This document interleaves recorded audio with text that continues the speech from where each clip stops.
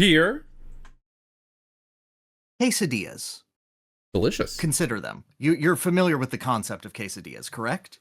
Pita, chicken cheese, maybe salsa, maybe some veggies. We call it a tortilla, but that's what fine. What did I say? I'm glad that you understand. Pita? Oh. You said pita. Yeah, that's not true. You failed the first step, but... I was being lowest. Pita, I need some cheese, chicken, and lettuce. Or salsa. Oh my god, you're like the Family Guy bit. Yeah, can I have 20 chicken fajitas? That's right. Yeah, chicken fajitas. 6,000. But to my point, quesadillas. Now, they are filled with cheese, correct? Yeah. And cheese, in Spanish, is queso. Yeah. But when it becomes a quesadilla, it becomes a quesa. And when so it's like feminine? Conjugate, it becomes feminine. So I'm asking you, are all quesadillas trans? Were they... Oh, because the queso turned into quesa. Quesa. Yes, are all quesadillas trans? Yes? All right, that's all I wanted to know. We're here, we're trans in our cheeses. Is it anti-trans to eat a quesadilla? You're killing it. No, because it's creating a new environment for itself, a new form of being. It's creating an object of power. And as you make this, it gives you absolute control, which is what we are going to be talking about on today's episode of...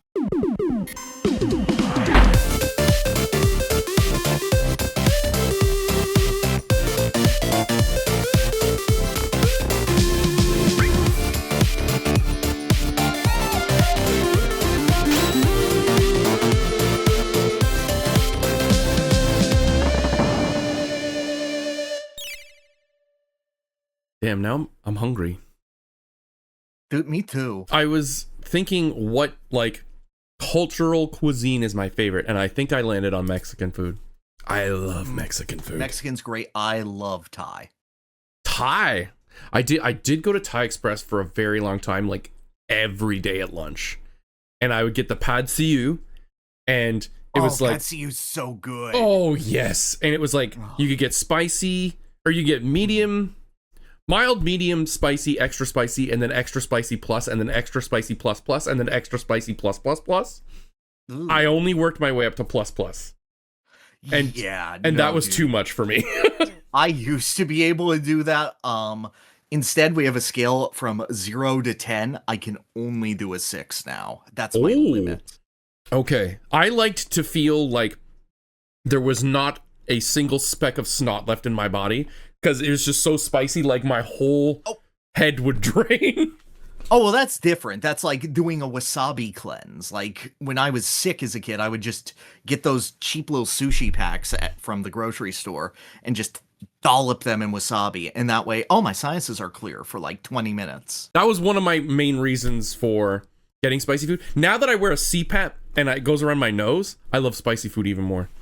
Oh, okay. No, that makes sense. But like... Yeah, tacos, nachos, burritos, those are peak food to me. I love all those. Absolutely. And yet you don't know what carne asada is, which blows my mind. Carne asada? No, what is it? Asada. It's like a cut up and grilled Mexican-styled steak. Ooh. So it's a lot thinner of meat.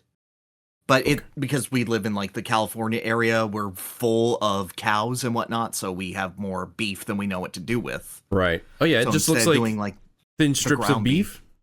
Oh yeah, essentially. But just put on the griddle and just grilled and seared, so it's got a little bit of a crunch, but not too much. Oh yeah. Okay, this isn't helping me from not getting hungry. It's got some good juice to it. Yeah, no. Like, you need to learn. I do. You said my favorite is Mexican, and I live an hour from the border. So. You said it was Thai. You said your favorite was Mexican. Yes. My favorite Thai. Me Thai. You don't understand how good you can have it. You mean I didn't turn you to the Canadian palate when you were here? With the ketchup chips and the poutine and the garlic fingers? I did immediately look at the poutine place, and I was like... I don't know. Maybe I should get the Korean poutine. I know. I felt bad because we went to like this poutine place, and that specific poutine place is all about like circumventing the norms of poutine. It was all about like making it as strange as possible, and I'm like, that probably wasn't the best way to introduce you to that. No. It was still good. Convinced me and said, get the normal poutine. And That's I'm like, true. okay, I'll get the normal ass poutine. Yeah. And it was very good. It was very comforting. I was full and happy. As long as it's cheese curds and beef gravy, then you can do whatever you want with it. You can even have like curly fries in there. That's okay. I'll have time to experiment in my life. It's not like this is the one time I'm going to have poutine. Go ahead. What was the worst Canadian food you had? The lobster. The lobster? Ooh, that's bad. It was out of season. Expensive, and it was bland. Yeah. It was like, this is absolutely fine. Yeah. I have always been of the thought that lobster is valued way too high for what it is. It's good. Absolutely. It's fine. It was initially a poor people food because it was just what washed up on the shores and people would eat at it. And then they really turned that around. No, it's actually a delicacy. Price go up. Yeah. It is the crustaceans suffering the most from the speculative market. Mm-hmm. Yeah, no, you know what? That's fair. I thought maybe you would have said the ketchup chips. I don't even like the ketchup chips. They're fine. Yeah. It's just, even like the thought of them is kind of like, what? Who did this? No, there's something to it. It's like a sort of salty, vinegary flavor. There's some acidity to it. There's inherently an idea there. Yeah, I mean, yeah. I'll give it that. Pyrr, an era of my life has just ended. A 26-year, 27 almost? 26 to 27 year era has just stopped that. No. You said it. You brought this evil on yourself. I said 26-7. That's two. No. You just said the word. Okay. Survivor 50 has just concluded. Okay. Oh. Okay. Yes. It just ended last week. If anyone cares about Survivor and you have not seen it, spoilers ahoy. But I have something to talk about the spoilers. It was supposed to be in the hands of the fans. Now, before the season started, Jeff put out a bunch of polls, and they're like, okay, go vote, and you are all going to have complete control over this season. You will see the twists you want to see. You will make the decisions production normally does. He even went on an interview and said, like, production is not making any of the decisions. That was all a big fat lie. No, that's never true. No, absolutely not. And some of them were like such leading poll questions. They were like, do you want more twists in the game, or do you want a more boring, dumb, stupid game? And it wasn't worded exactly like that, but it was like, I feel like you're leading the witness here a bit, Jeff. So the cast themselves, great. I had some reservations about a couple of them. That went away pretty quickly. I enjoyed most of the cast here. Okay, all right. The twists and the production interference have gotten to a level that infuriates me and a lot of the fan base. So part of this in the hands of the fans thing that Jeff was kind of touting this season to be, which by the way is 50, huge deal, 50th season, and it's got the biggest cast ever with 24 players, which is insane. All right. Normally there's only 18, at most 20, and turns out in the hands of the fans was like a little misleading in that he also meant celebrities that are fans of the show. I see. Or so we thought. So there was interference from Jimmy Fallon, Zach Brown. Are you familiar with Zach Brown? Yes, but not in the way I can picture him in my brain. Okay. There was about 1 or 2 castaways who knew who he was, and Jeff brought him out like it was a big deal, and everyone was like, oh. But 2 people were like, ah! He's a country singer. Okay. Billie Eilish. No. And what was that for? Oh, and of course, Jimmy Mr. Beast. Okay. Turns out they had like a twist called the Billie Eilish Boomerang Idol, and it was a hidden immunity idol that... Is she Australian? No. So here's how it works. If you find it, it's not yours. You have to give it to someone. Not only that, you have to give it to someone on an entirely different tribe than yours. Okay? They don't know who gave it to them, but they do know it will just show up in their bag and say, someone has gifted this to you. Okay? You can only play it on yourself, which is very strange for idols. In the entire history of the show, you could always play an idol on whoever you wanted, not just yourself, or give it to someone else. Not this one. All right. It was basically soulbound. If that person ever got voted out with it, the idol boomerangs back to the giver. So there's two strategic implications here. One, you could give it to someone who you think will be your friend, and then the second you meet them, be like, it was me, I gave it to you. Or keep it to yourself and try to vote them out so you get it back. Nothing ever happened with this. Yeah, it sounds like something that you need to rely on the other person being stupid. It sounds like you seem so bad at this game that you are going to not use this. Or you build up their confidence and trust in you so much that you just sweep them out at the legs. I think this was the theory behind it all. It ended up being a big fucking nothing. Nothing happened. At the merge. It's pre-merge. You said it's another tribe. It is, so you have to rely on it lasting for way too long. Yeah. And not only that, it's like your reward for finding this cool hidden thing is to empower your opponents. Yeah. Bad. Real bad. And they kept saying the full name of it every single time. The Billie Eilish Boomerang Idol, the Billie Eilish Boomerang Idol, the Billie Eilish Boomerang Idol, to the point where it just infuriated everyone watching. Then everyone's like, why do we keep saying this? Does Billie Eilish even care? She never made a single post. She never made a single mention of it. There was not a single video or photo of her saying how much big of a fan she was. Then she goes on this podcast with Amy Poehler. And Amy Poehler's like, are you like on Survivor? And she's like, ugh, giant eye roll. Like, yeah, I guess I'm an idol or something. And just, oh God. Anywho. Aside from all that, still a decent season. A little disappointing. The production tampering has been insane. Also, historic moment happened, okay? Okay, all right. Jeff Probst fucked up so bad. During the live show, it was down to the final four, and at the final four, one person wins immunity, and they drag one person to the final three, and they pit the other two in a 1v1 fire making match. Right. Okay, so they really don't have control over who goes home. It's a coin flip for them. Or if they really want one person to go home, they can put the best fire maker. They can even put themselves. They'll be like, I'll go do it myself. That has happened before, and it's worked. So huge stakes. There's like a whole 15-minute segment building up who's going to make fire, how's it going to end, what's going to happen. And then this is the first time one of the fan votes was, do you want a live reunion or should we just do it on the island? And everyone voted live reunion. So at the live show, this is people sitting around and they haven't known the results for 5 months. Jeff brings out one of the contestants and just flat out spoils what happens. He just says it. He just goes, and you're the next member of the jury, sit down. And then everyone in the jury just goes like, Jeff, what? Jeff, no.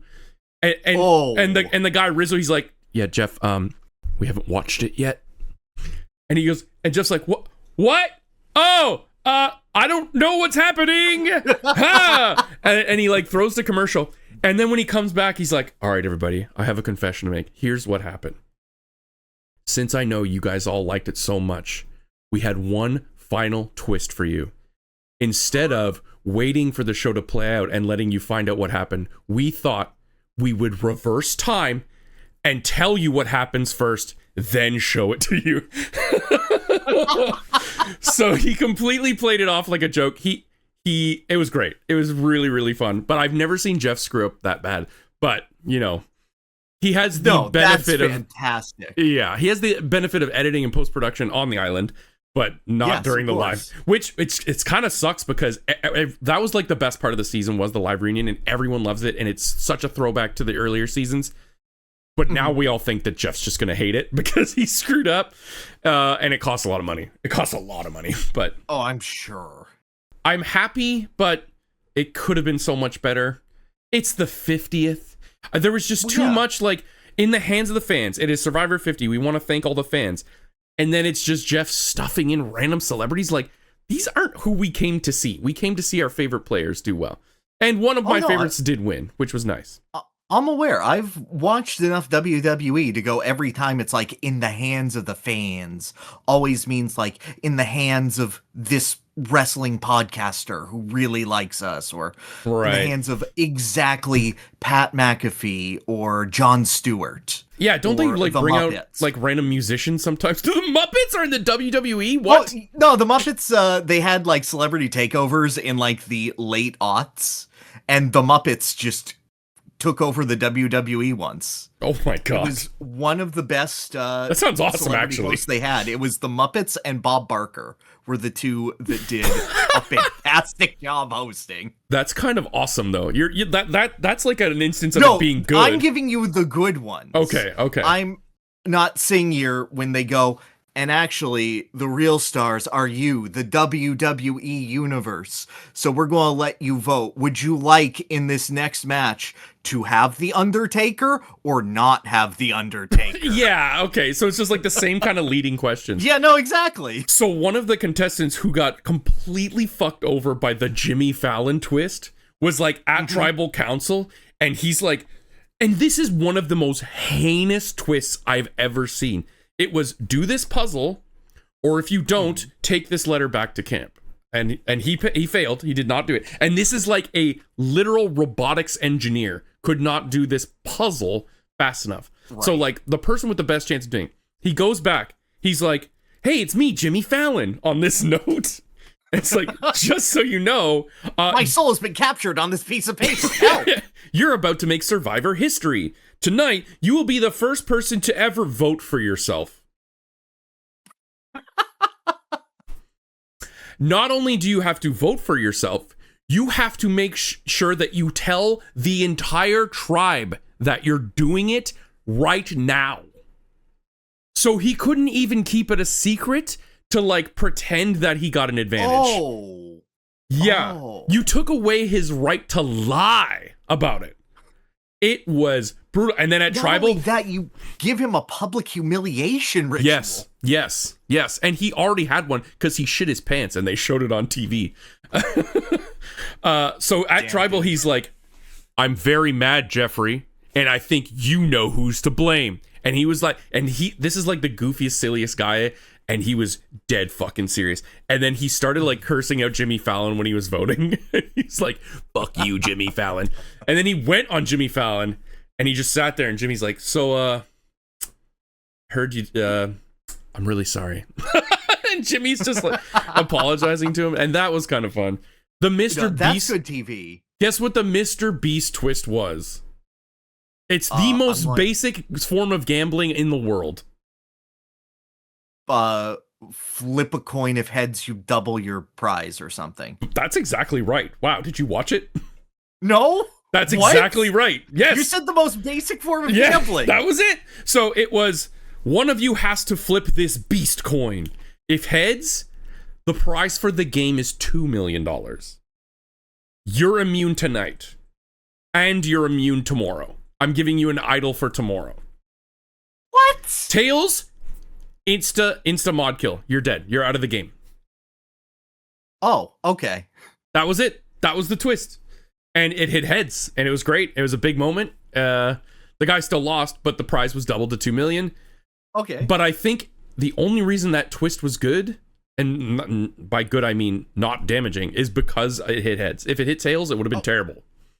No, I completely agree with you. And like, if I were production, I would have loaded the shit out of that coin.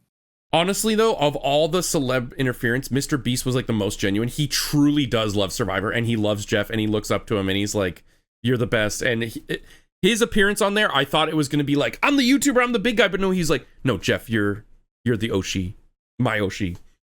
It was heartwarming. Okay. I think that, yeah, Mr. Beast is as genuine as Mr. Beast physically can be. I think he was looking up to one of 5 people on the planet that he looked up to, and because of that, he was humbled in that moment. No, I feel that. Yeah. I've never watched a Mr. Beast video in my life, or Beast games, but I kind of want to watch Beast games. I've heard it's pretty good. And I love reality competition. Okay, I know. This is too much not video game talk. No. I'm fine with it. Please revel in yourself. That's really about it. I'm happy with it. I was really loving seeing all the old castmates back and seeing their past traumas conflict with each other. Okay, I have to tell you one more story because it's hilarious. Yeah. Hilarious.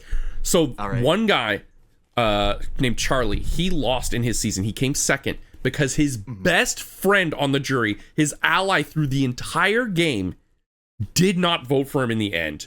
Shocking the shit out of everyone, even the winner.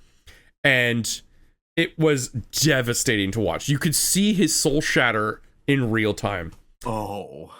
So, because this is season 50, they filmed 2 seasons of Survivor in a row. So they filmed 49-50. Right. There was 2 castmates from 49 on this season, which means nobody in season 50 got to see them. So they had no idea what their season was like. They were complete unknowns. And that was kind of scary. And he's sitting there, and he's like, "Oh yeah, my best friend was in the final 3, but I voted for Savannah, who was the winner." And you just see like a night vision shot of Charlie like in a canoe huddled up, and then his eyes just go like eyes wide open, and he is so triggered, and he's like, "He said something that was so heinous to me that it is my sole mission to make sure he loses. How could you not vote for your best friend in the final 3?" It was hilarious. There was a lot of funny moments, but I'll leave it at that. I have a podcast. I love Survivor. I want to spit it out. No, I know. It's your platform. You're safe till at least October. Be a white guy on YouTube. I get it. Yeah, there you go. Yes. But what have you been playing? Aside from a lot. Yeah, so there's quite a good girth that I've had. Congrats. Usually you go... Thank you. I've been working hard. Usually I go and I'm like, I'll play maybe like 10 hours of video games a week, which is, I think, pretty girthy for an average human being. But like, you see that as like a YouTuber sort of thing, and you're like, oh, okay.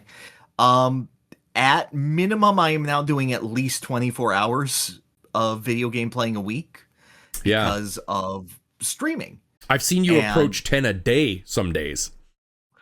No, I think my max has been like a little shy of 8 hours. Yeah, I mean, that's pretty close. No, it's 2 hours. 8's not close to 10? Oh, okay, whatever. No, dude, you underestimate how large an hour is when you get over 5 hours. Okay. Then you're like, well, an hour's not that bad. Yeah, I suppose. But then you look and it's like, oh, 2 hours of streaming is a bit. Sometimes I forget like how long I've been streaming, and I look over and it's like, it's been 3 hours. Oh my God. Yeah, no, I feel that. So I have a lot.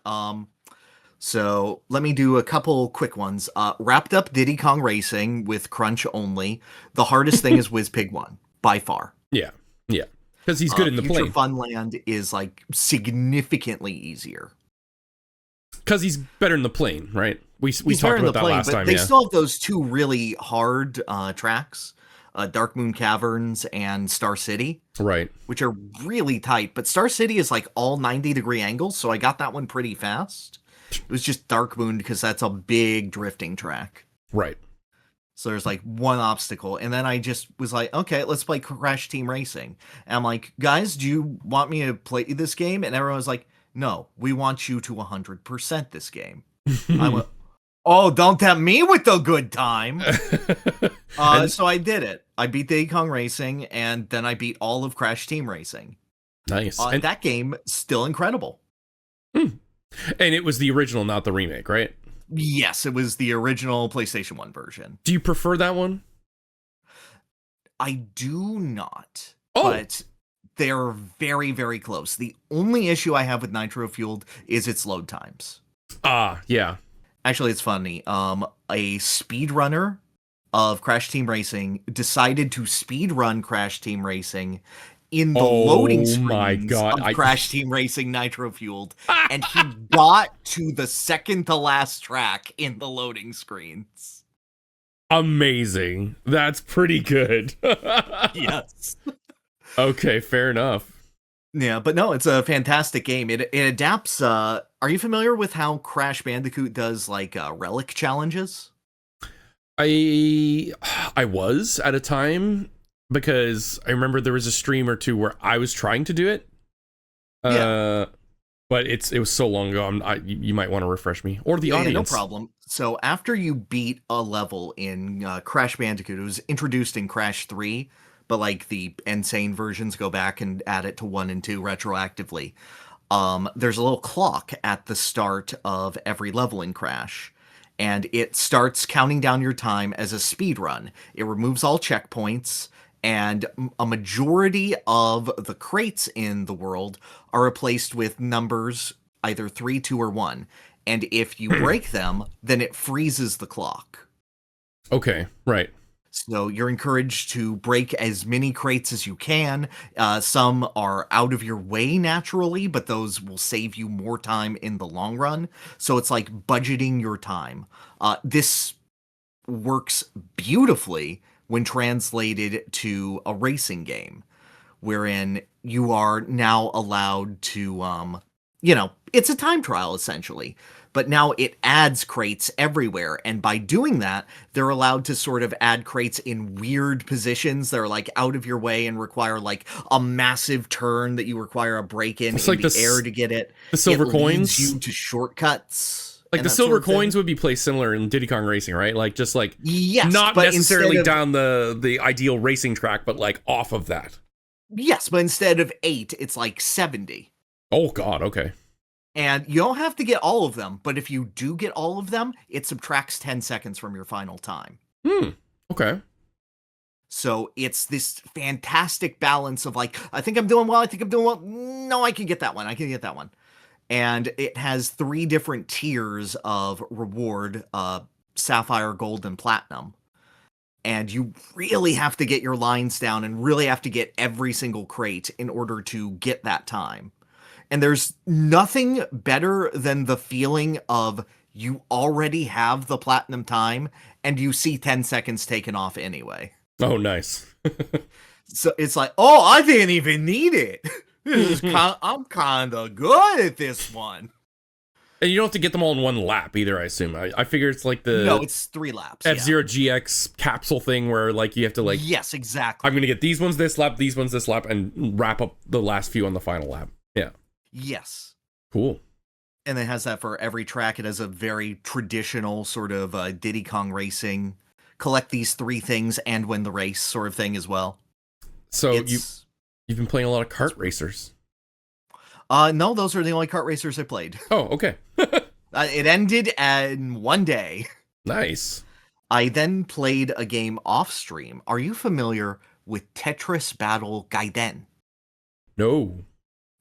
All right, so this is a Japanese exclusive Tetris game. Wait, I might be. Did you tell me about this a while ago? I might have told you about this a while ago. Yeah. Okay, go on. Sorry. Okay, so it's a Tetris game in the style of Tetris Attack / Panel Pawn, where it's a versus puzzler. Right. Where you are attempting to, clear lines. But the weird thing is you are not just like amorphous Tetris character. You are Pumpkin, the Halloween boy. Okay. Or you are the 3 shitty dwarves. And this is a Tetris game with supers. So you, so essentially you share a pool with your opponent, and whoever places their block down first, there's no insta drop. It's all just a fast drop. Okay. So you are racing your opponent to get the piece you want or trying to stall. So it's like if there's a line piece next. Oh. You are trying to get that or take that from them.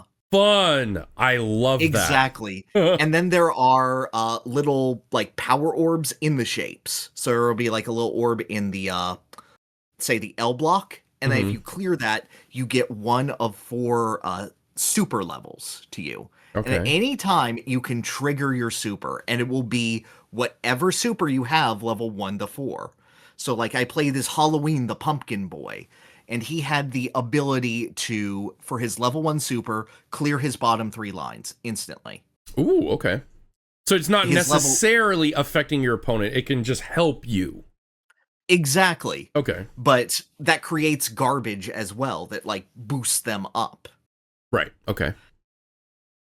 His What level console 2 is this on? This was on the SNES. This was 94. Okay. We have It's to play in this. like one of the big Tetris re-release compilations as well. Okay, okay. But his level 2 super is now the opponent's screen is dark, and they have to play Tetris blind for dark? like 4 lines. How dark? Darker than squawks in the mining shaft. Is it like literally impossible to see, or if you squint, It's you like could a see? little light that teeters back and forth, and it's very, very slow. I like that. Okay. And then his level 3 is he steals all of the super meter from the opponent that they have. I mean, it burns all of his, but then you can like steal all their super, and if it's a level 1, you're like, okay, 3 lines, there you go. It's the Sasha from Advance Wars. Is he will randomly destroy blocks on the opponent's side. So anything that they have lined up can just randomly be broken up like and poke ruin holes. their combos. Yes, just little random holes all over. I was gonna say, why would you help them? But no, that does not help them. No, it's devastating. Yeah, that sucks. That sounds like, fun. Every character has 4 unique supers that do this. Whoa. I know. I thought those were just the 4 supers. No, that is the 4 supers of Halloween Boy. Oh my god, okay. How many characters are we talking here? Like, the 3 shitty dwarves have the power to just drop random pieces to fill in holes. And if it clears it, then it goes all the way down. There's a princess who has the ability to silently trigger her level 2, and it will reflect the effect onto the opponent. So you have to check, because it won't do a usual super trigger. It's just completely silent, and they'll just take 2 pips off of it. Or she can use for level 1, just the middle 3 rows, gone. Pure hole right in the middle. You can build up on either side now. Okay. How have we never played this? We have to play this. I just discovered this. Okay, all right. It was really fun. It's very unbalanced. Yeah, I can see that. There's some wild swings. Tier listing. The final boss is just a goddess, and her level 4 is my entire board is reset. Good game. Ah. That's pretty good. Yeah, it is pretty strong. There are some that is like, I prevent you from fast falling with your blocks. Oh, so then you have more control over the queue. Yes. Yeah, okay. Okay, that's cool. But yeah, it is a wild game. It is completely broken. It was so much fun. It sounds like it. I want to play it. It's not on NSO, but you said it's on a collection? No, it is not on NSO in any way. I'm just super impressed. This was pre-paneled upon, but like post Puyo Puyo. You said it's on a collection? Is the collection on Switch? It was in Tetris Forever. Which, yeah, that was on Switch, Windows, PS4, PS5, Xbox One. Okay. Yeah. Very good. Also, an interesting little game, I played Super Mariomon. I've been seeing a lot of people play this. Yeah, it came out last year. It was a team of a bunch of passionate Pokemon and Mario fans, led and directed by Jacob Alfarad. And yeah. I'm coming at this from the perspective of someone who fell off of Pokemon around Gen 5. Okay. And was a Mario fan fiction writer in their teens. Yes. So I know you're very familiar with invested. Both. Yes. Yes. I'm intimately familiar with Mario, and Pokemon I am less currently mechanically familiar with. How mechanically modern is it, Pokemon wise? Up to modern. Oh, really? Okay. Yeah, it's an edit of Emerald, but it goes up to modern mechanics. They have the physical special slit. They have physical special split. Yep. Do they have like Megas, Dynamax, terrestrializing? No, they don't have those mechanics, but they have moves and abilities up to Gen 9. Okay. Who Very are the neat. gym leaders if the Pokemon are the Mario characters? So it is mostly the Mario playable cast. Gym 1 is Peach, okay. Gym 2 is Daisy, Wario, Waluigi, Gotcha. Donkey Okay. Kong, Pauline were the first 6 that I fought. Okay. And then Luigi's the rival and Bowser is there. The Lance. No, he's like your second rival who's just a dick. Okay. All right. Like, your friendly rival and your dick rival. Of course. And there is no way that a heterosexual person sprited Bowser in this game. Okay. He has the Googling muscles it. out. Oh, yeah. Yep. Flex, daddy, flex. Uh-huh. What's he holding? It's a cap, because instead of Pokeballs, they all have caps because they're captures. I see. Okay. Yes. And it does a bunch of cute contextual things until it gets tired and then just wants to be Pokemon. And it's like, all right, we have the super mushroom and the other healing mushrooms and X speed. Oh. Yeah, I know. It just like gives up after a point for its theming. What would I use for speed in Mario? P-wing? P-arrow? Is that like measured your speed in Mario 3? I don't know. Yeah. But overall, it is a very reverent and very delightful mod for people who specifically love Mario and Luigi Partners in Time. Why Partners in Time specifically? There are so many random enemies and references to Partners in Time specifically. So many music tracks are from Partners in Time specifically. It's sucking Mario and Luigi's dick really hard the entire time, but every time I'm like, oh, it's another Partners Super in Time nut. track. Yup. It is I who nuts to that. Okay. It is so interesting to see exactly what Mario characters this team loves and what Mario characters this team is unfamiliar with. I feel like I know where this is going. They fucking love WarioWare. Okay.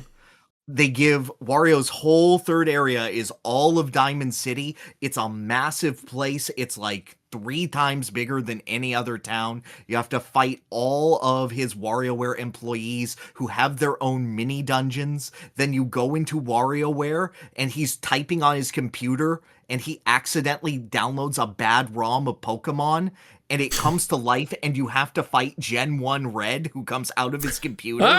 Okay. And then Wario's like, wow, that was weird. Maybe you want to go? That's kind of cute. Super fun. How do they feel about Donkey Kong? They've watched the Mario movie.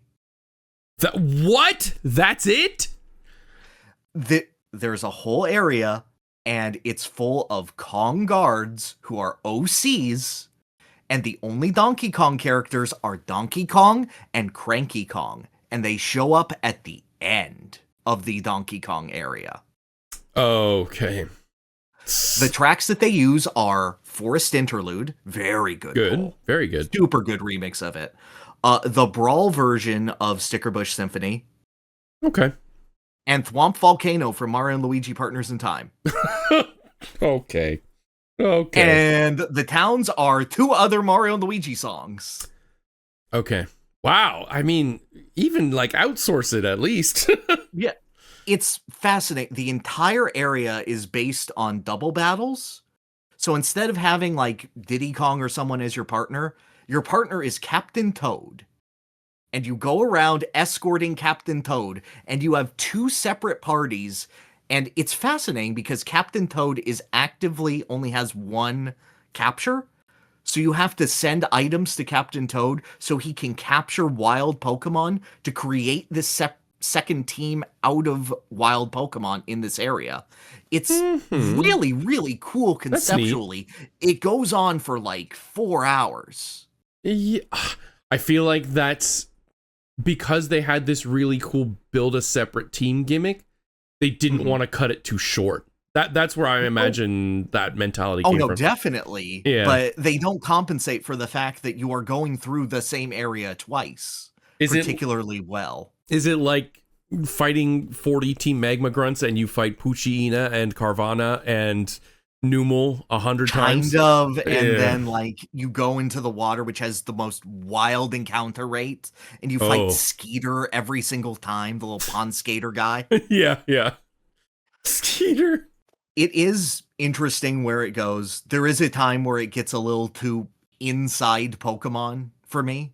Okay. Where it's like, now we want to show you like potential, competitive applications for all of these Pokemon. These Pokemon are these Mario characters are kind of min-maxed. Does this have any kind of competitive aspect to it? Like, can you fight other people using this mod? I believe so. There was like a Link House that had some level of establishment to it. Okay. I know that there's like actual tier lists and PvP made, but there are a lot of great quality of life features in this. Like, your Pokedex can check any move that they'll learn in the future. So you can know exactly when they'll level up and get things. And you can also, for free, make them relearn any move that they've forgotten. So you can experiment with movesets very freely and very fun.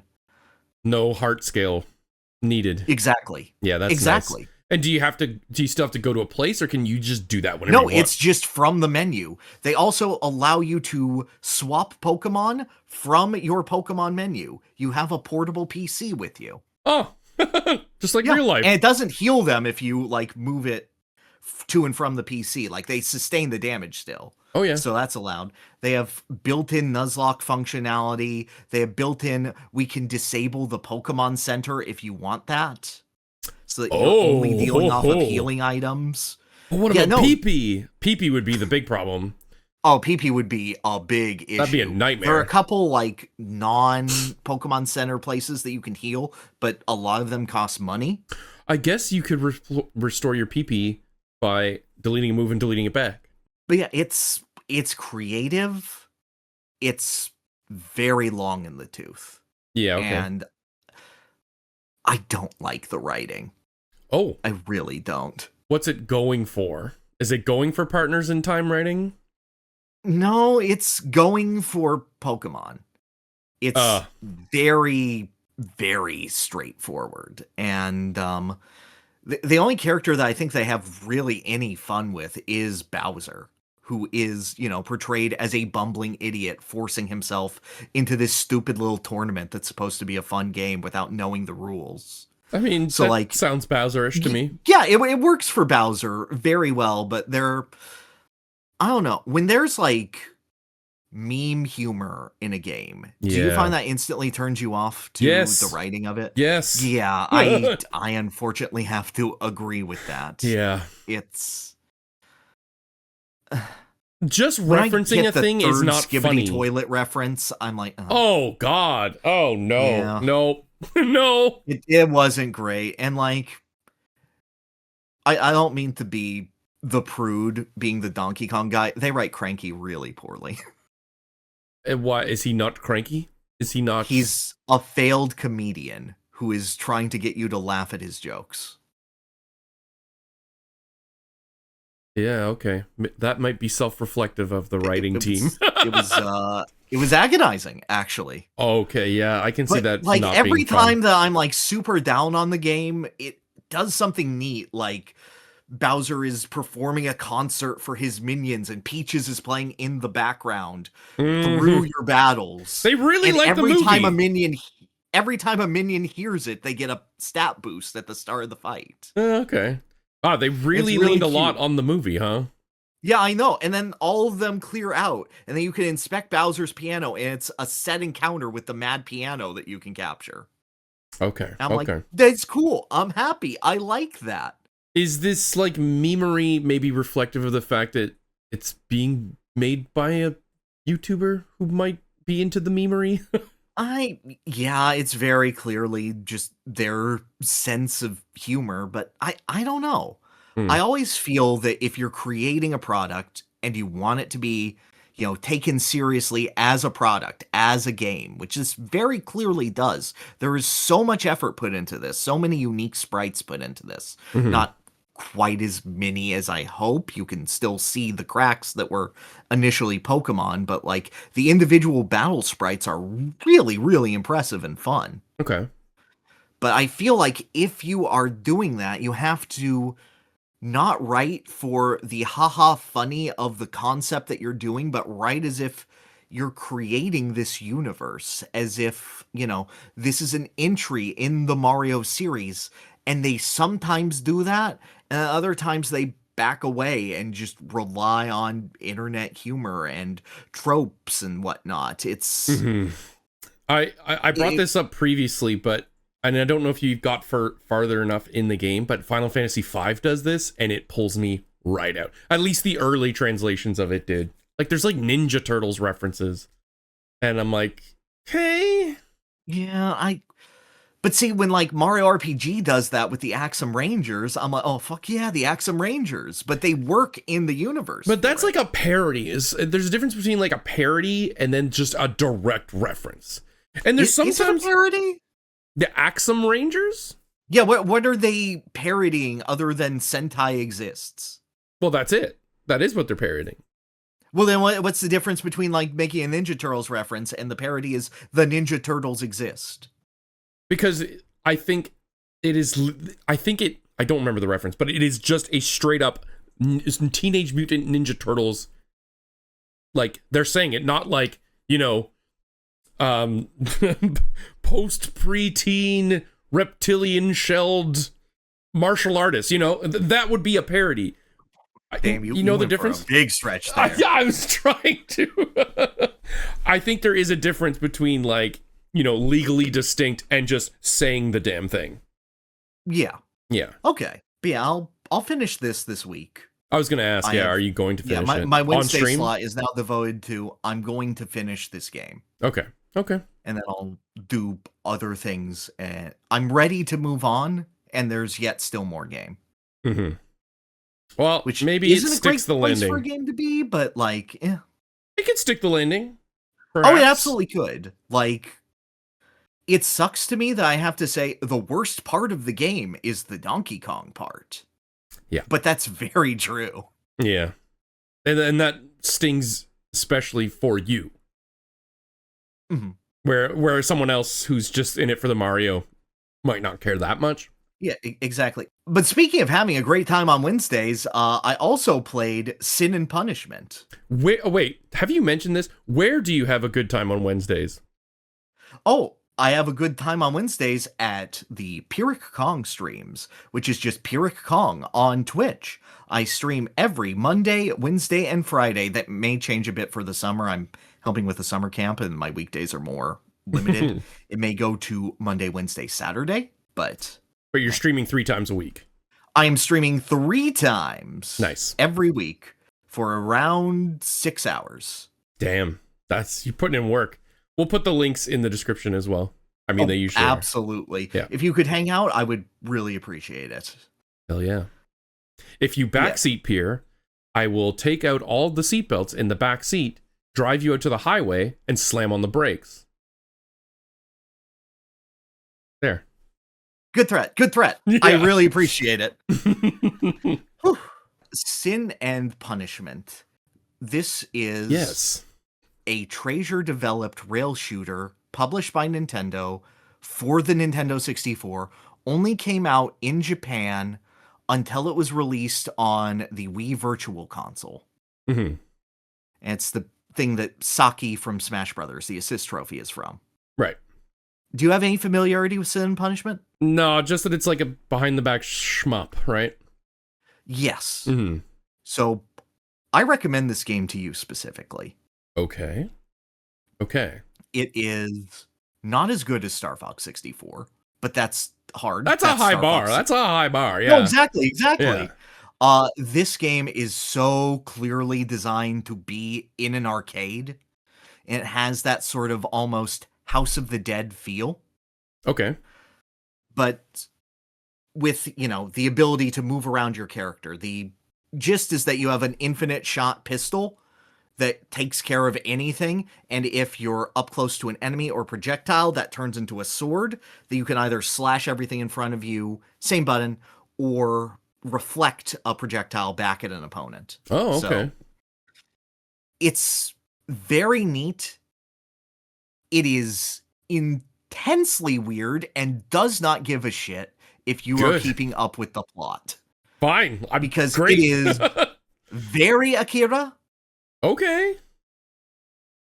And it does not care if you're like totally on board with what it's going with. You turn into a kaiju halfway through, and then you're playing as a completely different character for the next half of the game until you find your kaiju self, and you have to shoot your previous main character in the head to dislodge them from their fugue state of being a monster before you in free fall end up hitting the ground and dying instantly so that they can rescue you.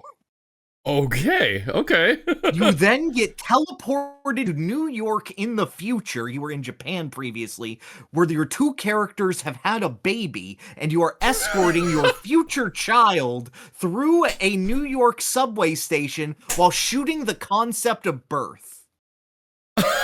Okay. Say less. I'm sold. This is on NSO. This is on NSO. How long is this game? It was like, I played it on normal. You actually have to set the difficulty from easy to normal. It's default on easy. Okay. It's a tricky game. It took me about 2 hours 45 minutes. Oh but my that God. was with dying often. I was expecting like 6 hours. That seems like a lot to cram into 2 hours. It was a lot. I like a breakneck pace. If you love Afterburner, imagine that. I don't love it, but it's fine. No, imagine like those moments where you're on the space or the helicarrier, not helicarrier. The freaking ships that carry things, the attack carriers, whatever. Whatever the word is for that. Sure. Except you are on a piece of them that you have ripped out with psychic powers and are doing like upside down loop-de-loops, shooting jet engines with your laser pistol. Okay. And they explode in one hit. And you're doing these absolutely insane aerial maneuvers for the N64. I do not know how it handles this. Like, as a spectacle piece, I don't think this game should be possible on the N64. And it does so many interesting things. You exist within a 3D space. It's not like Star Fox where you are going in a straight line the entire time and maneuvering around things in specific. The camera can shift and change, and things in the foreground and background can matter. You are still moving at like a steady rail shooter pace. Right. But you're still moving and platforming, and the environment matters. Oh, yeah, no, you have a jump button, so you can jump over gaps and stuff. I thought you were flying this whole time. No. I was picturing Afterburner. Oh, my God. No, okay. On the Afterburner level, you are on a platform, but you are still, like, jumping over people who are, like, shooting you and that sounds even more fun. It sounds even more fun. It's wild, man. Okay. I'm sold. I'm playing Tetris Battle Gaiden and Sin and Punishment this month. It has a sequel for the Wii. I am very much looking forward to that. I really want to play that. That I think I have seen or at least heard about. Because it kind of looks like Ikaruga. It's like that kind of style. Yes, it kind of looks Ikaruga. Yes, I've definitely seen it then. Sleek, whereas this is more just grungy 80s anime. Right. It's not the most polished game in the world. There are some, that's a bit bullshit sort of things, but like, yeah, it's the N64. It's dopamine to my brain. Yeah, I've played many 64 games. That's just like the norm. That's the baseline. Yes, precisely. Okay. Also, don't skip the tutorial because it weirded me the fuck out. in a good way. Oh, okay. You have like this floating chain chomp who flirts with you the entire time. And it's like, shoot me, daddy. Okay. Yeah, you're doing it. And then a giant Thanks, chain chomp Poppy. comes, and a giant chain chomp comes and is like, what were you doing to my daughter? I won't let you have her. And the final boss of the tutorial is you kill this woman's dad. And then she goes, well, thanks. Come back anytime. And you never see them for the entire story. I hope they return in the sequel. I do too. Yeah. Okay. Well, I'm interested in that for sure.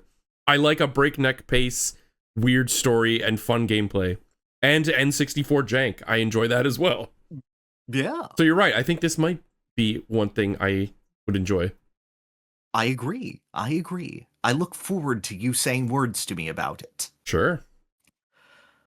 Played Super Mario Advance 2. That is the GBA remake of Super Mario World.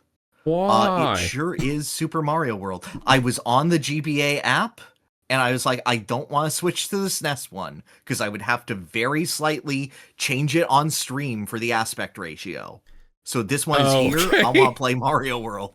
Did you like having the color ripped out and the top and bottom sliced off, but have some fun voice lines? The FOV is so bad in this game. Yep. It's so rough. I had a great time laughing specifically at the music. Is it so bad? It's awful. Have you heard the remix of Valley of Bowser? No.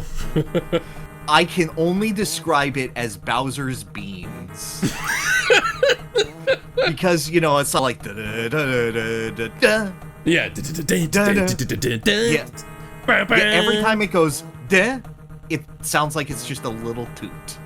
It's like but I wish I could submit this to the bad music bracket. Oh man. I have only beaten Yoshi's Island as Mario Advance 3. Yeah. Yeah. I had no idea. And I remember being like, this game is bullshit, because there was like one level where the blocks are all like falling like Tetris and you're trying to survive. Yes. And you barely see them with enough time to react. Yep.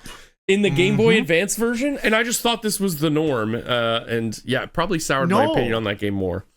Yeah, the crunch is bad. It's so rough because, like, I think the middle two ones suck. And then I think the remakes of Mario 2 and Mario 3 are actually pretty interesting. 3's great, and especially I think on NSO they give you all the scan card levels. Yeah, right. I've been also playing, just to talk about GBA crunch. My son picked up my Game Boy, which had Mega Man and Bass in it, and then he was dead set on beating it. And I'm like, that is the hardest one, and that is the hardest version of the hardest one. Are you sure? Dead set. I could not rip him away from it, and I'm shocked. I'm like, why does he like this so much? He loved it, and he only played his bass, and he refused, that makes sense. He refused to dash because he's like, I don't like tapping forward or back. I don't like doing that. I was like, what do you mean? Yeah, and he got all the way to King, and then he obviously can't beat the King levels. They're insane. Yeah. But man, the crunch in that game is also so bad. There's so many times where you see like 2 pixels of an enemy above you, or when you're like vertically platforming. The GBA just, God bless its little heart. It's trying, but the novelty of like, we can do SNES games now is great, unless you just have access to the SNES games, and then it's like, but then why? Well, because this one has a robot Birdo in it. You want to fight Roberto? World does?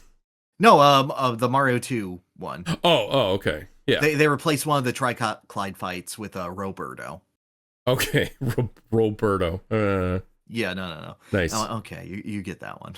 But yeah, that not much to say. Mario World is a great game. We'll never play it like that again. No, don't. Yeah, Mario World's good.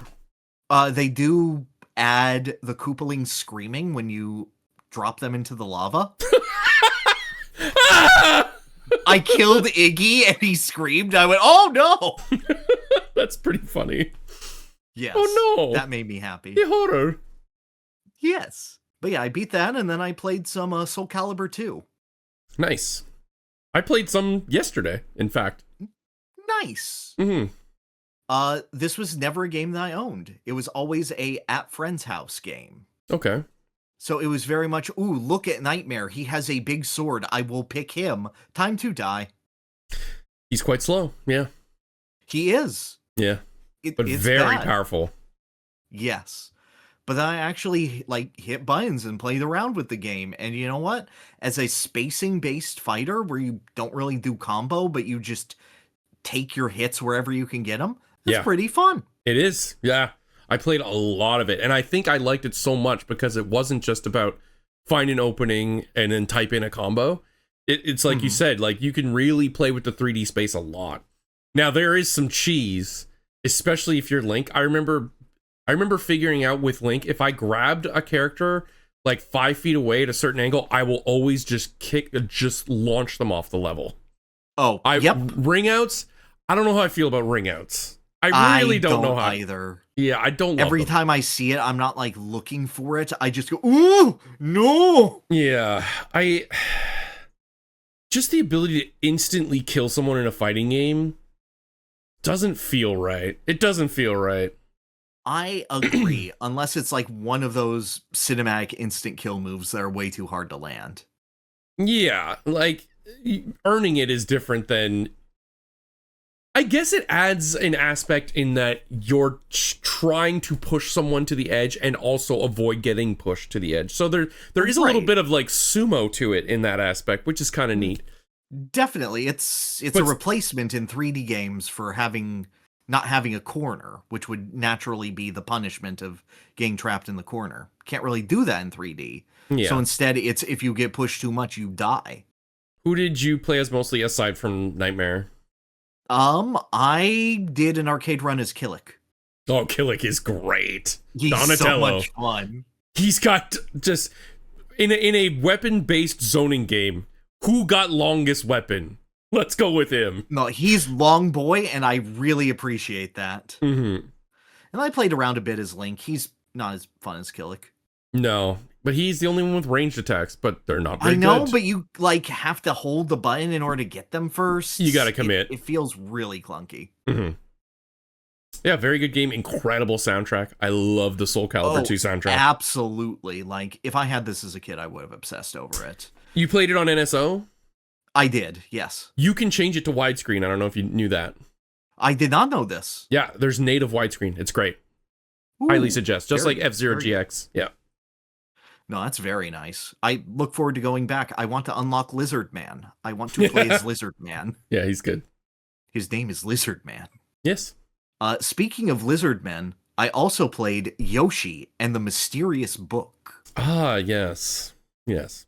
I have absolutely no interest in this, but it seems to be getting a bit of traction. Not a lot. It's a bit. It's interesting because I think everyone wrote it off immediately. Yeah. Because quite frankly, there's not been a lot to be excited about with Yoshi for a long time.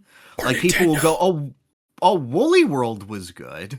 Yeah. And then we'll go, yeah, but no one played Woolly World. I'm surprised they did not port Woolly World yet. That's kind of shocking. I fully agree. Like, I feel like a Woolly plus Crafted bundle would do something. I am very surprised with this game. The game that I feel like I can relate it the most to, it feels like a 2D version of a Spyro level. It feels like the environment around you isn't so much a steady obstacle course, but more there is one clear path to go through, and then at every point there are little deviations that you can take to interact with some unique element that's only in this level, and then you can play with it.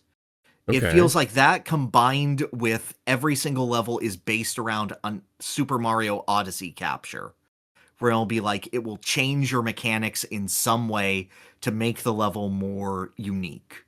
This is kind of like, hearkening back to like, you're a helicopter now, you're a baby running up a wall now, you're a driller now. It less so this, an early level is, you find these little bundles of fluff. and Fuzzy? they look like 3 little fuzzies attached to dandelions. Okay. And their thing is, if you move over them, the little things will drift and instantly give birth. Oh, if they touch my. anything, they will instantly sprout out of the ground. And they are destructive and horrible, but with little smiley faces. Okay. So, like, you have to go, okay, how do I solve all of these puzzles? And some of them are like, okay, here's a rock. If you plant all the fuzzies in the rock and they sprout out, the rock will lose its structural integrity as their roots dig into it and they break. If you infect this fruit, the fuzzies will grow and it will turn bouncy.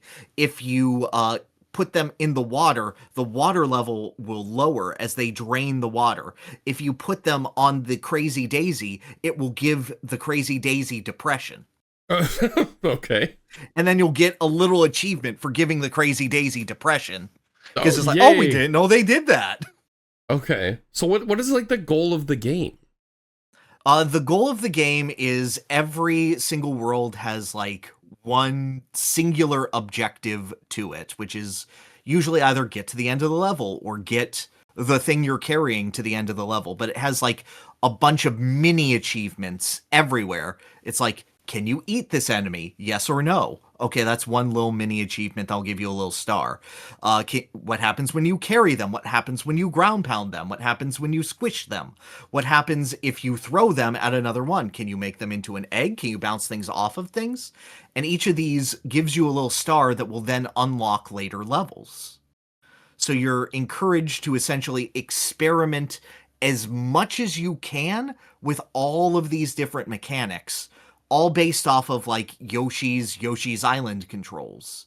And like it will have essentially little optional challenge areas for you to do. Nothing like straightforward platforming with just one or two very specific things. It's very, very experimental in how it wants you to deal with things. Okay. And then every level will sort of branch off and be its own theme. There's a later world that's all based around bugs. And one of them is you can like grab a little spider and he'll have a little egg sac attached to his butt. And then you can throw the egg sac in. Yes. You can throw his anus ball instead of an egg, and it will act like a bionic commando grappling arm. Oh, okay. And then you will throw it against a wall, and it will act like the Metroid grapple beam, and you can pull yourself to the wall and wall jump between them by constantly grappling off of it, and then swing off of it with your bionic commando arm. So it really makes you feel like Spider-Man.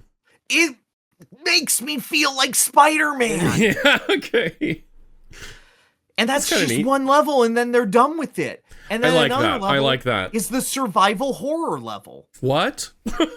Yeah, you get chased by a giant evil bug with scythes for arms, and you have to find Shy Guys while the man is chasing you so you can rescue them, and they will lead you to keys to unlock the ruins so you can escape with your lives with them. And if it slashes you, you die and have to restart the level. Oh, see, I thought I heard somewhere I saw that you just can't die in this game. But you can die in this game. You can't. Oh. Except for the slashy bug, who will kill you. Oh, okay. It's the only death I've been able to find at all, because otherwise it's Kirby's Epic Yarn rules, where even if you drop off, you'll go back. Okay, it sounds like there's a lot of neat ideas here. When I looked at it and I was like, do I care about this? It just looked a little too easy, too baby for me to be that interested. Which I guess is probably the point. I mean, yeah, it's not a difficult game, but it's not really meant to be. Nintendo has kind of turned Yoshi into the baby franchise of their of all of their IPs, right? My thing is that it's more just like playground and experimentation focused, as opposed to something like, say, Kirby's Epic Yarn, which is a very easy traditional 2D platforming level. Epic Yarn had some what cool it is ideas going too, for in a design perspective is completely different. It to me, it's like the difference between saying, well, Treasure Trove Cove is not as hard of a level as Cool Cool Mountain. Which is like true, but they're doing different things. Yeah, I would also argue that it's progressive. Like, they get harder. The levels get harder in a single game. Oh, well, yeah, absolutely. I think that the Yoshi mechanics get, like, more complex. Like, okay. I'll be interested to see if by the end they have, like, some kind of super level where they do bring each gimmick back for, like, interesting mixtures of things. I agree. That is what I would want out of it, and would, you know, cement it as more of a solid game that I could recommend as opposed to a neat novelty. Mm-hmm. But, like, I would recommend this game to specifically platforming freaks. Okay. Where, like, I want to see what you can do with 2D experimentation. It is the feeling of when you see something you knew that you can capture in Odyssey and just playing with that and be like, oh, cool, I can do this and this and this, but with significantly more depth to it per capture. Okay. Seems cool. Yoshi's agree. never like, and I think Yoshi is very popular with kids as well. And like, I know when I first got my hands on Mario World, Yoshi was my favorite character for a very long time. It's just cool dinosaur. And he was pretty funny in the movie. He was pretty funny in the movie as well. Yeah. They're doing a lot of tie-ins with the movie, aren't they? Yes, that is true. Quite a few. Like Mariomon. Yes, of course. Hmm. And speaking of tie-ins with the movie, how about Super Metroid? Okay, I missed that part. The gunship appeared for like 1 second. It did? Yeah, in the big what? Hold on. Yeah, no. I need How to did see. you miss that, my guy? You said it was 1 second. Yeah, it was like 1 second. I saw it. Super Metroid, though. I famously have decried Super Metroid as good, not for me. Yeah, I know. And entirely because I don't like how Samus jumps in this game. Mm-hmm. I've heard that from you many times. It's weird, it's floaty, it's not conducive to a regular platforming level in any way. And correct. To me, I just feel like if a character cannot establish themselves in a way that I can particularly enjoy, I'm not going to have a great time with the game. Because I'm always going to be rubbing up against that technical foible. I'm always going to be like, this is neat, but I don't like this at a base level. There's always going to be a nagging feeling. It's playing a game with a rock in my shoe. It's playing Star Fox Zero. Yeah, yeah, exactly. Yeah. But I hadn't ever sat down and just tackled all of Super Metroid, one sitting, start to finish, not knowing what to do, except for, you know, the osmosis of what I've absorbed. Because it's impossible to ignore the shadow of Super Metroid. Yes. It's Super fucking Metroid. It's, I would say, in the top 20 most important games ever made. Yeah, yep, totally. And what I found is that the game is so carefully built around how Samus moves. Yep. Everything that it does is, like, very carefully constructed so that you will get just close enough to something to want to be able to do it, and then sometimes you will be able to and sometimes you won't, because the game has so many deeper mechanics with the shine spark and with wall jumping. And, you know, wall jumping takes a bit to get used to, but once you are used to it, you know, everything starts to look like a nail when you have a hammer. Yes. And it's like, you have the ability to just sequence break and play with things and figure out exactly what you want to do with stuff. Never got the hang of bomb jumping, but it's harder in that game, but it is doable. But like, I don't find there's ever really a spot in the game where height is better accessed through bomb jumping than it was just like dashing at a wall and wall jumping up. Yeah, I would agree with you. The dash momentum for me is what sets Super Metroid apart from all the other Metroids. I agree with you entirely. You have such a distinct arc in this game, whereas everything else is, I would say, like more akin to a Mario jump in Yeah. other Metroid games. This one is the most akin to a Sonic jump. Yes, 100%. Your momentum carries so uniquely, and the levels are designed so purposefully around that specific momentum that what it does is incredible. You have a level of fluidity to yourself in Super Metroid that feels like the only limitation the game places on you is your own ability. It allows you so many opportunities for you to break the game wide open, but it doesn't, create any guardrails for it. No. I felt so fluid and so free in this game, but I was also bad at it, so I couldn't do it. Yeah, well, when you were saying earlier, like, I don't like how she felt, it felt weird and not conducive, I was gonna say, like, skill issue, but it's your first time playing. But, like, you have discovered why this game is, like, the most speedrun game, like, ever.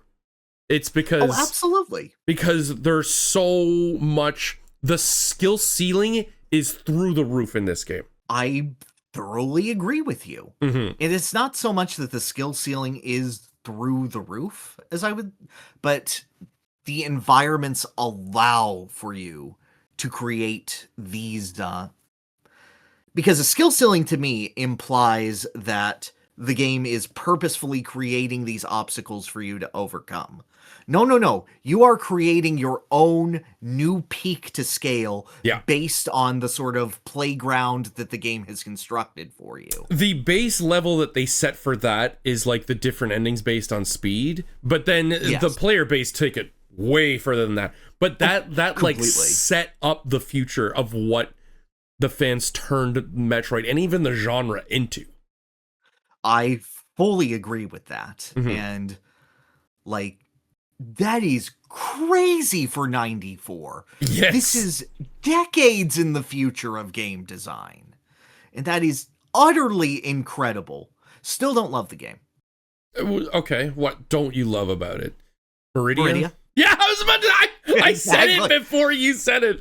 Everything from Meridia to the end of the game, I am not a big fan of. Oh, see, I liked Ridley's Lair. At least it was short. I don't. It had, like, some fun boss fights. No. I liked the Chozo that catches your super missiles and throws them at you. Yeah, that's the fucking good one. Cool. The little piss troopers, the kung fu piss troopers that Ridley has, the Blowjob Brothers. Those guys suck. I hate them. Ridley himself is nothing. He is nothing. Literally, how many missiles have you gotten in this game? And E-tanks. Is it enough? Okay, great. It's not even a skill check. It's a resource check. I just liked the pacing of it. It was the shortest area. And at that point in the game, you're really close to the end. And of course, the music. Love the music. Oh, yeah, no. The music is great. This is, like, by far the best 2D Metroid soundtrack. Oh, yeah. There's no question. Yeah. It's so environmentally engrossing. But yeah, ultimately, I found that by the end of the game very much loved to go, haha, you fell down the pit, I am wasting your time. To the point of a little man coming and grabbing me by the snatch and dragging me into the quicksand before I could even react. And I went, oh, cool. What's my punishment? Go the long way around Meridia again. Okay, great, thanks. Well, why didn't you freeze him? Because he grabbed me too fast. I wasn't expecting it. It's like when the president grabs Raiden's balls in Metal Gear Solid 2. You go like, why didn't you simply shoot the president? Yeah, I know. But you're further proving that, like, this game gets so much better after the first play, much like Sonic, like you compared it to earlier. Yeah, no, I agree. It is like the most Sonic Nintendo game I have ever played. I have always made that comparison. I go, Zero Mission is, what do I always say? Zero Mission is like Castlevania, but Super Metroid is like Sonic. Or maybe Mario. That's what I say. Zero Mission's like Mario, but Super Metroid's like Sonic. In its movement. Mario is better. I know. That's why I said in its movement. Yes. Yes. Because once I said that, I was like, wait, no. Hold on. If I liked the ending stretch of this game more, I think I would love it. Okay. The final boss is more of an interactive cutscene than it is a final boss, for sure. Yeah, it's another one that is just a resource check of, can you endure this by the time the gay beam happens and she pins you against the wall? Yeah, and it's colors. not even that high a bar. I think it's like 5 E-tanks. It's not even that much. It's not great. I was thrown off. I didn't know that she has, like, the karate chop action that shoots a missile at you. I've never seen that in my entire life. Oh, is that the one where it's like the circular blue beam, or the little red fire beam? The little thing? Red circles, that just take off in the entire It does a lot of damage, yeah. Never seen that in my life. No speedrunner ever sees that. No. I'm like, oh, I didn't know how to deal with that one. It was the most terrifying thing to run into as a kid. I remember too, I rented it and I just booted up someone else's file, and that was the first thing I saw, and I screamed and I just shut off the game. Oh, no. The music like bwah, bwah, bwah, bwah, bwah. I went, ah! And then when she started drooling and screaming at me, insane spectacle, incredible moment. Oh, definitely. Literally the Metroid series Big Bang event that sets off freaking everything. That or finding the baby. Yes. Yeah, I agree. I've always put Super Metroid not at the top, but like third of the Metroid games. At this point, I can agree with that. Mm-hmm. It's just that I love Metroid significantly less than you. Yeah, I mean, yeah. But comparing it on the bar of Metroid, similar. Oh, definitely. Like, there is some desire for me to replay it, which I did not think would exist whatsoever.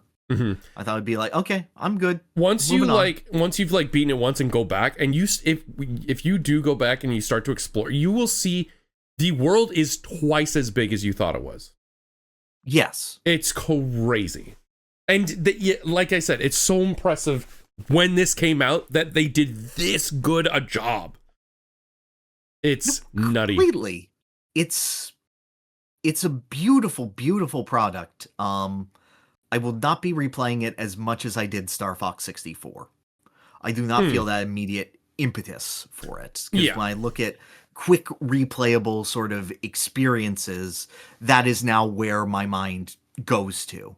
Fair. And Star Fox 64 does a better job rewarding the player with multiple playthroughs just because of so many different paths you can take. Oh, definitely. Yeah. Mind you, Metroid, this is like heavily debated. Maybe it is, maybe it isn't. I don't know. I go back and forth with it myself, whether Super Metroid was designed to incentivize sequence breaking, or did they have to put in a bunch of fail checks when they found out people were doing it, or like during play testing? I don't know if that was like the goal, or oh crap, they could do this, we better make sure there's a way out. I think because it was so early in the genre, I think that's more what it is, and then it just became that through the fans. But now I would agree with that. Now I think games are almost over-designed hoping that happens, so that when I do feel like I'm sequence breaking, I was like, but am I though? Because this feels like they knew I was going to do this. You. Yeah. Yes. Mm-hmm. There's one thing in Dread especially. Yeah. I don't know if I wish they were dumber, but I wish they would allow for more jankery. Yeah, I guess that's the wrong way of putting it. I'd say they're more open to being vulnerable, I suppose. Yes, exactly. That's a good way to put it. Yeah. Yeah, you'd be willing to exploit them just a little bit more. Mm-hmm. But what Speaking happened? of vulnerable, Metroid Fusion. I was going to say, so what happened after the baby died? Oh, well, you get baby suit never worn. You get baby dust all over you. Yeah, exactly. Oh, no. Oh, I'm covered in baby. What is this bit I'm doing? Don't know. Baby? I mean, in my brain, I was like, sexy little baby. But I'm then covered in a sexy little baby dust. Baby? Oh boy. Ooh, my Metroid Fusion. fluid is all over. Oh no, mommy. Okay. That aside, yes, Metroid Fusion, Metroid 4. Metroid 4. This game Launched day and day with Prime. This game, in a sense, is a perfect video game. I feel that it is exactly and precisely designed exactly as the developer intended. 99.5% of this game is the exact experience that Sakamoto wanted you to play. I don't love it.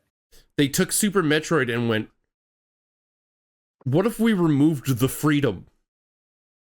Yes, very much so, but it's intentional that they do that. Yes. Every single time you are fighting against a very, very linear progression in Metroid Fusion.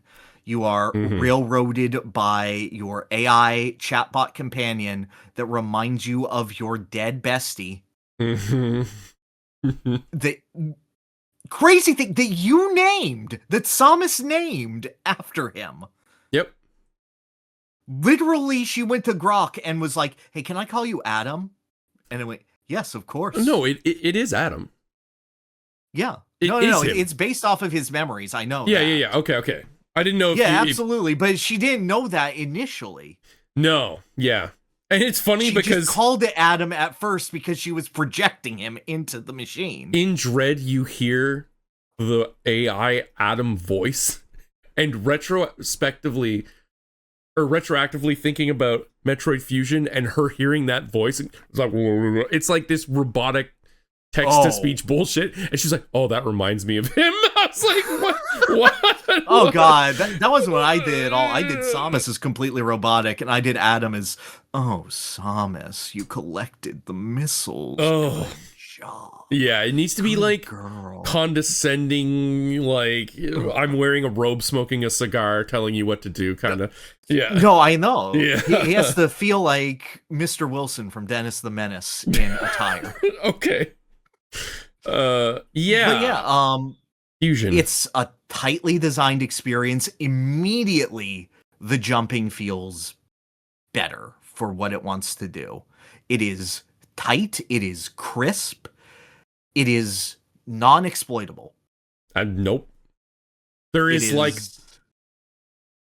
So, anyways, go on. I'll talk about this after. It's exactly what it wants to be in incredibly, incredibly sterile environments. And this is what I was talking about with games feeling too smart. Because I feel like Metroid Fusion learned every single lesson that Super Metroid taught and wants to be an asshole about it. Yeah. It wants to go, let's scan every single wall so that you can find the one bombable surface that you can. And it pulls this shit constantly. And sometimes it will go, there isn't a bombable wall. This is just the Donkey Kong Country 2 invisible wall. Just go over there. Why not? You didn't notice the one latch, and that is the only latch in the whole game? There was no foreshadowing whatsoever? Okay, it would suck if that was the only time, but there was another time in like a morph ball maze where it's just like, yeah, just hug the walls and hump the wall. Oh, is that the one where there's like a power bomb in the floor, and then there's like, oh, no, you gotta go in the one above it, and then you do that, and it goes, no, there's also that one? Yeah. I kind of like that one. But then there's just one in the underwater section that's like actual progress that you have to bumble fuck around in the dark for. I will say there is a single part in the game where you can break free of Adam's door lock, but you have to do it.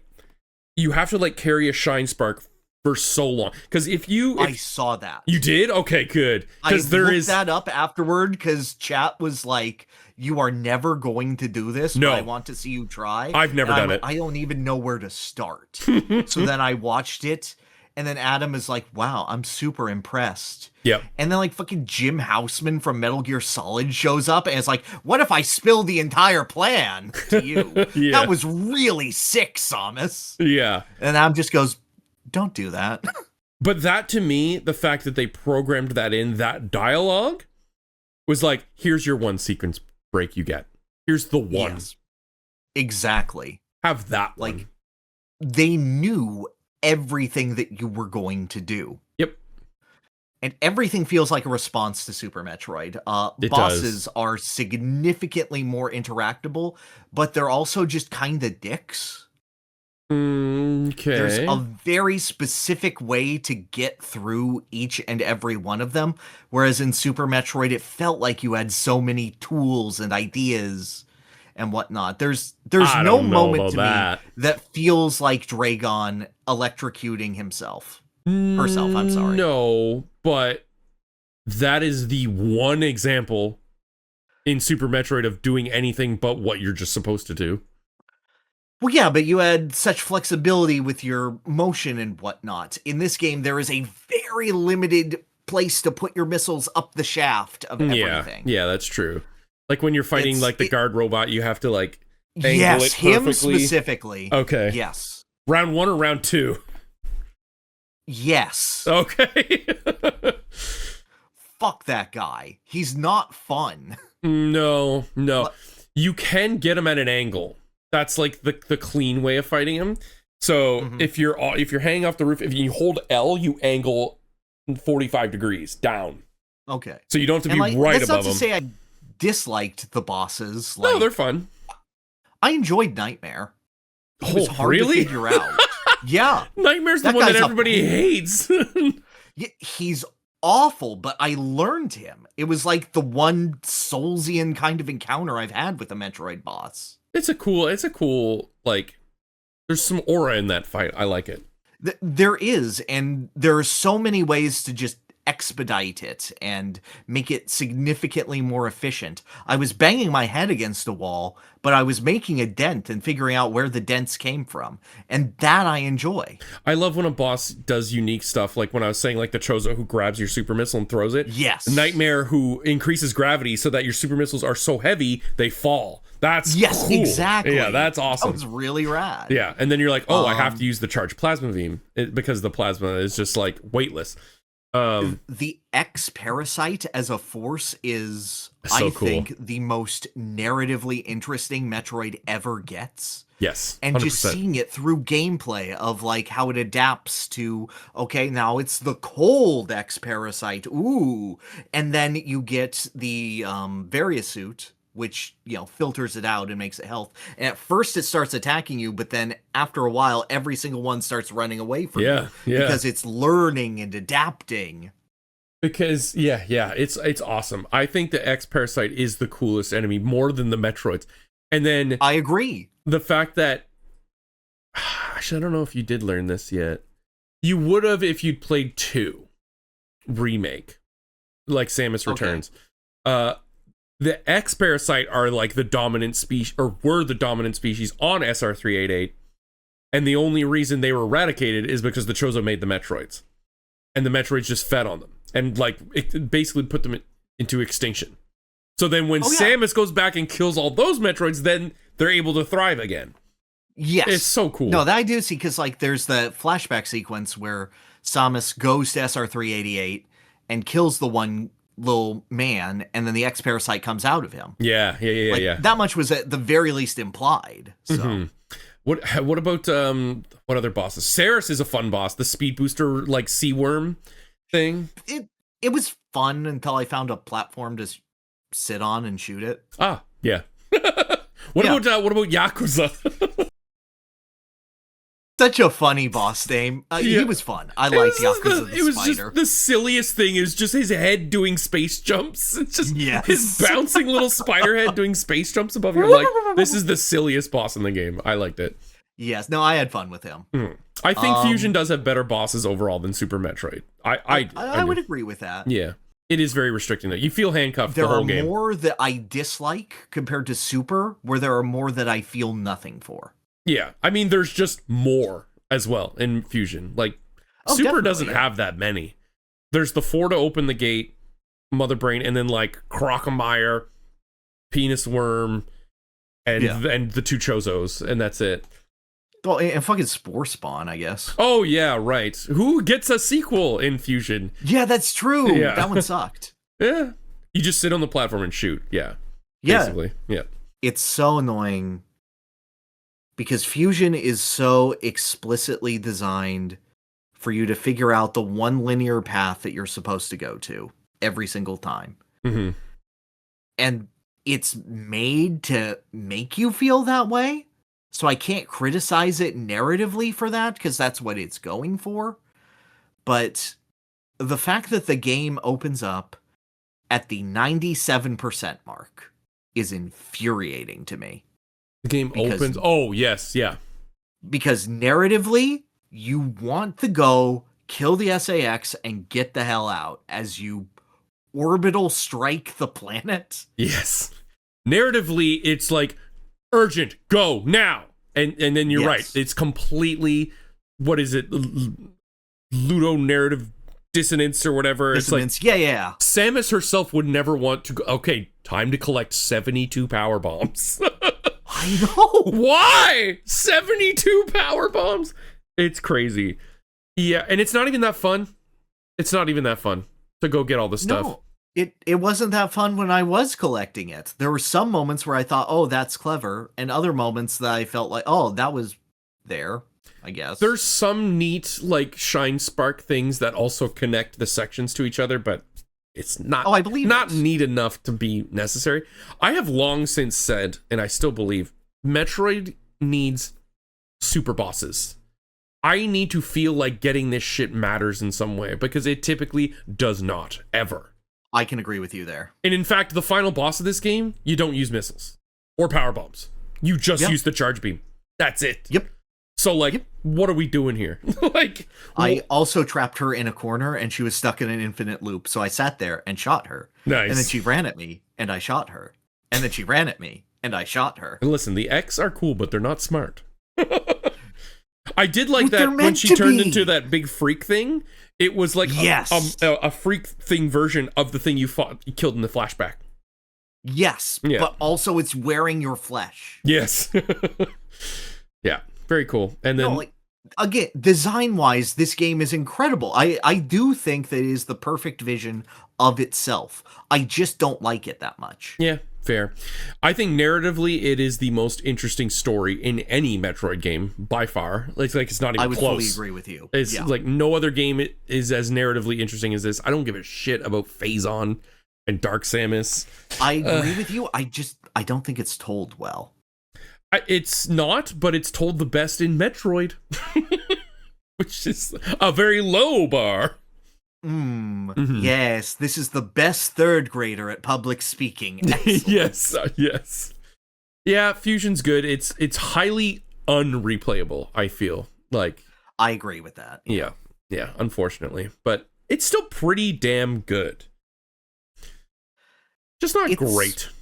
It's a damn good video game at its core, I feel. In the way that Super Metroid is not. I feel like it's very loose intentionally and gives a poor first impression. Metroid Fusion, I feel, gives an excellent first impression and continues to kneecap itself. Yeah, fair. How many more games have you played this month? 2 more. Okay. 2 more. We're almost there. Right. Mina the Hollower just came out. Yacht Club Games, their first project since Shovel Knight launched, based as an homage to the Game Boy Color, which I don't know about you, I fucking love the Game Boy Color's art style. Yes, I do. I think that and like the Neo Geo Pocket specifically have some of the best sprite art, some of the best use of color.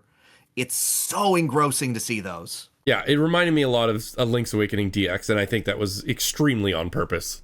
Oh, completely. Yeah. It's there in like the Oracle games and then like basing the NPC designs off of Shovel Knight.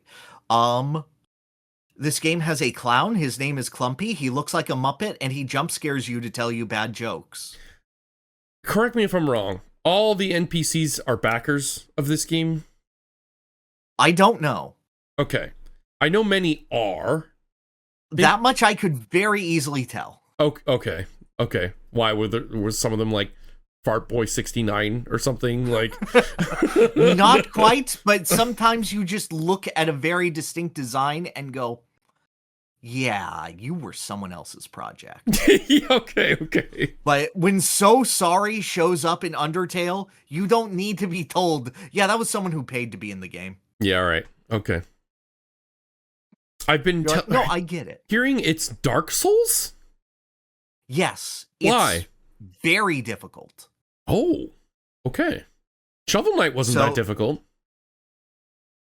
Shovel Knight? No, it wasn't that difficult. No.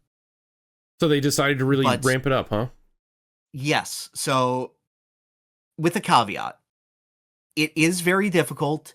There are over 200 built in-game modifiers to make it more or less difficult. So if you don't want, like, pushback from attacks, or if you want your healing to be uninterruptible, or if you want to take half damage, you can. You can also take 1.5% damage.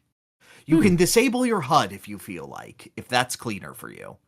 Okay. There's so much that you can do in this game. It does disable achievements if you do it. Oh, okay. Cool. Yeah. So it's that sort of thing. That feels like a fair compromise. It's a very customizable, difficult game. But it's very, very open. Zelda is more distinctly, you go to this area, it's pretty linear, and then you get to the dungeon, and then you do the dungeon, and then you go back. This is significantly more freeform, where every area sort of branches off and connects into other areas, and it feels more like one very long, free-flowing level, as opposed to something that's more broken up into chunks. It feels like something that you're making constant incremental progress through. Okay. Is there any like EXP system or like incentive for killing enemies? Yes. Oh. So you get bones when you defeat enemies. That's your currency, and it's also the Dark Souls thing where if you die, you lose all of your bones unless you get your soul, which is in whatever enemy killed you. Oh, okay. And when you reach a certain bone threshold, you can upgrade your health, your attack power, your defense, the power of your sub-weapons, as there are Castlevania sub-weapons in this game that you can just pick up and, like, keep with you. And, like, a lot of them are quite fun. One of them is, like, an invincible mist dash, but you don't deal damage doing it. You just heal as you do it. Okay. So you steal their health, but they don't actually lose any health. But you can use that as a differentiator with your combat roll. Additionally, Mina has the ability to dig and burrow into the ground and pop back up. And that moves at like double the speed, and anything that doesn't hit the ground specifically, you dodge. But you have to jump in order to burrow, so you leave yourself open for that one instant. So it's not like a god hand dodge. It's very committal to go into your dodging and repositioning. So it ends up significantly faster than either a Souls game or a Zelda game. Good. It's very, very kinetic, very fast. I'm probably going to pick this up. I was like unsure, but like the more I hear about it and see about it, I'm like, I could get into this. The only thing I didn't love hearing about it is how long it is. I've heard it's very long, and that I've heard that like pre-release they were aiming in between 20 and 30 hours for most playthroughs. That's kind of crazy. I was hoping for like 10 to 15. 30? I do. Like, I streamed for about 6.5 hours. I got the equivalent of the first 2 dungeons done. Of how many? 8? It's showing 7. Okay. Oof. And then likely a final area implied. Yeah. Ultimately, I have a weird issue with a lot of indie games. And I don't know if you share the same, where, like, it feels great. It has a great level of presentation, but I don't get absorbed into the world or characters as easily as I do a lot of other ones. Like, I felt this way with Pizza Tower when I played Pizza Tower, where I was super engrossed with the gameplay. I thought it was excellent on all benchmarks, but it didn't stick with me in any particular way. It just felt almost categorically excellent. And I'm afraid that Mina might fall into that pitfall. Now, I did feel that with, like, the initial Shovel Knight campaign, but I didn't feel that way with the King of Cards expansion. I thought that was great. I loved the characterization and writing in it. I loved the control. I felt that it played off of the character well. It made me engrossed in the Shovel Knight world in a way that Shovel Knight didn't. Yeah, I know what you're talking about. It's very hard to verbalize. I know, Yeah. which is why I'm saying it to you, because like Yeah. I know you'll get it, but it's weird to say out loud. I think the indie game that everyone got engrossed in the most, and I think it's like inarguable, is like Undertale and Deltarune, right? Oh, yeah. But that is like the top example. But like, I don't know, Expedition 33, does that count? Probably not. Probably not at this point. Well, yeah, but like you can count the top end. I wonder why that is. Is it because of the inherent fear that, oh, this is an indie game, therefore, you know, unless it really, really succeeds, we're probably not going to be seeing much from this universe again. So it's kind of hard to like get your brain to commit to the like world. I don't know. I don't know. Or is it the writing style? Because indie games typically, you know, they follow a very like, and I don't want to paint every indie game with the same brush, but no, of course not. It is a very like modern way of writing, and I can't even verbalize, but you know what I'm talking about. I agree. Yeah. But like even something like, say, Celeste, which I think does fall into a lot of these sort of pitfalls and foibles, I can still engross with the world a lot more. I feel an empathy and pathos for it that in a lot of cases that are more tongue-in-cheek, I don't. Mm-hmm. Yeah, I don't know. I'm trying to figure out where that's stemming from, because I want to adore this world to a significant degree, but there's some level of trepidation with me. I totally empathize with what you're saying, and also agree I don't know why and can't say why. I'm just trying to self-dissect. I just want to feel seen. I want to feel engrossed and like, yeah, I don't know, but maybe you'll feel differently by the end of it. Maybe. I'm hoping so. Mm-hmm. It does have a good sense of the world in general. It jump scares you a lot for no reason. Like there's a shopkeep who is a giant, and you only see their horrible hands, which are like big and long and spindly. And if you don't buy something from the shop, if you pass it, their hand will reach out of the shop and drag you in. Oh, okay. Buy something. So then you're like, okay, I won't go in front of that shop again. And then you go to the side of the shop, and it goes through the wall and grabs you back in. That's pretty good. And I'm like, what about, that's good. Do you think maybe it's the characterization of, does Mina have much characterization? Thus far, no. That might be harder to like, you know, invest any real emotion into when you don't care about the character. I mean, I agree, but like, Link exists and people. Yeah, I don't like give a shit him. about Link. Yeah, but a lot of people do. Do they? I mean, yes. I feel like You were on Game Facts. You know people categorically care about Link. I think they care more about Link as far as representing the Zelda series and the adventure and the I think the world of Hyrule has a much bigger emotional investment in it than Link himself. While I agree with you, I feel like we both would pop off for Link being a guest character in something a lot more than Shovel Knight. Well, okay, sure. Which means that we care about Link more. Despite the fact that I like... But you're picking Shovel Knight as the comparison here. I like Shovel Knight as a character more than Link. Like... yeah, me in too, my brain. Me too. I guess that's such a strange one, because it totally depends on, like, the context. Like, to see Link in freaking Street Fighter would be insane, but to see Shovel Knight in, like, 2KXO or something, I feel like that wouldn't be that insane. You know? I think it is tied more to the fact that Link is owned by Nintendo, so there's layers upon layers upon layers upon this shit. Yeah, we need a therapist to figure out why we can't get emotionally invested in indie games. I don't know. Yeah. Where did Shovel Knight hurt you? Can I get it as a tax write-off if I walk into a therapist's office and go, I don't know why I don't care about Mina the Hollow. Can you tell me why I don't want to fuck the cartoon mouse? Yeah, I don't know. And they'll be like, you're fine? And I'd be like, okay, but Chip and Dale Rescue Rangers, though. I think it's like, we're not only nostalgic for the characters we grew up with, we're nostalgic for the feeling of being in love with a new character.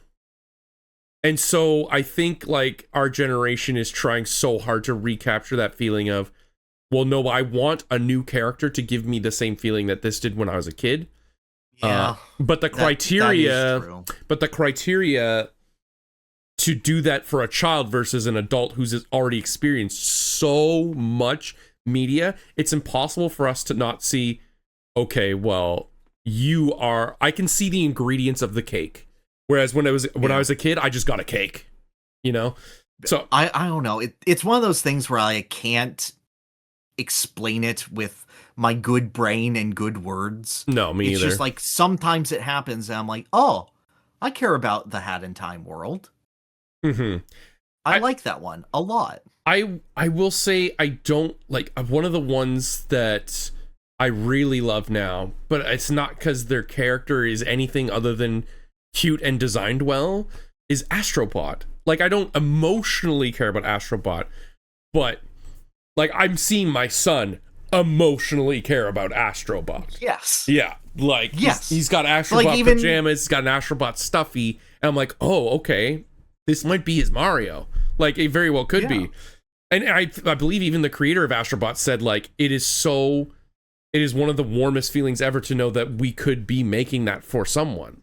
A new generation. Oh, definitely. Absolutely. And I'll be there day one to buy Astrobot 2 and all that.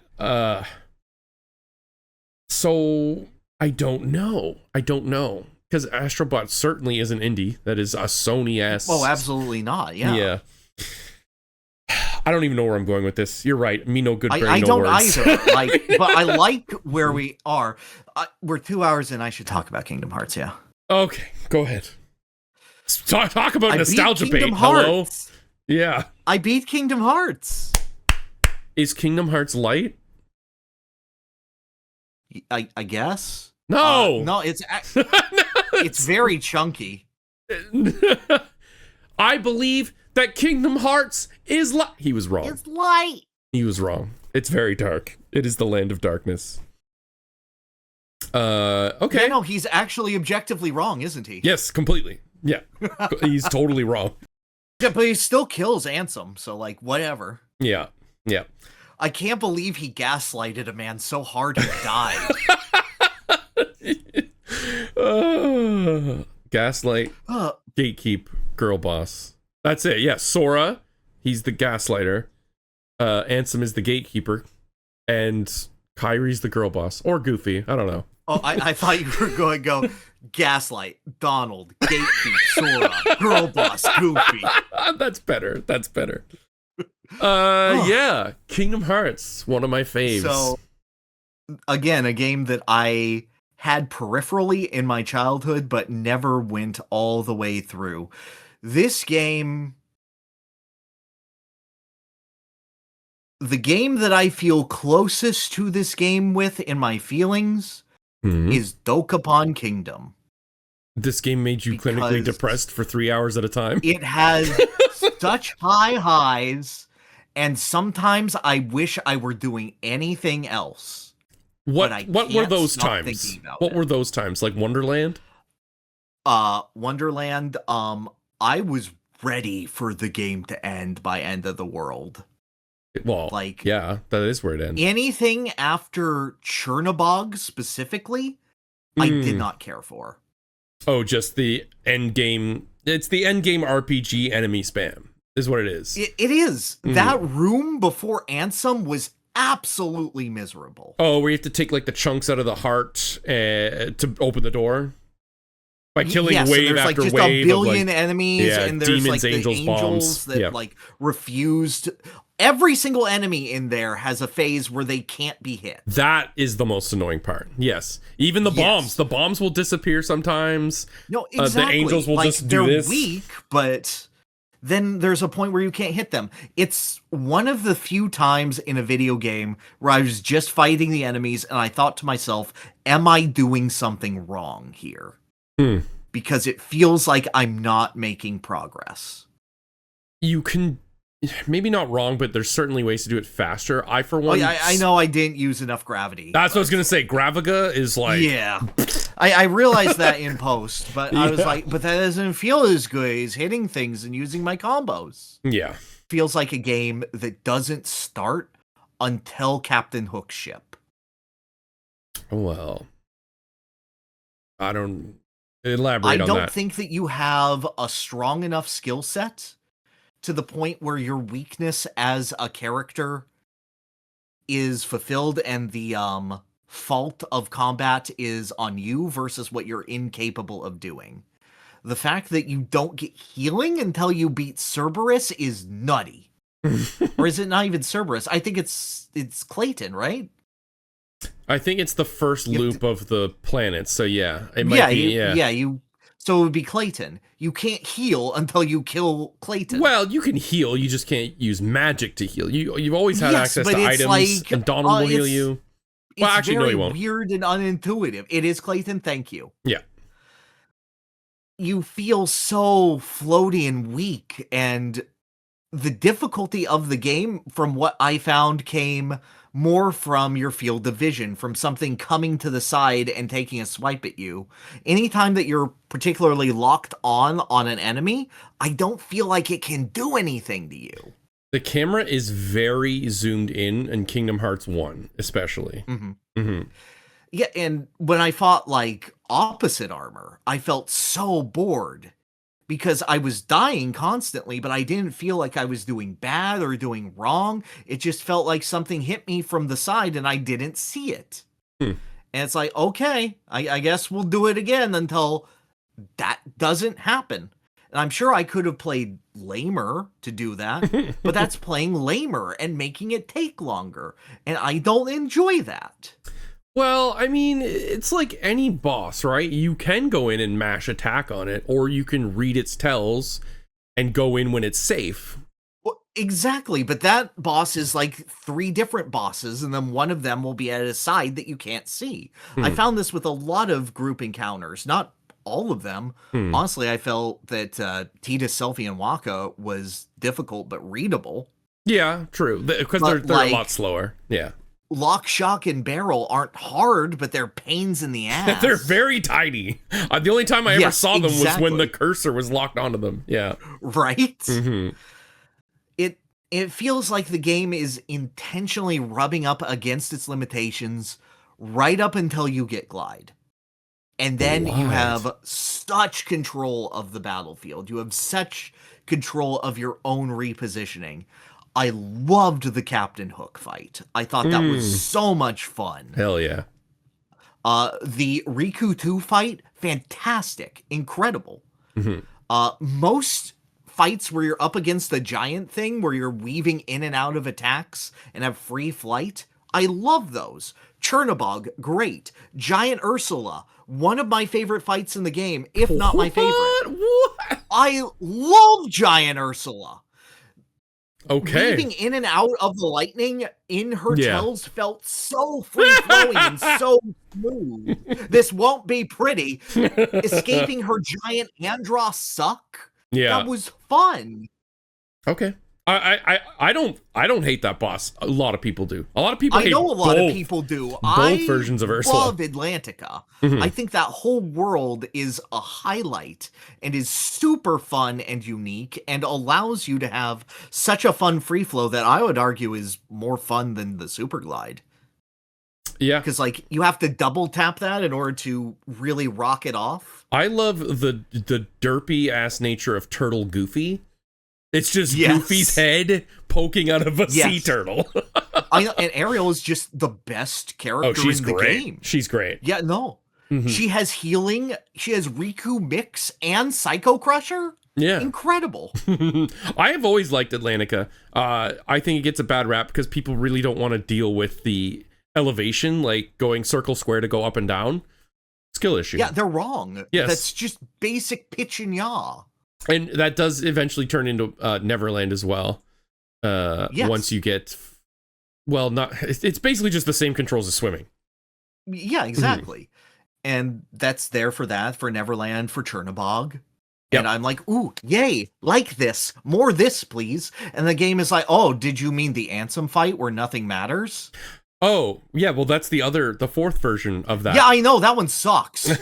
Oh, wait, did you fight... I hate the final boss. Did you fight the London Freak Ghost? I did fight him. I haven't figured him out, Okay. but he did kill me, and it was fun. Okay, there's But a unique gimmick to him. I'm guessing, like, I have to cast stop on the clock. Yeah, But I don't know how to target the clock. You can just lock on. Or It did change not let targets. me lock on. There's only one face that you can do it on. It's not all four faces. There is one face you can do it on. And I'll say stop ga, almost mandatory. If you don't have stop ga. Feel that. Yeah, that one's good too. Most of the optional fights, once you've kind of figured stuff out and you make a build, are really, really fun. It turns into like almost like a god handy, we are 1v1 and we are on equal playing ground. Some of them you have Donald and Goofy for, some of them you don't. Like Sephiroth is great. I can feel that, like with Sephiroth, or when I walked into the Hollow Bastion Chapel and there was Freak Man with the Organization 13 Oh, you fought him, huh?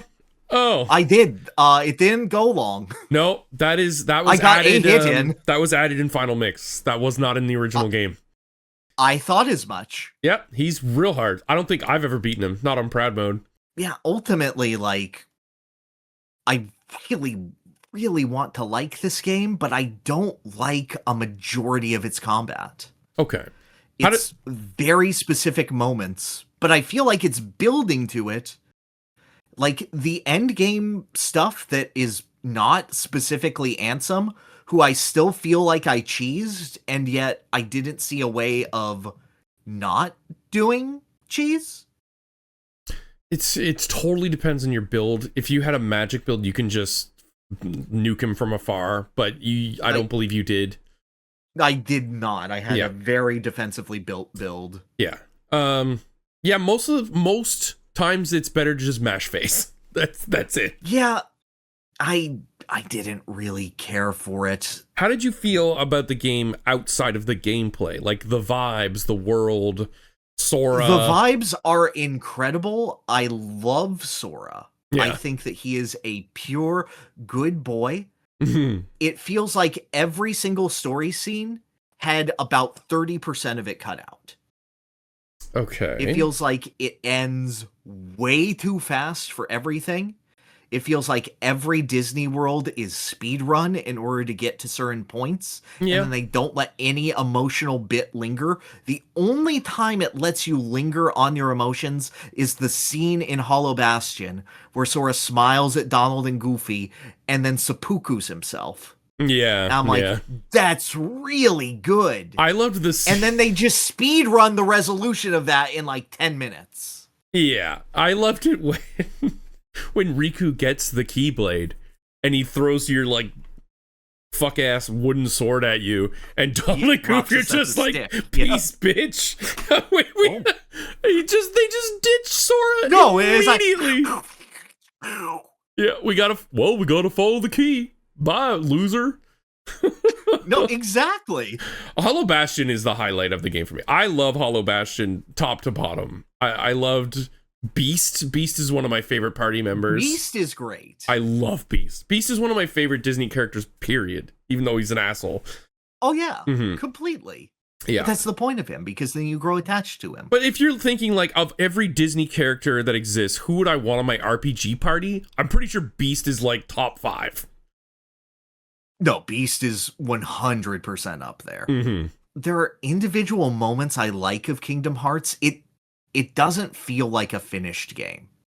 Yeah. It feels like every single part of it is missing like 30% of the game, which is wild because it's quite long. It's quite girthy. Yeah, I'm shocked you're saying it should be longer.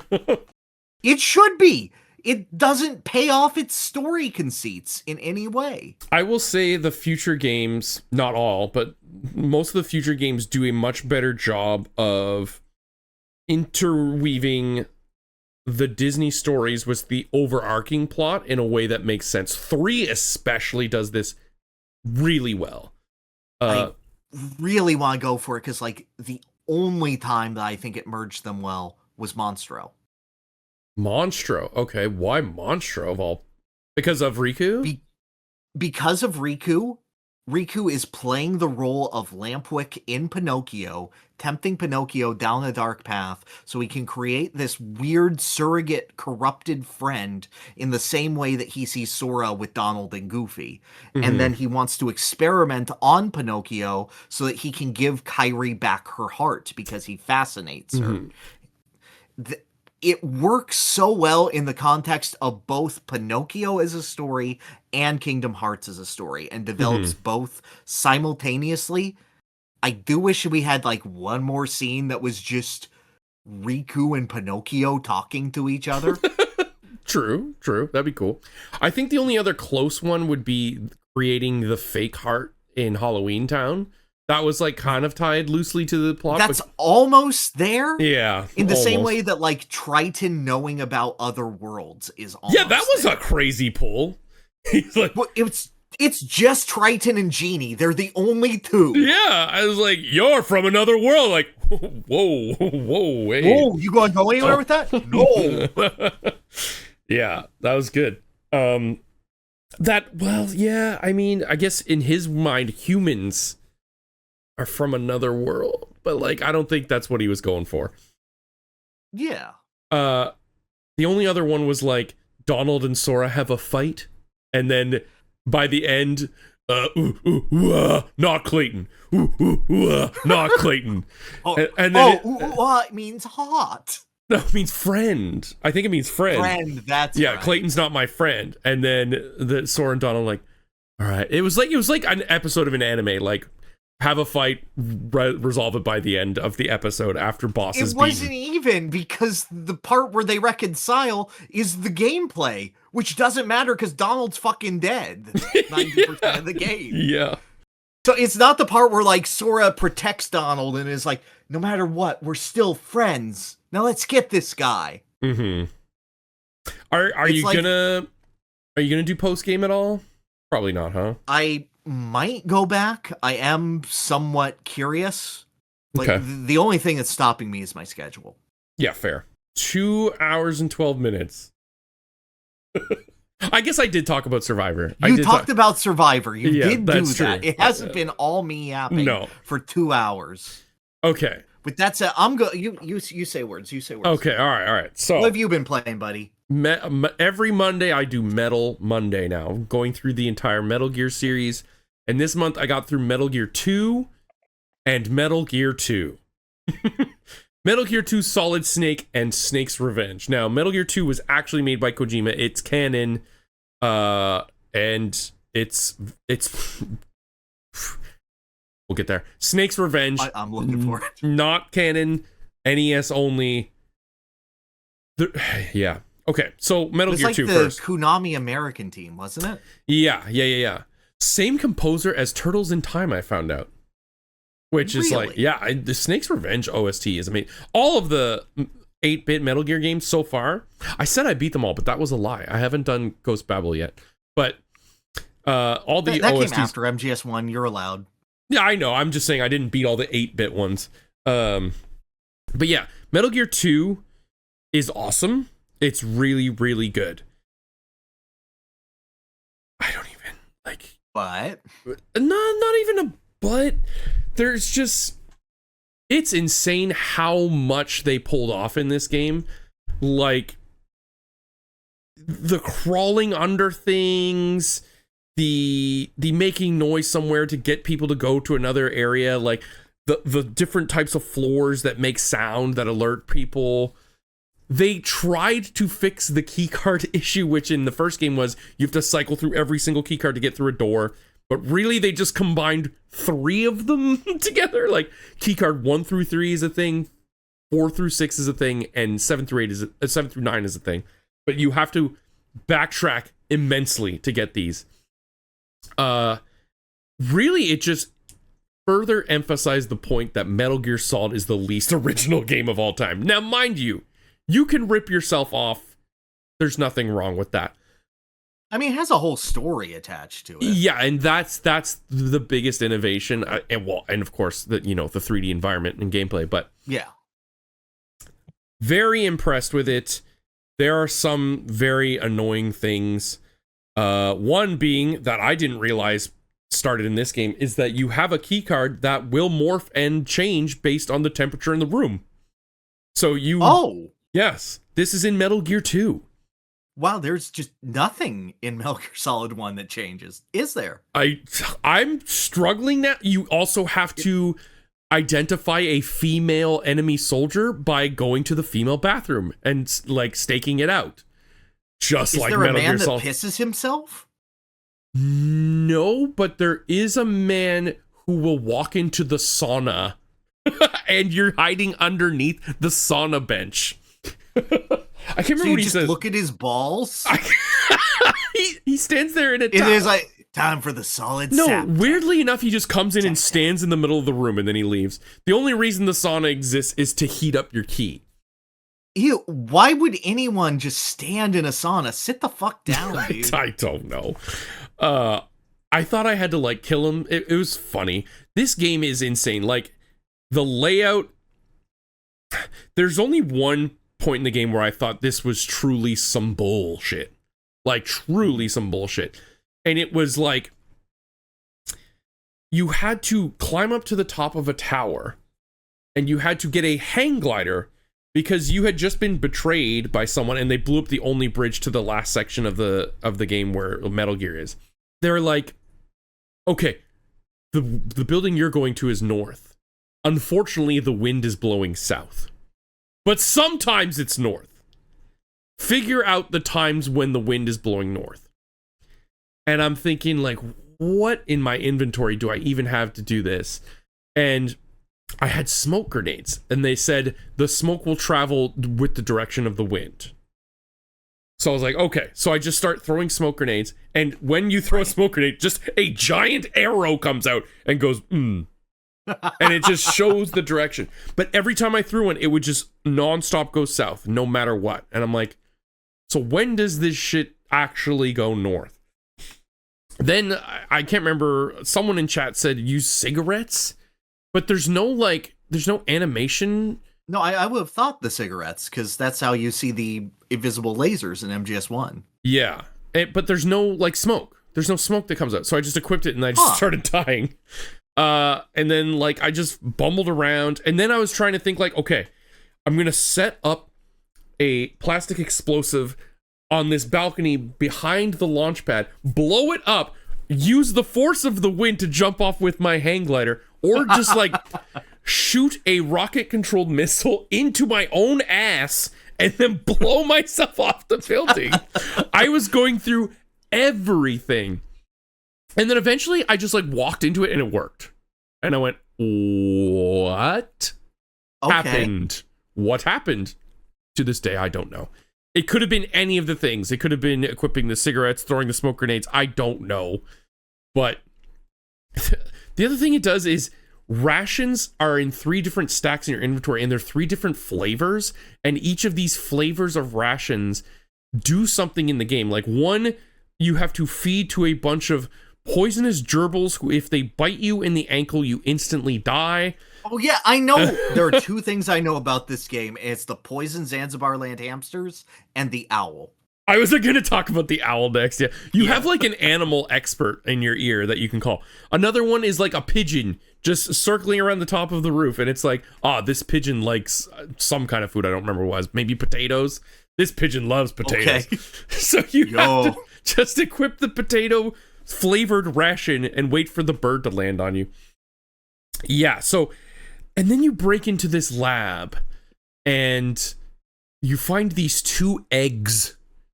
And I'm like, okay, is this food? So you take the eggs, and then suddenly, like, all my rations are gone. And I'm like, what the fuck? You open your inventory, there is a snake in it running around, eating everything in your inventory, in the inventory screen. And I'm like, what the hell? Get the snake out of here. My initial thought was, it's like the bug from Dokapon Kingdom. If all my rations are gone, the snake will just fuck off. But that wasn't the case. I had to wait till it ate all my rations, then select it to, like, get it out of my bag. And then, but also there was an owl. So you go to this, like, outside base, and there's guards guarding it. Mm-hmm. And someone on my, like, comms was like, yes, they're so used to hearing the native owls of the area that when they hear the first owl coo, they believe that it's that nighttime is here. And I'm like, can they not just see the sun? But yeah, so you just hold the owl, it coos, and then they go, oh, it's nighttime, and they turn off all the alarms and open the doors. Like the pocket cuckoo from Ocarina of Time? Yes, that's right. And for some reason, at night, they unlock the doors. I don't know. Like, there's a lot of stretches of what you would think would be the solution, but that's kind of the fun of it. It was really fun and so silly. Some of the bosses are hilarious. There's just a guy called Running Man. So this is, okay, actually, before I talk about Running Man, the big innovation here is that sprites will exist and move independently, an entire 3x3 9-box grid around where you are. So guards will still move in a screen you're not actively in. And you can track them on your minimap, their little dots. So you have to not only pay attention to what's on screen, but what's on screen in every adjacent screen. Because they can just walk in from another side. So you fight this boss, and his name's Running Man. He's like, I'm so fast! But even in the dialogue, he's like catching his breath. He's like, and all he does is, you're in a 2x2 grid. He will always be in the opposite of you. So every time you walk, he will go this way. Oh, I see. And he pours poisonous gas into the room. You have to kill him before you choke to death. So what you have to do, which is really clever, is lay mines. And yes, and force him to run into the mud. It is good shit. I was like, okay, that's really, really clever. A lot of the bosses, like, we're really starting to get into Hammy boss, say something crazy. Oh, what was some of the bosses' names? I have to look some of these up. They are too funny. Oh, whatever. They're really funny. Look it up on your own. Okay. I mean the audience, not you. Great game. The final boss is... So one of the biggest problems with Metal Gear 1 and Metal Gear 2 is the fucking around with the key cards and the doors. It's just such a nightmare. That is the final boss of this game. It is a giant room with non-stop, with nothing but doors that you're bumble fucking your way through by finding a key card. You find a key card here, you find a key card here. You also, there is sulfuric acid all over the place. And the only way to stop the sulfuric acid is to throw chocolate rations onto it. Because when you throw chocolate rations onto the sulfuric acid, it makes a safe base for you to walk over. And then after you do this... That's stupid. Yeah, it's like Hotel Mario final boss, basically. You're just like going through... and in the meantime, Big Boss is just like spiraling around, shooting your ass. Until you find a lighter and an aerosol can, and then you can just get him trapped in a little loop and you just torch his ass from afar. It's crazy. There's also, like, Gray Fox is there, and he loved a figure skater. You have to have the fist fight in the minefield. The fist fight in the minefield. Yeah, that's how he gets fucked up, because you have to fist fight Gray Fox in a minefield. Oh, yeah. Right. I know that from my knowledge of Metal Gear. Yeah, you do. And it's really, really cool. I really, really liked it. They try to inject some story and some, like, romance plot with Snake, but then she dies, so it doesn't really matter. And I've never heard her brought up again in any other Metal Gear game, so there's no way it could matter. That sounds like Snake. But Gray Fox also has one. He was, like, to be wed to, like, some Russian figure skater who was there. And yeah, there's a lot, but I'm excited to get into the 3D games with all this context.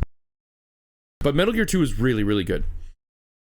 Snake's Revenge is... Tell me about this one. Suddenly Snake is just jacked out of his mind. His, like, whole body is made of the Rock's pecs. Like, he's hulking, so he has no neck. He's got so much muscle.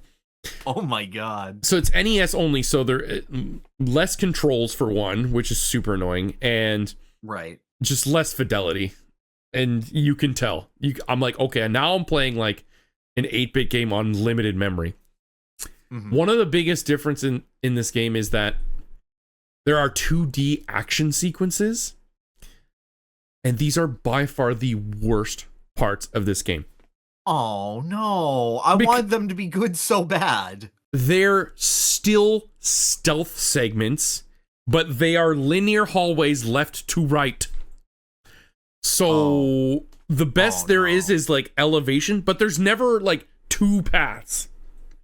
It's always a straight line. So after a certain point in the game, when you walk into them, you're just instantly spotted. And when you're spotted, a swarm of guys comes in, you lose all your health. They brought back which wasn't in Metal Gear 2. They brought back the more prisoners you save, the more you level up, and the more stuff you can carry, the more rations, ammo, the more health you have, which was nice. Right. The first boss of the game is a goddamn football team. An entire football team. Yes. And there's just 5 dudes, and they point at you and they're like, try to outrun us. And then they just charge you and you die. And this is after you have to go through a excruciating 2D section where Snake has to crawl under a low space, but it's filled with water.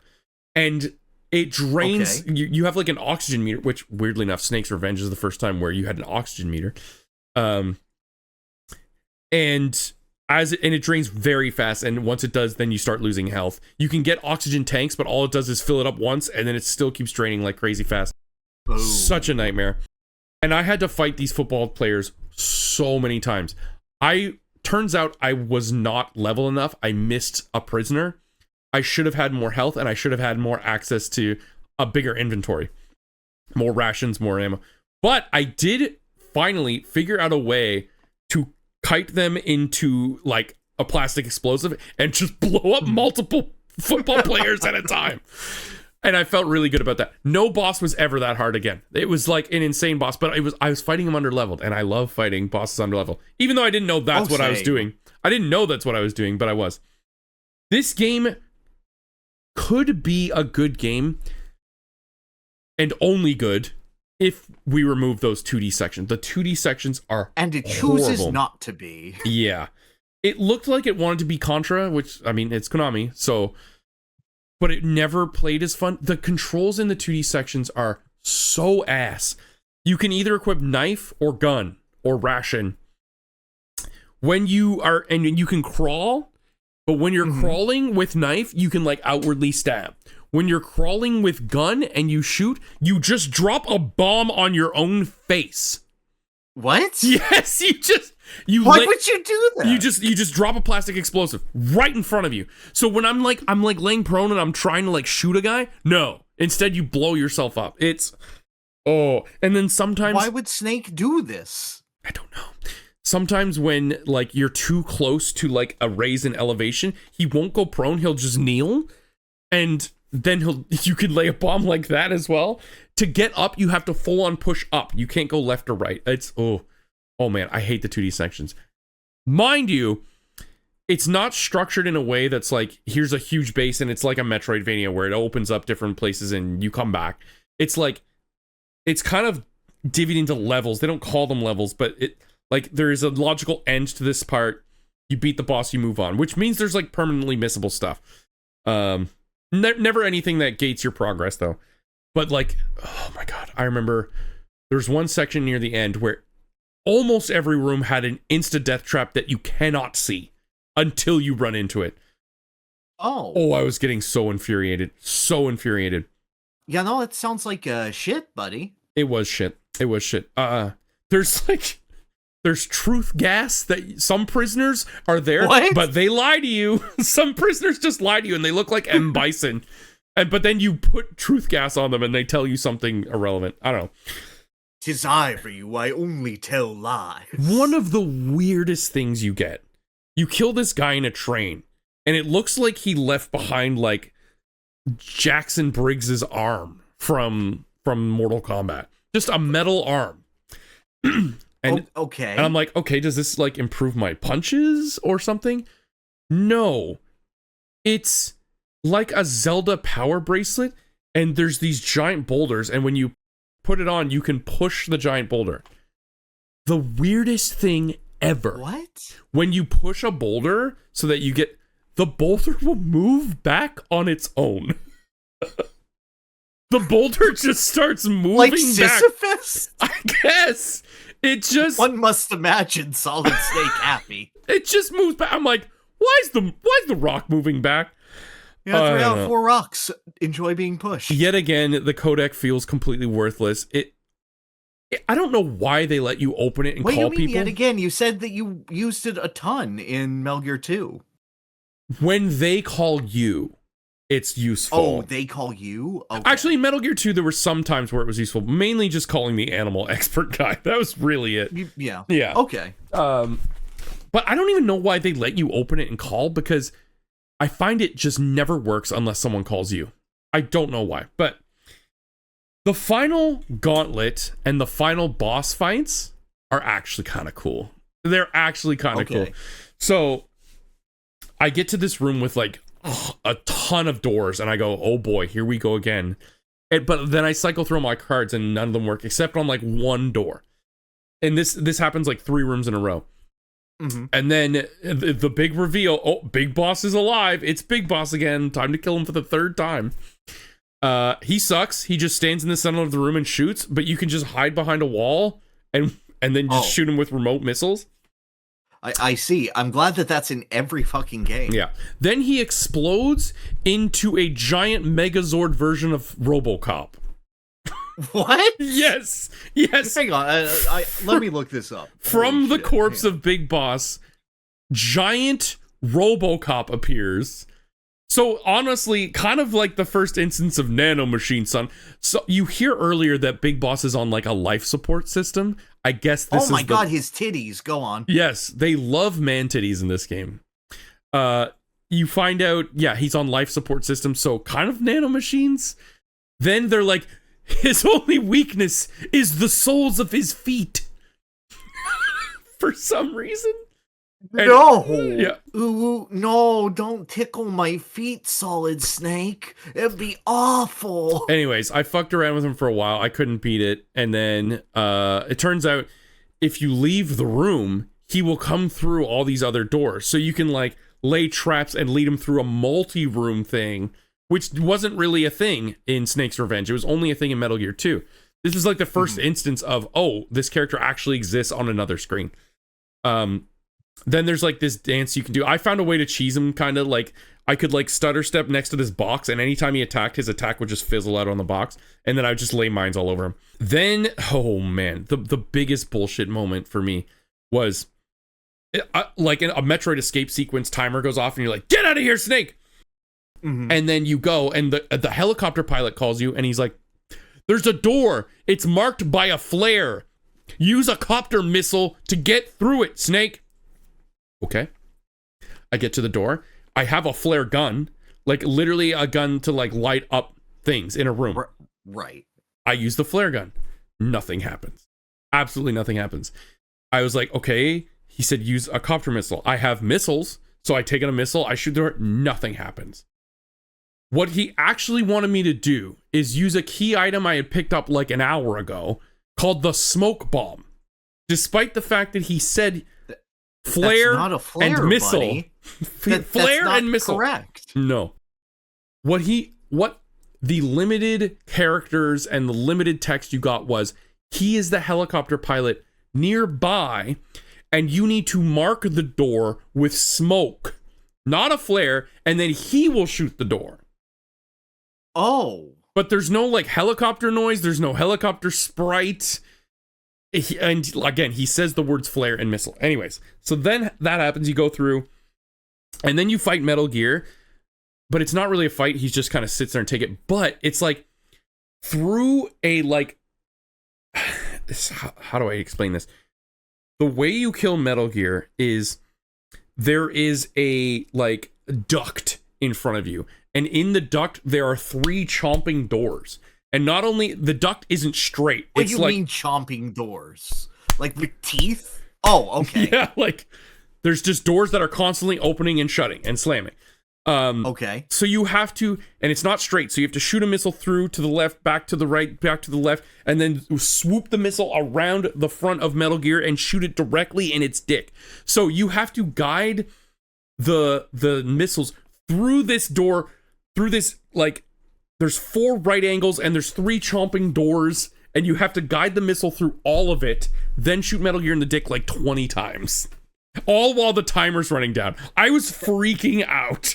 That doesn't sound fun. No, it was fun. It was super fun. Oh, yeah. Oh, okay. Okay, never mind. At first, I was doing it wrong. I was just like hitting the giant Metal Gear sprite. I didn't realize I had to shoot it in the dick. But then once I did, then yeah, that was game over. I thought that was really fun, actually. I enjoyed that a lot. Okay. But I did not, overall, I did not enjoy. There's like a big glowing yellow arrow, but there's so many glowing, there's like 10 glowing things. Oh, okay. One of them is like an arrow. I don't know. You just have to hit in the piss arrow. Yeah. Yes. Anyway, that was a video game. If the 2D sections were removed and some of the bullshit traps and the dialogue was updated, you'd have a good game. I don't think it's terrible. I think it was very frustrating. Better than the average NES game? Yes, I think it is. Absolutely. Okay. I really do. Yeah. It's pretty I was pretty impressed at certain points, despite still being frustrated. But I was like, if I had this when it came out, this would feel like revolutionary. There's a lot of cool stuff it does. Question. What is an average NES game to you? Oh, like a 4? Maybe 3? Will you give me like an example of an average NES game?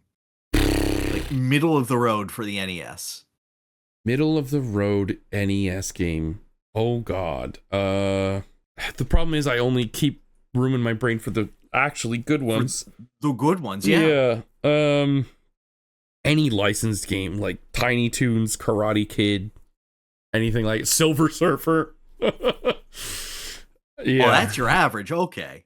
I don't know. I've never played it, but it doesn't look like that Double bad. Dragon 3, but yeah, okay, yeah, I can see that. Anyway, there is a very large portion of NES games that are just forgettable crap. That's more where I was just like, yeah, averaging it out. All right. What else did I play? I've been playing a lot of Landstalker.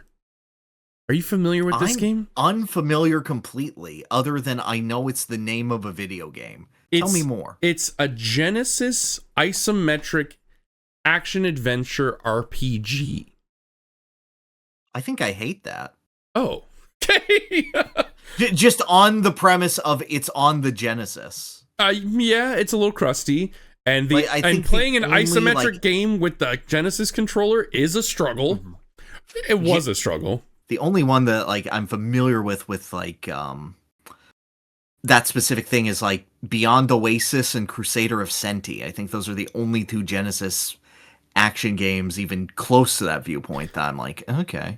It's less RPG and I guess more Zelda, but yeah. All of the dungeons are pretty interesting, and it's kind of like the only problem with it is that because it's isometric and 2D, floating platforms, you have absolutely no way to gauge what plane they're on. So there could be like a platform here and here, but there's no like size differential between them or depth or anything. So they just look like they're right next to each other.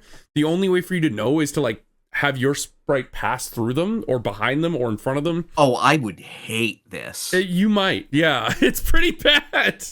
I will say sometimes I am using the rewind because sometimes I just like miss a jump and then I have to like travel back like 4 rooms and I'm like I'm just not gonna do that. That's the good use of rewind because it's like I can do it. It's just a matter of wasting my time. Yeah, I blame more the fact that it's impossible to tell the depth perception of a 2D game than me just not being able to do it. Mind you, I'm still having fun. I think the game probably is trash, but it's not. I don't hate it. It's just like, I don't know why I'm even playing it. I just thought like I should try like a Hidden Gem Genesis game. And I know that it's the prequel to like Alundra or it's in like that series. Oh, okay. Suddenly I care. Yeah, oh, okay. Yeah, I really want to try Alundra. I've played like 2 hours of Alundra. It's great. Alundra isn't isometric though, so it's automatically better, or at least much easier to tell what's going on. But yeah, really the only attack you have is swing sword. No, sometimes you just need some comfy trash games. Yeah, that's it. Mine are usually Yu-Gi-Oh. And you can get like throughout the game, you just get full heart pieces. They're called like I don't remember what they're called. They're giant just heart fruits, and they just extend your health. And that's like the only stat you have. There is equipment. You can get like armor and new swords. And I got like a magic sword that if I don't swing it for long enough, it will set people on fire. The sound effects, when you kill like a jelly, it goes like, ah! It's real. What? Yeah. It's they with what mouth? I don't know, but it's so funny. They go like, ah! That was charming enough for me to be like, okay, I could kill jellies like this for hours. Yeah, no, I agree. Yeah, it's just like the dungeons are pretty elaborate and they're pretty good, honestly. And okay, all right. The combat is dog shit, like super bad. But I really like exploring the world and doing the crazy jumps. And it is kind of neat seeing like how I went through this one place called the Green Maze, and it is nothing but tricking you with the fact that you can't tell the depth perception of something. So like I walk past a tree and it's like, oh, you're behind the tree. So use the fact that you're behind the tree to figure out the maze from there. And like, even one of the NPCs is like, don't pay attention to your feet. Look at the gaps between the tops of the trees. And then you can figure it. And there's also like climbing puzzles and jumping puzzles. Okay, picture it like this. You've played. I'm picturing the 3D maze from Mario RPG, and I'm hating it. Oh, no, much worse than that. But I was going to say Mario RPG, but not that point. Picture the platforming section in Land's End with the bullet bills. Like, I'm out. And picture the hard mode where you're not locked to the grid, where you actually have to do the proper jumps. I am so out. Yeah, you might hate it, and I think most people would, but for some reason I'm enjoying it. I want to see it through to the end. I think I'm like 2/3 of the way through. I got the Genesis controller for it too. And the Genesis controller is cool. Putting a lot of effort into this game. It sounds really bad. I know, and I don't know why. It's just kind of like, it's nostalgic without being nostalgic. It's just like, yeah, this is a trash Zelda-like. I get it. I'm fine with it. Anyways, it's fun. It. I just wouldn't put money into it. Well, I talked about it now. Write it off. Yep, that's fair. I've also been playing through Kingdom Hearts Chain of Memories on the GBA. Ooh, okay. Yeah, so I mentioned earlier, my son's been right into the GBA lately. So, and we've been using the Game Boy Player, actually. We've been just playing it right on the screen.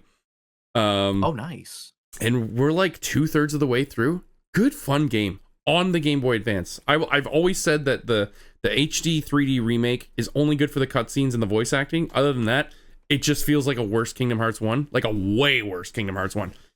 But it is shockingly charming, and you can see tons of effort put into this Game Boy Advance game. It's crazy. Totally. Like, the sprites, I thought, when it came out, were the best sprites I had ever seen. Yeah, and they're super well animated. There's voice acting, even in the game. Like, you can hear Goofy go, come on! In the GBA? Yeah, I mean, it's like battle quotes. It's not like full-on dialogue. I mean, that's crazy still. It is. You can hear Goofy and Donald screaming, and Sora's like, this is it! Let's go! Come on! Yeah. That's fun. Do they add, like, Donald going... Yeah, there's some Donald quotes, yeah. But even like for the Disney characters that join your team in the different worlds and stuff. How much do you know about the story of this game? I know a decent amount. It's like you're going through this castle that's your memories of Kingdom Hearts 1, and the further you go in the castle, the more Sora loses it. And that's because of Nominee. And also Organization 13 members are dying and getting introduced and dying. Yeah, more or less. Yeah. So it's called Castle Oblivion because the further you go into it, the more memories you lose. But like Sora, Donald, Goofy maintain that sure we'll forget some stuff, but not the important stuff. I won't forget the important stuff. So that sounds not true. The further you go up, the more Organization 13 is just gaslighting the shit out of Sora. Just telling him stuff that is just so untrue, making him doubt himself, making him doubt his own existence. And they're like, how did you forget your friend Namine? She lived with you on Destiny Island and you just forgot her? What the hell's what's wrong with you? You're not a good friend at all. Just make it. And he's like, I can't believe I forgot one of my best friends from the island. That's so fucked up. I hate myself. You sent a message that read, my son is being gaslit by Larxene and it's insane to watch. Yeah. Because while he's playing, he's like, wait, what? Who did I miss talking to someone in Kingdom Hearts 1? He actually started to think. I was like, oh, this is where he learns that people can just straight up lie to your face. And I was like, oh, this is a real life lesson unfolding in real time through Game Boy Advance game. Yeah, Larxene, she's the worst, but she's also kind of the best. It's good. It's good. It's a very good Game Boy Advance game. I like it a lot. Mind you, it's like procedurally generated dungeons, but they're all based on the Kingdom Hearts world, and even then, they're really well done. Like, all the music is remixed from Kingdom Hearts 1. There's even, like, new enemies. So even then, you're like, they're not all of these are Sora's memories, because these enemies were certainly not in Kingdom Hearts 1. Oh, nice. Yeah, and I remember, I haven't gotten there yet on this most recent playthrough, but I remember the ending being pretty fun too, like the ending Gauntlet. But yeah, Organization 13, Castle Oblivion, it's fun. It's really good. I've wanted to play it. I've been considering, doing it on stream and debating whether to go with Calm or Recom. And like gameplay wise, I want to do Calm, but I worry about the stream experience. Why? Oh, just without the voice acting? It's a lot of voice acting on my part, and yeah. I think like it's more engrossing from a viewer experience to have that sort of thing. But I don't know, maybe people will be into more of the retro vibe. I'm not sure. Maybe. Good game. The only other thing that I've been playing, and I started for every Thursday night, is the Final Fantasy Quest for the Rest. I am sick and tired of being a fake Final Fantasy fan. I've got to get rid of... You're not a fake Final Fantasy fan. Yes, I am. Yes, I am. You are playing more Final Fantasy than me lately, and that's a fucking problem. Okay? That is actually insane. Yes, but that is a problem. So I decided the only way I'm gonna actually do this is if I commit to it and say I'm gonna do it and stream it. So I'm gonna beat every single Final Fantasy game I have never beaten before on stream. The list is like 25 games long. Some I'm looking forward to, some I fear. One of those games is like 7 games. So one of those games is like 40 games. 14? Which one is that? Oh yeah, no. That's like 7 expansions, right? I'm not doing all the expansions unless I truly do fall in love with it. And in fact, that one I might not even do chronologically. I might end on that one. I'm still debating that, but either way, I'm going to chronologically go through them all. And that includes like the Chocobo games. It includes the mislabeled ones, like all the Legends games. It does not include any mobile games, VR games, or dead games that I can't possibly play anymore. Right, of course. Which there are a shocking amount of for Final Fantasy specifically. I know. When I was doing research for my Gilgamesh video, the amount of, and this mobile game, and this one, and this one. Can I get anything from this? No. Or even okay, great, moving on. There's also WiiWare games that you just cannot get anymore. Oh yeah, no, I used to own Crystal Chronicles My Life as a King. Yeah, right. And there's My Life as a Demon Lord, I think is the other one. Dark Lord, I think. Dark Lord, yeah. Yeah, so I started playing Final Fantasy Legend 1. Just one stream. I got it on the collection of Saga, which is on Switch. What a strange little game this is. It's the one where, like, you kill monsters, and if you have a monster in your party, you eat its meat and mutate, right? That's right, yeah. And it sucks. So there's No, three. I like eating meat. There's three character types: human, mutant, and monster. So humans, how do you think, based on what you know about humans, how does a human get better? Therapy. No. How does the therapist get better in that interaction? Gaslighting. No. Is that not therapy? What benefit does a therapist have when they therapize you? They're getting your money. That's exactly right. Humans in this game only improve through money. Huh? Yeah, so Like, do you not have stats? You just buy. you have stats. You have stats. They never increase unless you buy them. You go to the shop and buy strength. You buy agility. You buy HP. What? Like steroids? I guess. Yeah. It's called like muscle and agility and HP 200. So that's it. That is the only growth for humans. And yes, there is equipment, so you can buff your defense with equipment. You can't buff your defense stat, so that's the only reason you would ever equip armor. That's it. So the whole trajectory of a human character in that game is just get rich and roid out. That's it. Okay. If you're a mutant, it's much more the classic, like the more enemies they beat, the stronger they get. But their spells, okay, picture this. You have a Pokemon, you only have 4 moves, right? Mutants have 4 moves. Imagine after every battle, the moves might change. After every battle. What? Yeah, their spells just like change randomly. Because they're mutants, they're freaks. Is it like from a pool, or is it just every spell in the game? I think it's every spell in the game, and it depends on how strong they are at the time. What? So you're not going to get like N level magic. Like Selfie? What do you mean? From FF8, doesn't she just have her limit that's just anything in the game? Oh, I don't know. I never use Selfie, but maybe. Selfie is a freak. But that's how mutants go. And like you said, monsters, if they kill a monster, the monster leaves meat. If you eat the meat, you change into a new monster. It could be worse. It could be better. It's almost always worse. And even the good ones, I found, were never even close to as good as either any of my humans or mutants. And nothing is permanent with them. So like, there's also a weapon durability system. Like all of your weapons are like Fire Emblem. It's like Iron Sword, 45. Every time you use it, Humans can hold 8 things. Mutants can only hold 4 things. Monsters can hold dick. And your inventory is only like 7 things. Like item bag. So. I didn't get that far into it. That's icky. I've only played for like 3 hours, but I've already learned a lot about the game. But the biggest thing was that I was shocked at how complicated and complex this game was. I was expecting a baby RPG that wasn't that complicated. Like, absolutely. I was actually picturing is Dragon Quest. I was expecting a very Dragon Quest experience. Yeah, like how early in the Game Boy was this? I don't know. I think pretty early though.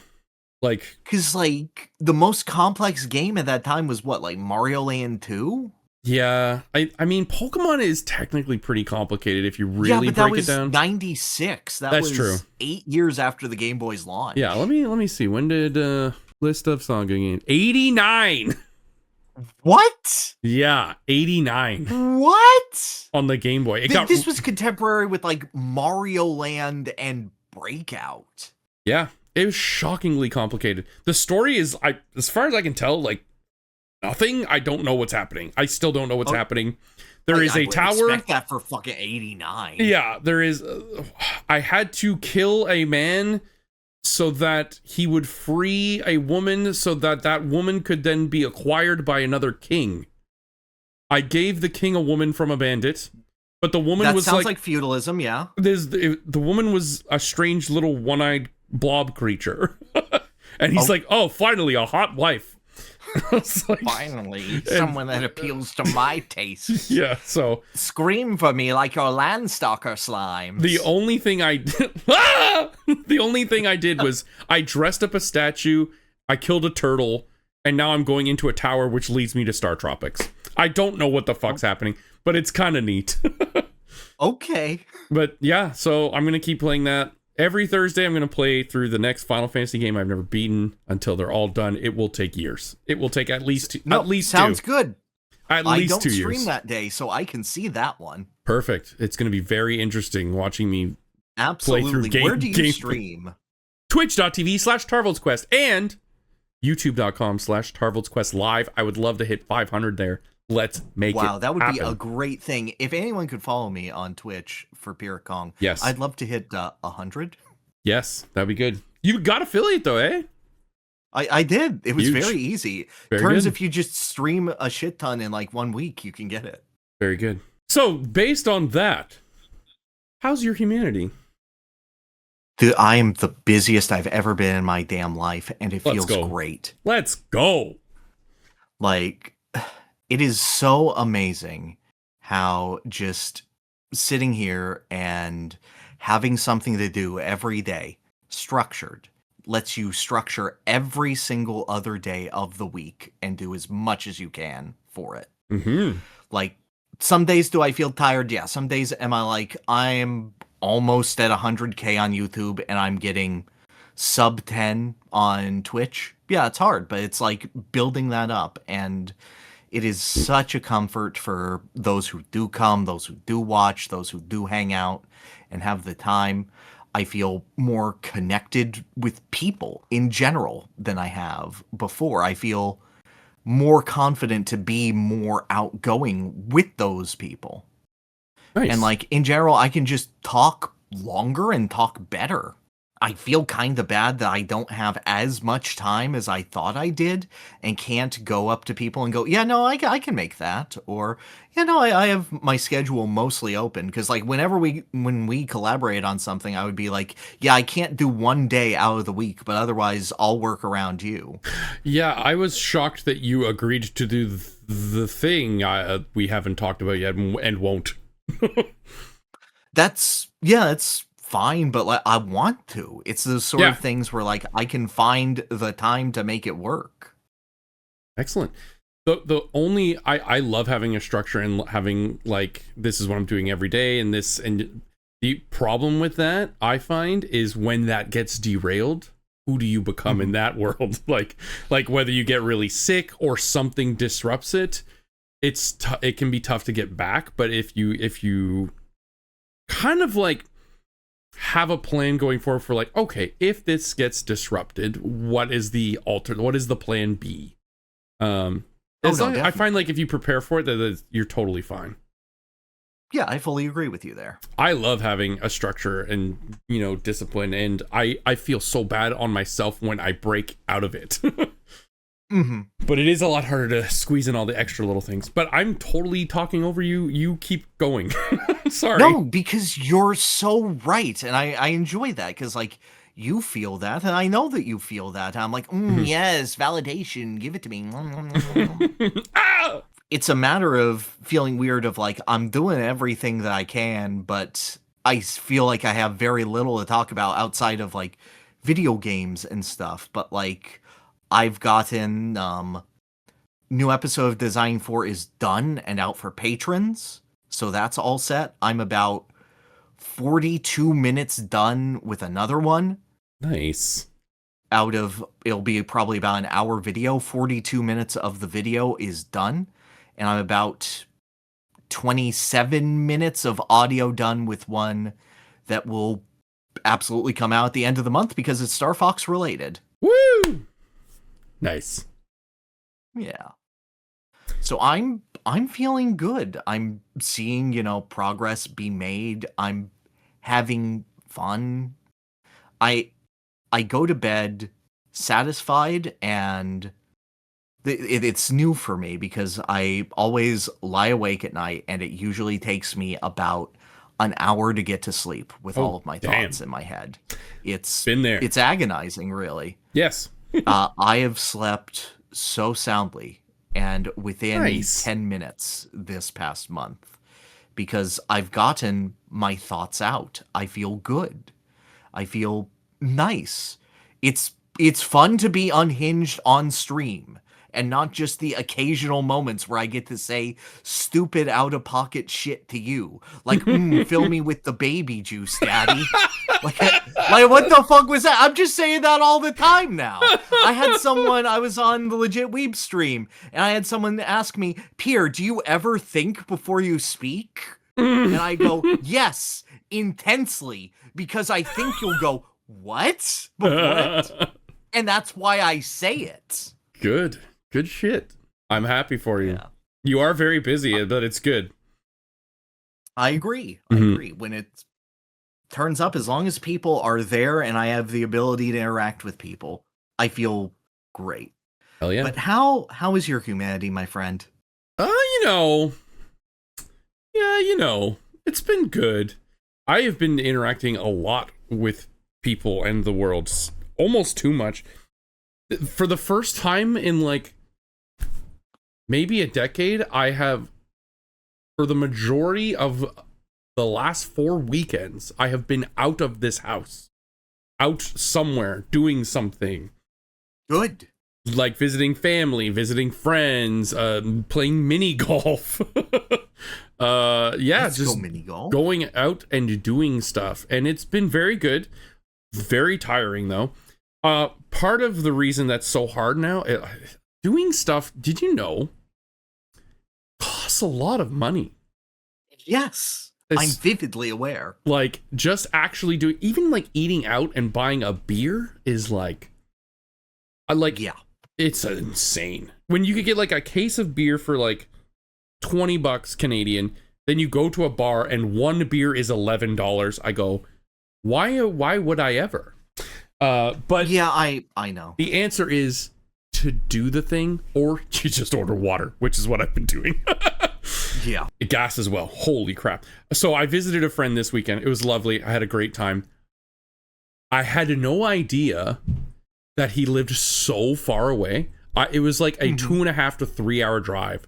And I just went for one night. So a lot of driving. I started therapy. Imagine that. That's crazy. Yeah. How's that going? I think the first one was mostly me just dumping a lot of stuff off my chest and them digesting it. It's usually what it is. Yeah. It was the triage, I guess is what I would call it. Not triage. Yeah. No, yeah, triage, yeah. Assessing. Yeah. So I don't know. When they take the leeches out of Naked Snake. Yeah. That's right. Yeah. I mean, nothing life-changing as of yet. We'll keep updating that, but it was neat. Again, doing something, but also costs a lot of money. It sure does. Anyway, aside from that, wrapped up season 7 of The Test. Yeah, I figured you were really gonna appreciate the winner because it improves your X stats directly. And I said that to him. I said that to him. I was like, Pyrr's gonna love this because it means it increases his stat value in the grids. And what was his response? Yes. That sounds like him. That's so true. Yeah, that's what he would say. I always wonder if he's pissed that he had to share that episode with me. The first one? Yes. Pissed? Why? Because he lost? Because it's me in the first episode, and I'm a fucking freak. Dude, I'm a nervous wreck if you go back and watch it. But oh no, I can tell. Yeah. Absolutely. Oh yeah. Yeah, so that was great. A lot of fun. We did the best. I think it's one of your better episodes, honestly. The first one?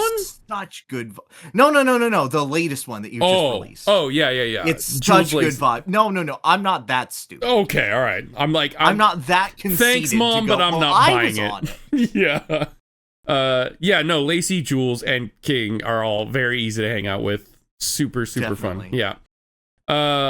And man, oh man, did people really love that high quality rips Silva Gunner round.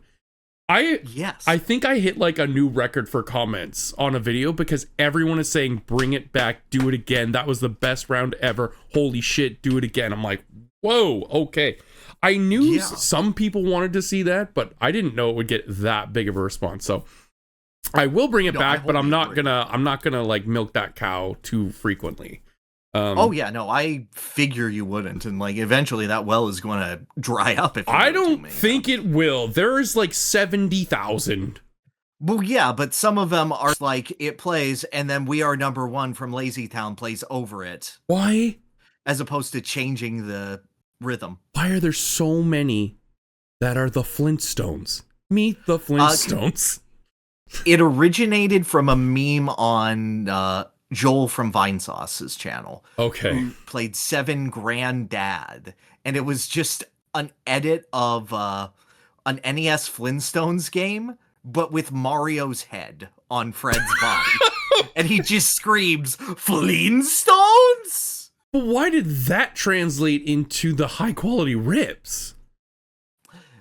It was a popular meme at the time of just Seven Granddad Flintstones. Okay. Just something unexpectedly being the Flintstones. Okay, sure. Well, I will bring that round back maybe once a season. I don't think any more frequent than that. Because that was a lot of fun. Man, and so much effort goes into those. We also did the best robot contest, which was super fun. I think that's like one of the best contests you've done. Same. I totally agree. Not only because of like the quality of the songs, which were awesome and amazing, but like the Chadley attack, the looping voice nightmare fuel opening, and just the amount of people were really embracing the add a robot thing. It was so much. It was just the vibes were immaculate that night. It was so good. Everyone felt like they had a good time. I'm so sorry you came second. That was an incredible song. Okay. That was such a good song. I just want to point, I am 2 victories in that and 3 second places. Damn. Yeah. Okay. You're probably, if there were leaderboards, there aren't, but if they were, you'd probably be at the top, I think. Yes. Yeah. But Weight of the World had to be. No, that one should have won. Yeah, absolutely. For sure. Like End of Yorha is like a top 10 video game song for me, period. Yeah. You know that the chanting at the end of that is the development team? No, I did not. That's cool. Yeah, it's the devs. Just all singing in unison to wish you well. It reminded me of MagFest, and I even brought that up on screen. I was like, we did this at MagFest. I got everybody to sing along and do the way. That was so cool. So cool. Yeah, that was super fun. So I'll say now, the next month is going to be the best town or village theme, which is going to be a lot of fun too. And Madular is going to join me. Looking forward to that. Cozy vibes. No, I'm looking forward. I've got my choice basically locked in. Okay. So. I've long since heard that like the contest format really pushes the chiller songs into the dirt, and a lot more of the high energy, faster paced ones get much more hype because it's just better on stream to react to. But this is the one. Bring out your coziest. This is it. So that'll be fun to do. Yeah. All right. I'm going to hit this big question button. Huh. Okay.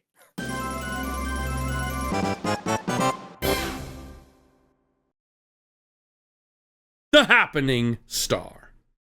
Let's go. You found something quite recently, and I'd like you to share it with the class now, please.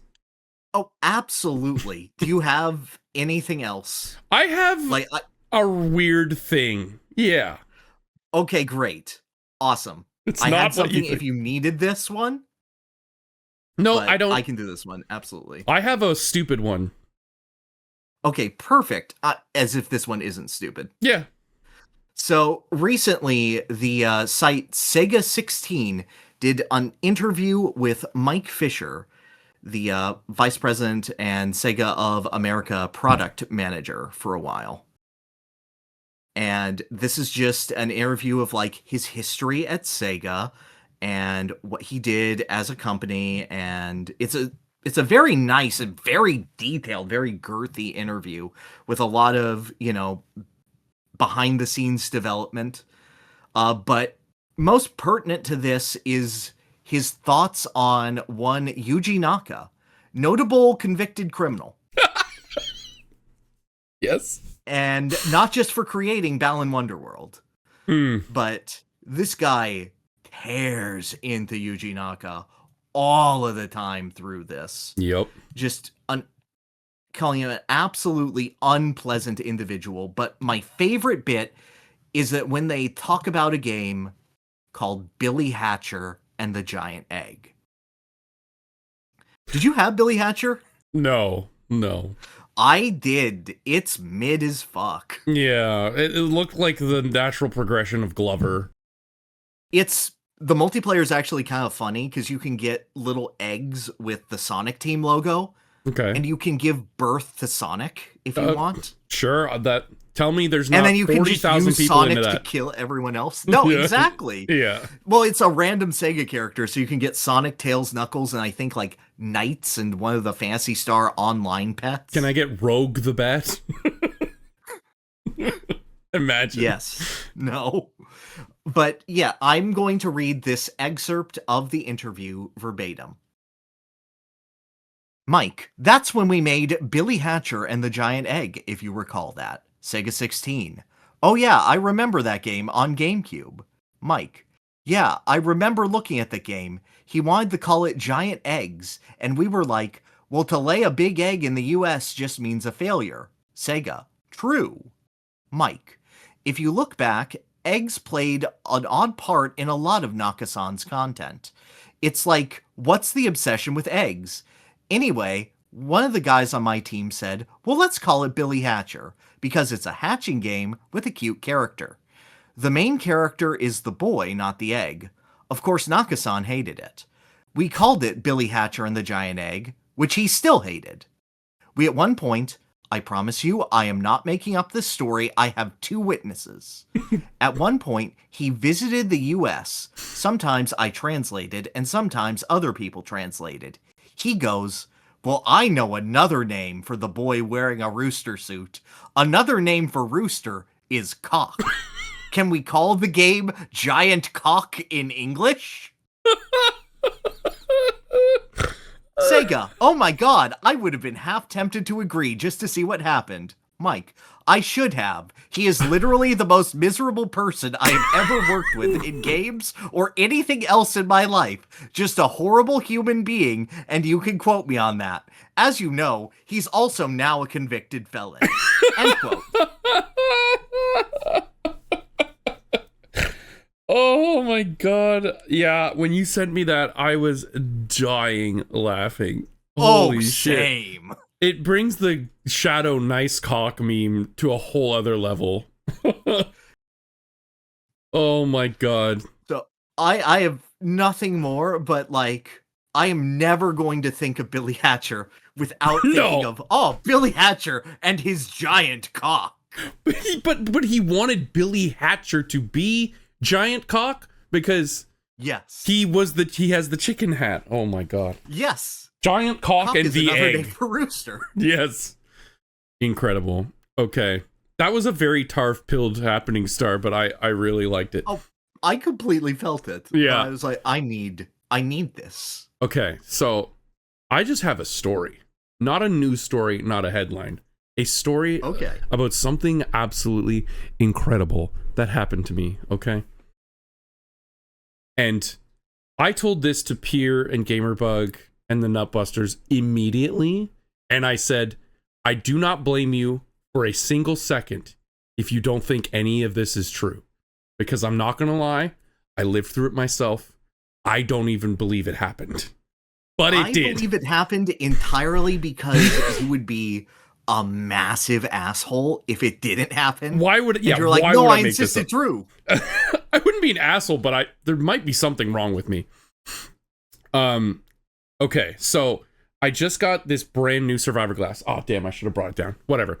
It's a glass with the Survivor logo insignia on it. I love it. It's my new favorite drinking receptacle. Okay. So I was like scooping up a bunch of like dirty socks from down here because when I do yoga down here in the office, I always take my socks off. You can't do yoga in socks. You just slide everywhere. Blech. But because of that, for free, it tends to build up a sock, I don't know, pile. And okay. So just like most, men don't want to ever do 2 trips. I'll get it all in 1 trip. I'm not doing 2 trips. So I grabbed all of my dishes. There's like a couple plates and I put the survivor glass on top, and I had like a fistful of like 6 dirty socks in my other hand, okay? I was going upstairs, and I had to like open the dog gate, but it's got like a bar at the bottom, so I tripped over it, and then my survivor glass started to fall off the plate. I was like, oh. So I tried to rebalance it on the plate, but it fell off. So then I freaking I kicked it. I tried to boot it up with my foot to try and get it more air, but it just ended up shooting it more forward, but up. Mm-hmm. So I took the 6 socks I had in my hand and I threw them on the floor in front of me to slide under it, and it hit one of the socks and did not smash. And I went, ah, ah! I freaked out because I thought it was going to break, and it made a big clang even through the sock, but it landed safely on one of the dirty socks. And I thought that was incredible. Now, you said that there was a sock when you first told this story. I was envisioning you Simon Belmonted it underneath. No, I had just whipped it. There was at least 6 socks. No, because I sent you a picture. Because I remember, I'm taking a picture of the evidence right now. I know, but I had the distinct memory of I whipped the sock. Oh, whip! Da, da, da. Yes. No. Yeah, and I saved the glass, and I went on to have a great show. It's a Wayne's World reference, but good. It was good story. Yeah, and fun things that happen. Sadly, I couldn't find a good headline news story, so I was like, you know what? This is a good story.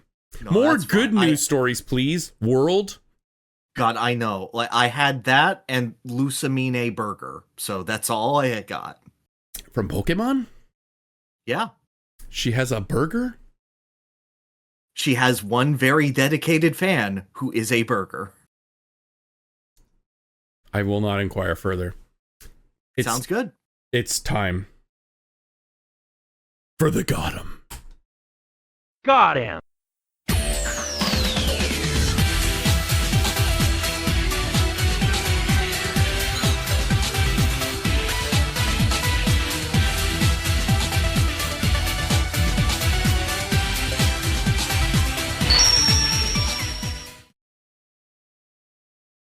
Control.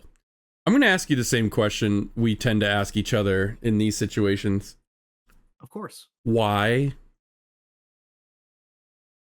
A multitude of reasons. Let's hear them. I know one is okay. You had 2 copies. That's what you said last time. I had 2 copies. Yeah. They were sent to me from Best Buy, and I felt like, oh, that's the perfect thing. Second, I fucking love the Twilight Zone. Okay. I adore the Twilight Zone. Okay. It is one of the most perfect television shows that I think has ever been created. It's one of the universal touchstones where everyone can see it and get it and be like, yeah. It is like the Mr. Rogers of horror, where everyone agrees it's just kind of a good thing. And it's got the Tower of Terror. Tower of Terror is one of the best rides ever made. Yeah. So, a game that handles essentially Twilight Zone episode concepts and consolidates them into one area is fascinating to me. Okay. Third, I really like Alan Wake as a story. I think Alan Wake is just a fantastically written game. I don't think it plays very well.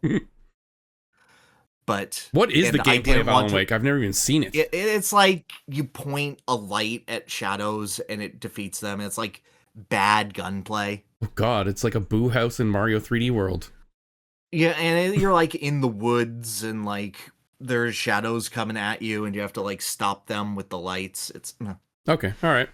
Yeah, it's not my favorite, and I thought that it's too clunky horror to recommend to you. Yeah. However, I know that Control directly leads into Alan Wake 2, ties into Alan Wake 1, and already I am interested in it, and it has a sequel coming out later this year. Oh, that I didn't know. So I thought, everything makes it a good time to come at it.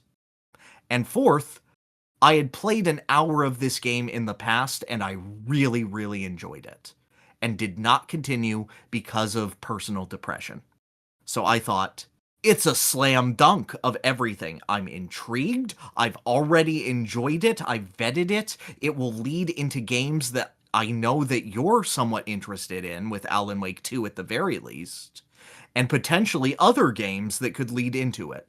I thought that this was like the safest bet of a game past me knowing that a game is already good. Okay. That's a lot of good reasons. I agree. When you suggested it, I had absolutely zero context, never heard of it, didn't know it was connected to any of the stuff it's connected to. And yeah, the only thing I thought was, wow, that looks like Colby Summers. Is that her name? Robin Scherbatsky from How I Met Your Mother. Yeah, I sure. was like, okay, cool. So I went in as blind as you can get until you suggested it, and then you said it was actually connected or whatever. I was whelmed as an overall opinion, very whelmed. And I'll also say this, I beat this game in like 3 days, right after the last podcast. Well, no, not right after. I think I like put in a lot of time the first couple days, and then like maybe a week later I finished it up. Yes, I would say that that's about accurate from what I remember of your message history. Yeah, it was very early in the month. I did not do the DLC. Did you do the DLC? I did not. I beat this game yesterday. Oh my god. And by yesterday, I mean about 17 hours ago. Okay. Any particular reason, or just couldn't find the time? And scheduling. It was like something I could do on Saturdays. And then other reasons that I will get into in the future. But also, I think that I played maybe twice the amount of game that you did. Yeah, I think so. Because I did a vast majority of side content as well. Because I wanted the most complete picture of this game in my head by the time that we had this conversation. Okay. My first impression of the game, right away, I was intrigued. I was like, okay, all right. I didn't really understand the premise, but I understood that I'm not supposed to yet. I understood, like, okay, this is going to be a spooky, weird, like you said, Twilight Zone kind of game where everything is vague, nothing is concrete until a certain point, and that I'm just going to roll with the punches of not having any goddamn clue what's happening. And then as I started playing and like picking up these clues and reading them and picking up the meeting minutes and stuff like that. Yes. After a while, I'm like, I'm so lost that reading these isn't doing anything for me. If there was like a lot less of them, I think I would have read them all. But there's a lot. There's so many. Yes, there is. I collected over 200 in my playthrough. Yeah, that's a lot. That's a lot. And because it was so vague and I had no idea what I was reading, I'm like, okay, this might make sense later, but none of these make sense to me now. I just eventually stopped reading them. And I figured if by the end of the game I am intrigued enough, I can always just read but I didn't stop picking them up. I kept picking them up. Right. I would, if I ever saw one, I would pick them up because I'm like, okay, by the end of the game, if I'm intrigued enough, I will read these. I did not read these. I did not. I was not intrigued enough. I had an opposite reaction to this where I was like, yes, please feed me more. Because I want to learn more about this world. I want to care more about this world. And quite frankly, I think the game does a rather poor job of illustrating its world through any of its characters, with exactly one exception.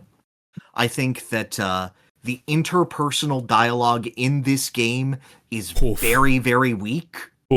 And needs to be supplemented by the written word. And I think it does a relatively good job of that. Often you'll like collect what is known in the game as an object of power or an altered object, which is just an object that has been possessed by weird temporal forces outside of it. And often it will have the object, what it does, and the description of how this department within the secret department within the American government has managed to contain it. And often it'll give a solid implication of what it would be. So, for example, a rubber duck, which has the ability to teleport, is noted by multiple people as like, it's this thing that they constantly lost. So it gained the relative ability to teleport or move faster than you could see. And it tormented people because it kept quacking and they couldn't figure out where the quacking was coming from. And it drove them crazy. Mm-hmm. So people were like, okay, we're going to put it in. And then you'd get a recording of this woman being like, okay, now I am going to apply this chemical solution to the duck. No reaction. Now I am going to talk to the duck. Hello. Are you a duck? Quack once for yes. No reaction. Got it. And it's this very interesting clinical way of dissecting what's essentially mundanity and whatnot. And that's what I came to the game for. It's this sort of dissection of Americana and almost like this cryptid-esque understanding of the world around you through these objects and that sort of storytelling. And that's what intrigued me. Can you tell me what Americana means? I've heard this word before. I don't know what it means. Oh, yeah. It's like just the general background of sort of what we would feel as America. Sort of like this sort of road trip aesthetic of what you'd see on like Route 66. Like diners and motels and... It's like sort of... culture, like American culture, but like yes, homegrown American culture? Yeah, homegrown American culture. I would say like the 50s aesthetic. Gotcha. If you think of the movie Cars, without the talking cars, it's that. Okay, got it, yeah.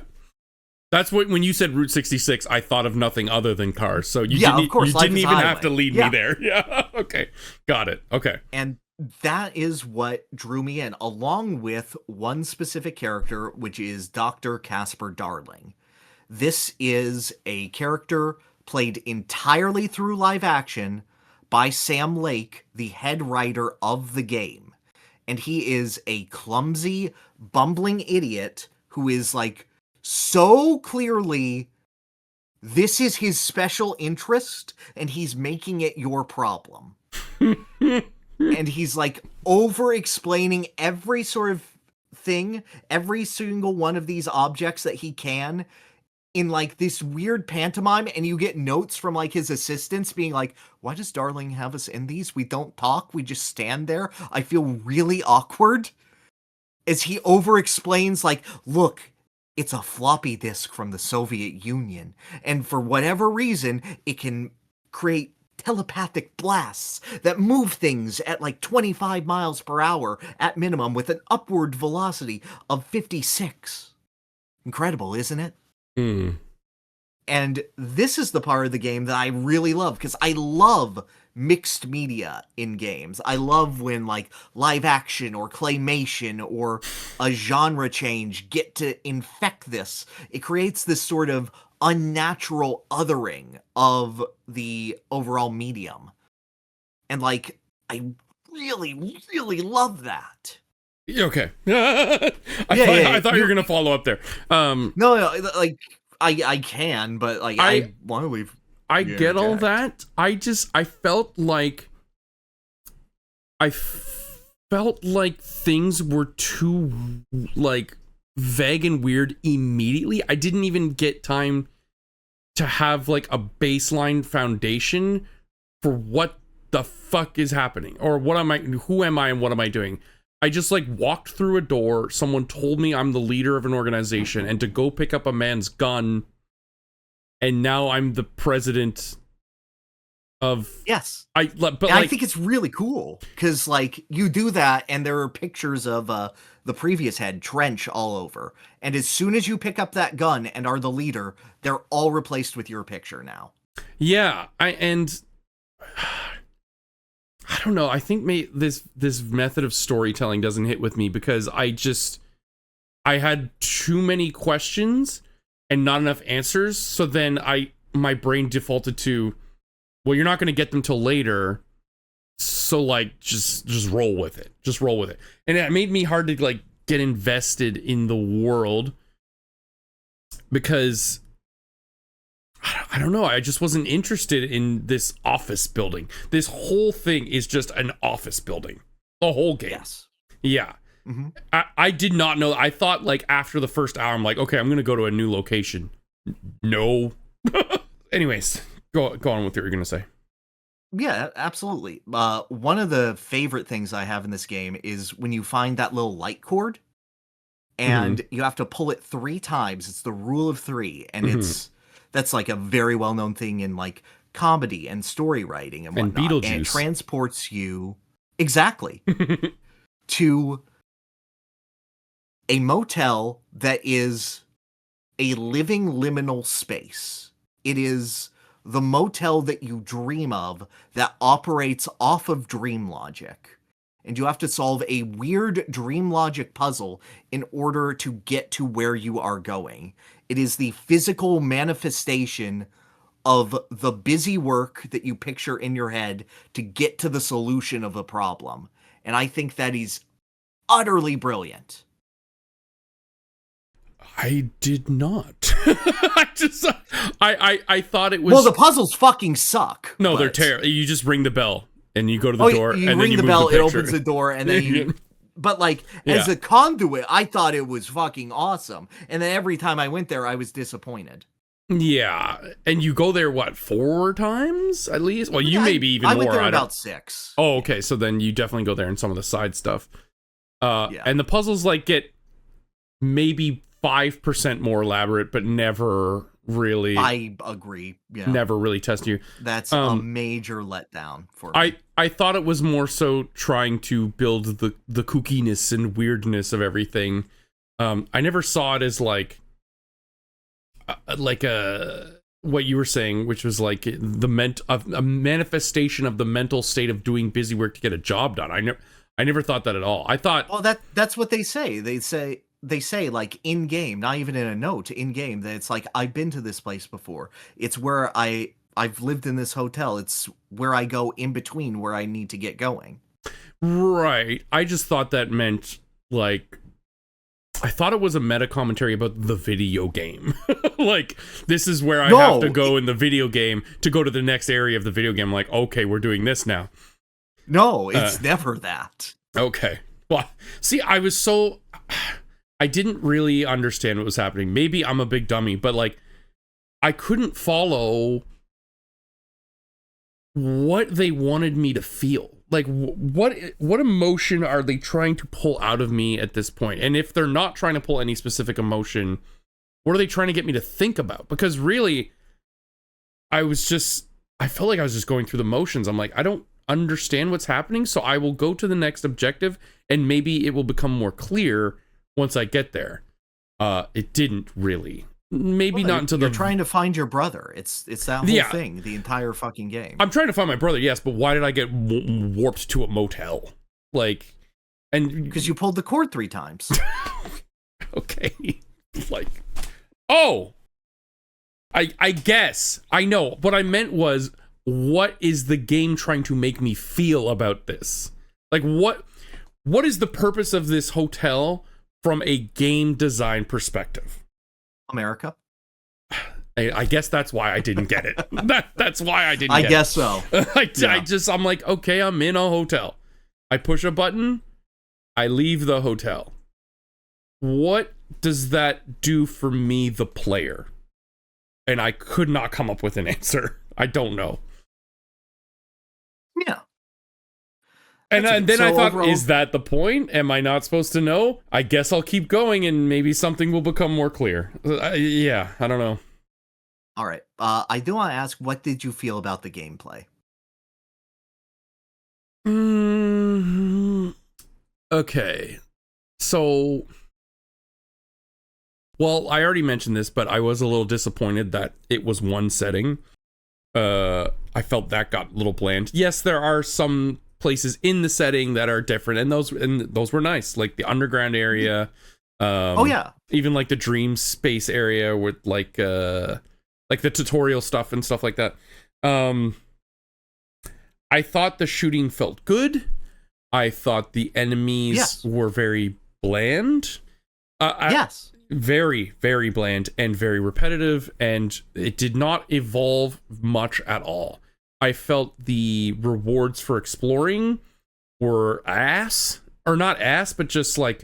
They're the incremental upgrades, right? So instead of like a missile tank, it is a randomized reward that is like, you get 17% health upgrade. Mm-hmm. But it's not additional. It's instead of. So yes. you can only equip like 3 at max, 3 modifications on your weapon. Yeah, it's a looter shooter mechanics. Yeah, it is. And that was so disappointing. When I saw the green, blue, white, orange, I went, oh, no. For me, it's whenever I see a percentage that's less than 10. Yeah, same. And eventually, and you get so many, and you don't have an infinite inventory, so you just have to toss garbage. That baffled me. I know, like, why? Or at least but you have an infinite inventory space for your crafting items. If I have like something that increases it by 10 and something that increases it by 12, just have that slot be the 12 slot. Yes, I agree. Yeah, I don't know why. But they're like, no, but you can stack the two, so you can have 22. So then, I wasn't incentivized to like every treasure chest. I was like, okay, sure. Yeah. There was maybe a couple where I went, okay, finally it's an upgrade. But I like at a certain point I had the so you can modify your gun, the one gun you get. I remember you messaged me too. If you're like, you said, Tarv, if there is another weapon in this game, I swear to God, I'm calling you wrong. And I was like, okay. I was sitting there like, do your work. It is bitch. a gun that you get.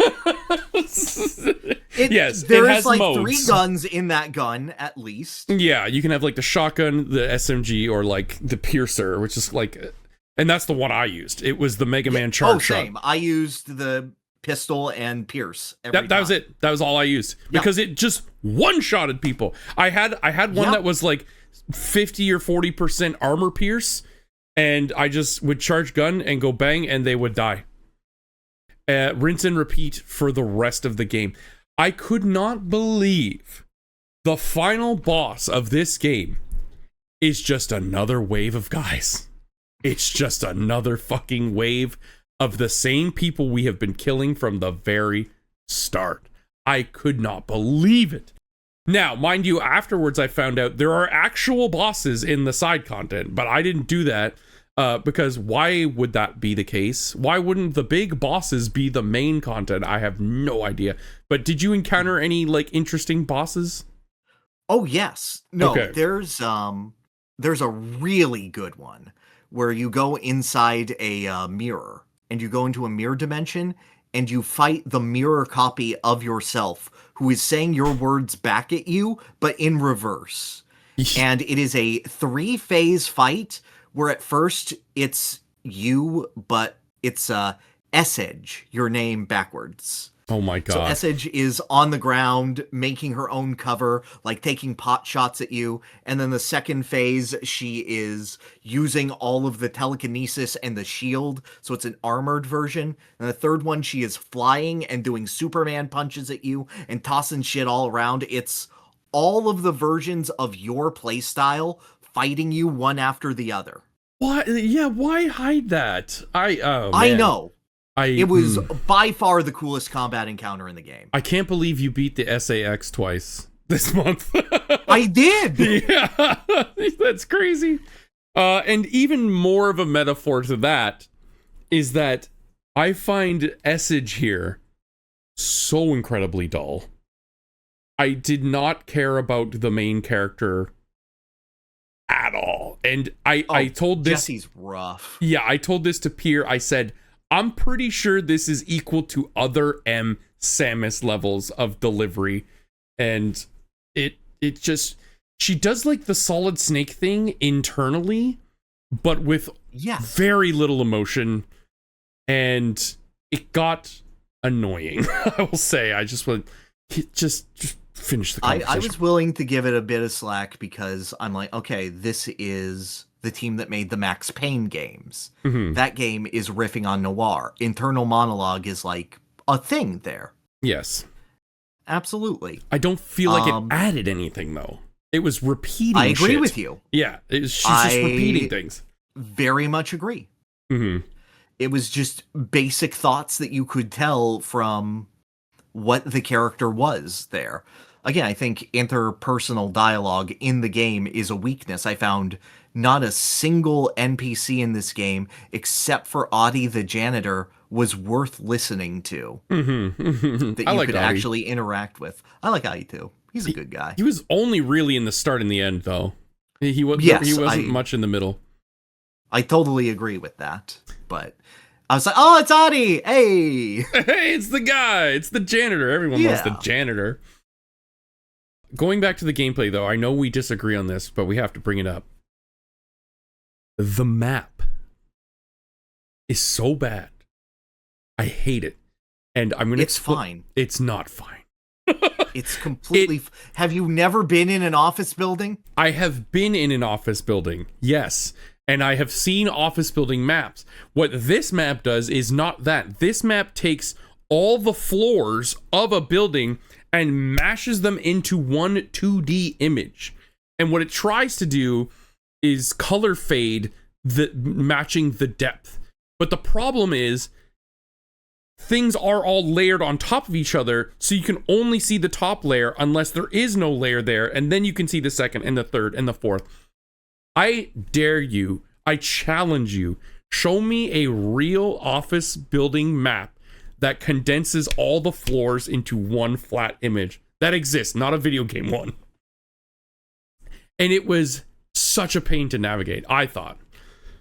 Even with the waypoints, which, and even then you don't get like an exact waypoint, you get like the area. It's like, go to this area. Sometimes there was like a pinpoint, but that actually wasn't where you had to go. It was just that area. I did not like the map at all. I did not have major issues with it. Like, my major issues with it were more, there's supposed to be a door here, and there is not. Okay, I guess I'll go around and fumble around. Mm-hmm. My issue was not with the map so much as it was with the actual design of the area. And it does some okay things, like there are some good signs that actually lead you to where you need to go. And I appreciated those quite a bit. Those were way more helpful. It was just like a mall or like a Disney World, like this way to this thing. Exactly. I was like, okay, those are helpful. Yeah. Yeah, but I found just the general navigation of the world, especially if it gets a little bit more distorted, to be a lot more annoying to control. Yeah, no, I'm very clever. Yeah. So overall, you had like a middling time with this, left very low impression? Yeah. I did not love it. I did not feel the need to go back and read everything or do the DLC. There was one moment of the game that I loved, and that was like going through Audie's transforming hotel or whatever while the Old Gods of Asgard was playing. With that was control song. Yes, it was awesome. Again, it's just littered with a bunch of generic soldier dudes, but at least I felt like I was platforming and going through this really interesting area. That was a lot of fun. Yes. It probably heightened because of the music that was blasting in my ear. That's very effective for me, because aside from that, I didn't remember any of the music in this game. Is there music in this game? It's all droning, every time like that the hiss is around, there's like that. Yeah. And that's how you know that there's still one there. Great. I love that track. And then there will be another wave of them after you killed that one that like got caught on a corner. and then a third wave, and then a fourth wave. Yeah. And then you can make progress in the actual game. And this is where I tell you that actually I think I don't like this game more than you. I had a miserable time going through a vast majority of it. Whoa, what? Really? Okay. Yeah, this game makes me upset. Holy shit. Okay, no, I thought you liked it more, well, at least more than I did. No. Okay. If there's one game that I think this is better than that we played, it's the single player of Splatoon 2. Otherwise, I am hard pressed to say that this is better than any individual game that we played on this show. It is a technically competent game in the sense that it is an Oscar bait style game. It pulls from everything. It wants to be a Metroidvania. It has Dark Souls-esque bonfires that you rest at. Mm-hmm. It has looter shooter mechanics everywhere. It cribs so much from Resident Evils 4 and 5 in how it wants to progress with how it tells you lore and how it wants to have one-liners and everything else. Every individual character in this interacts with you in the most boring, dispassionate way possible. Wow. Every puzzle in this game is here because they thought that they should have a puzzle. And even then, in the... No, because there was that one puzzle with the punch cards that you have to figure out what symbols go where. And then every time you have an NPC talking in your ear going, maybe you should look at the whiteboards. And I'm like, I haven't had time to, like, move around the room, lady. Oh, my God. Yeah. What made you the most miserable playing it, though? Like, what was the biggest sticking point? Well, I played this game on PlayStation 4. Oh, yeah. Base PlayStation 4. And this game came out before the PS5, so I am not giving it any slack for this. This runs horribly on the PS4. It chugs all of the time. Every time that you pause the game, it comes out and the screen is frozen for a solid second before you move anywhere. Ugh. I had the game crash on me multiple times. I had the game soft lock on me multiple times where I would clear out all the hiss in an area, yet the little wall of the little red wall would not dissipate. Oh, that happened to me a couple times too. Yeah. I'll go somewhere else. And I went to a completely optional area that will have a side quest eventually, that little mold place deep in the research sector. And I did that for about 45 minutes before any flags had unlocked for it. And I was vastly, like, under-leveled for the enemies inside of it.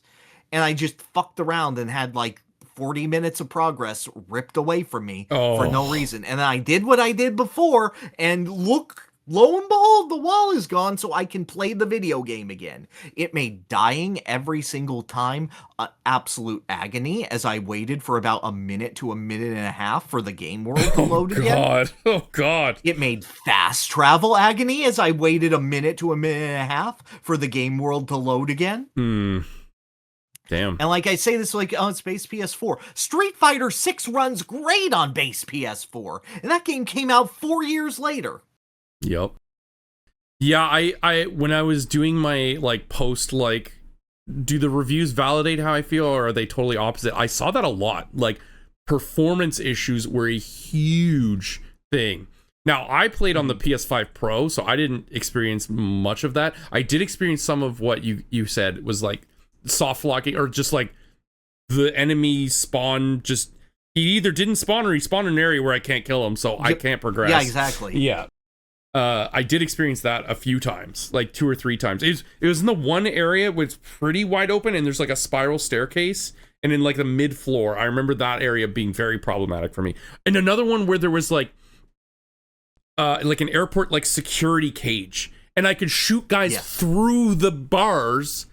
And it was so agonizing to get the flying asshole to dip far enough down so I could just shoot his butt so he could open the door. Exactly. Oh, I hate those flying assholes. But the one guys that I hate the most are the guys that rush you and explode. Because they're not hard. Yeah. They're not hard to beat, ever. No. They're not difficult to beat, but they're quiet. And the issue is this game's FOV is terrible for what it wants you to handle. There are so many good third-person shooters that structure their zone of where you can look like a dark ride at an amusement park. You see the jump scare come up and you react to it accordingly. You see the soldiers come up and you react to it accordingly. Or you're all surrounded, but it all comes at you at different times, like the cabin in Resident Evil 4. Mm-hmm. That's the point of it. That's adapting to it. This game procedurally generates where it's going to spawn enemies, so there could be an enemy that you don't know spawned, and it will just run by you and explode, and you'll be at your minimum health, and you'll have to suddenly do your dash to get away. This game has an air dash that feels good to use, and I'm still annoyed that I use it, because half of the time that I use it, half of my deaths in this game came from dashing, and there would be no ground underneath me, and Jesse would instantly die. Yep, that happened to me a lot too. Yes. I found the There flight is- fun, but very slow. Like, she floats The so flight slowly. annoys the shit out of me, Yeah. because you can only ascend if you're already on the ground. Yes, So yes. any ability to actually save yourself doesn't fucking exist. It's just, oh, I reacted, but like half a second too slow. Guess I'll slowly descend. Yeah, both into mentally and physically slowly descend. Mm-hmm. So, well, you said you went whole ass and you like did all the side quests and gathered everything. Did you do this? Oh, I did. You just bit because down through the pain? I want to love this world. I earnestly do. Again, every time that Dr. Darling shows up, I'm like, that's great. That's legitimately fantastic. I want him to continue talking because he's the only goddamn character in this game that I care about. Mm-hmm. The only one with any Riz. Again, oh my god, when you go into the hotel and he has a little music video to motivate you, and he's like good. on the guitar, just like, I'm like, you matter so. God, why is no one half as good as you in this game? Or when you find him and he's completely defeated and he's just naked on the ground crying. It's like, I found the answer. I'm going to ascend now. Like, it's so good, and I wanted more of that. And I got a lot of it with one specific side quest, and that is the refrigerator. Okay. Early in the game, you can find this note that is a description of them recovering this refrigerator. And it's the story of a woman left her son at home, and the building around him collapsed and he died in it. But his crayon drawings were on the refrigerator and the refrigerator was completely intact. So she took it as like a sign from God that this fridge matters. This is like the last vestige of her son. And in her depression, she just stared at the refrigerator every night after she got home from work. Just depressed because it was the only thing that could like, it's like there has to be meaning to my loss. Yeah, exactly. Yeah, okay. And she just had to give it up eventually because she's like, I'm not living a life anymore. Wow. This versus painting. Yeah, okay. Mm-hmm. You retrieve that, and eventually you get to the Panopticon, that like big room with all the objects like in the cages. Yeah. And you see this guy, and he's like going, "Hey, can someone help me?" The fridge has evolved to the point where, because of what that woman put into it, it demands someone look at it at all times, or else it will do horrible things. It doesn't specify what, but the fridge will do horrible things unless there's someone looking at the fridge at all times. The fuck? Okay. So you're like, okay, you have to go down to Langston, the shitty, lazy guy who's looking after all the objects. And he's like, oh man, I forgot about fridge duty. Damn, yeah, no, he must have been like staring at that for like 24 hours. That sucks to be him. I'll unlock the door. You can relieve him of duty. Fucking hate this character. He should be good. He's not. God. Fuck. I'm not. Is he like the security guy that you first meet? No, he's like the balding one. Extend. With like the shitty comb over and like the crooked tie. Oh yeah, okay, yeah. Piece of shit. You get up there and you're like, okay, I'm heading in. I just have to go into this room and then you'll be relieved. And he's like, oh, thank you, thank you. He closes his eyes in relief. And when he opens it up and you're in a different room, he's screaming, saying the fridge is doing something. Help, help. You open a door, he's gone. All that's in there is the fridge and a blood stain on the ground. Okay, that's kind of cool. And I'm like, okay, I'm so in. And then you can interact with the fridge. Oh, no. And you interact with the fridge, and it sends you to another dimension, and Cthulhu is there. What? What? I know. It's just a giant tentacle monster, completely obscured in shadows, shooting Ganondorf lightning balls at you that you telekinesis back to him. Why is that a side quest? That would have been cool. Because the boss sucks. Oh. But it's a boss. I know it's a boss. It's cool. It looks super cool. The fact that it's a sucky boss means it's one of the best bosses in the game. Yeah, it's one more boss than what you fought. Yeah.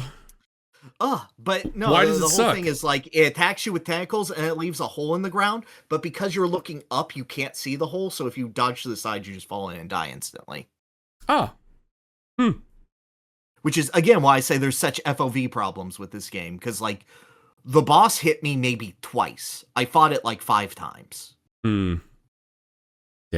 And you beat it, and nothing happens. What? And you go to Langston, and he's like, wow, he died. That sucks. Can you fetch quest a bunch of things for me? Where's the fridge? The fridge is just there. It's done. You fought Cthulhu, and that's it. That was it. Maybe He's you like, well, exorcised the fridge? Is that what you did? Yeah. That's it. There's no payoff for it. It's all build to nothing. So then I went and I collected every single one of his fucking objects. Okay. And I found a flamingo, and I fought Cthulhu a second time. It was the same boss fight. Like freaking Identical boss fight. Okay. Okay. And then nothing happened. And I went back to Langston, and he went, yeah, that was weird. Here's 2 ability points. Oh, God. And that was the side quest. And it was done. You know, I thought for a minute I would regret not doing them. Maybe not. Maybe mirror is cool. At least everything else that I did was a massive waste of time. Oh, boy. Okay. I am so upset at this game. Because of the potential. It does just enough to intrigue me at every single corner. It is conceptually so strong, and it does not understand what makes Twilight Zone work. Twilight Zone isn't a cool series because it is cool cursed objects doing cursed object things. It is cool because it is people interacting with it, is people degrading themselves into the worst versions of themselves because of something that is unexplainable. And the characters that you root for are the ones that endure past that. Jessie in this game does not do that. She is a weird little freak, and you know what? When it went into the ashtray maze, and there was that amazing sequence, and everything was shifting around it, and I was like, that was cool. You get out of it, and the only words out of her mouth are, that was awesome. And I wanted her to fucking die. There was one line that was so fucking Age of Ultron that I recorded it. I wish I had played it before the podcast started, because I was like, I swear to God, this is Disney Marvel writing right here. Oh, man. And like at the very start of the game, she has this metaphor about the Shawshank Redemption. And she's like, there's this movie, I can't remember it, but it's the poster, and it's trying to see beyond the poster into the hole in the wall, into a whole new world. I can't remember what it is. You finish the game, and I'm walking down the hall, and she silently goes, Shawshank Redemption. That's what I was trying to think about. Shawshank Redemption. That's your payoff. I fucking screamed. I was like, no! You're explaining the entire metaphor! Shut the fuck up! You're so fucking bad at writing, but you're so good conceptually. Yeah. Some say when you dissect something, you also kill it. It's, yeah. It insists upon itself. It doesn't insist upon itself. I wish it fucking insisted upon itself. Well, in that, when you called it like Oscar bait. For anything. Yeah. Well, yeah, it is Oscar bait, but it's like the lowest common denominator of Oscar bait. It's like it is too worried that you will be too stupid to understand the game. And yet it is still somewhat pretentious in actually explaining things at a base level because there's no interpersonal character development. No, that was the biggest crux for me, is that I just don't care about the characters, like, at all. I really didn't. I agree. And like every single encounter in this game is solved with throw a thing at it and then shoot it with the pierce. Yeah. I would do the opposite. I would, if my shot did not instantly kill it, I would throw the nearest chair, and that would usually do the trick. Mm-hmm. There is a cool thing where you can like unlock the ability to do a Superman punch from your levitate. Oh. And that like instantly lunges you there. It burns the rest of your energy meter, but it instantly gets you there and is like a hard knockdown on anything. That opened up a ton of mobility that I never had to fucking use. No, you didn't. The fact that in a shooting game you have a air dash or sliding dash is like the most OP thing ever. Like, you could just, I'm not going to get shot unless if there's a pit off screen that you didn't notice, then you're dead. No, exactly. Mm-hmm. No. Then you're dead. I died because of the dash more than I did the enemies in this game. Mm-hmm. That's nuts. Yeah, it just wasn't, I don't know. I felt like I was worried that when we got here, I would have forgotten most of the game because it did not land with me. I do remember a fair bit of it, and even watching some footage here right now, I'm like, oh yeah, that. Yeah. But I was also worried that maybe I'm not giving it a fair shake because of all the extra stuff, but I no longer worry about that. No, you're fine. Yeah. This shit is done for me. Yeah, okay. Like, there has never been a harder sell for me to not care about the sequel to Control. Yeah, I mean... And I am less enthused with Alan Wake 2 because of this. Dude, I was interested in Alan Wake and Alan Wake 2. I am not anymore. It's just like the same writing team that I'm out. It is, but they were better in Alan Wake 1 because Alan Wake was intentionally a shitty writer in that. So it was literally monsters were coming out of his shitty plot holes.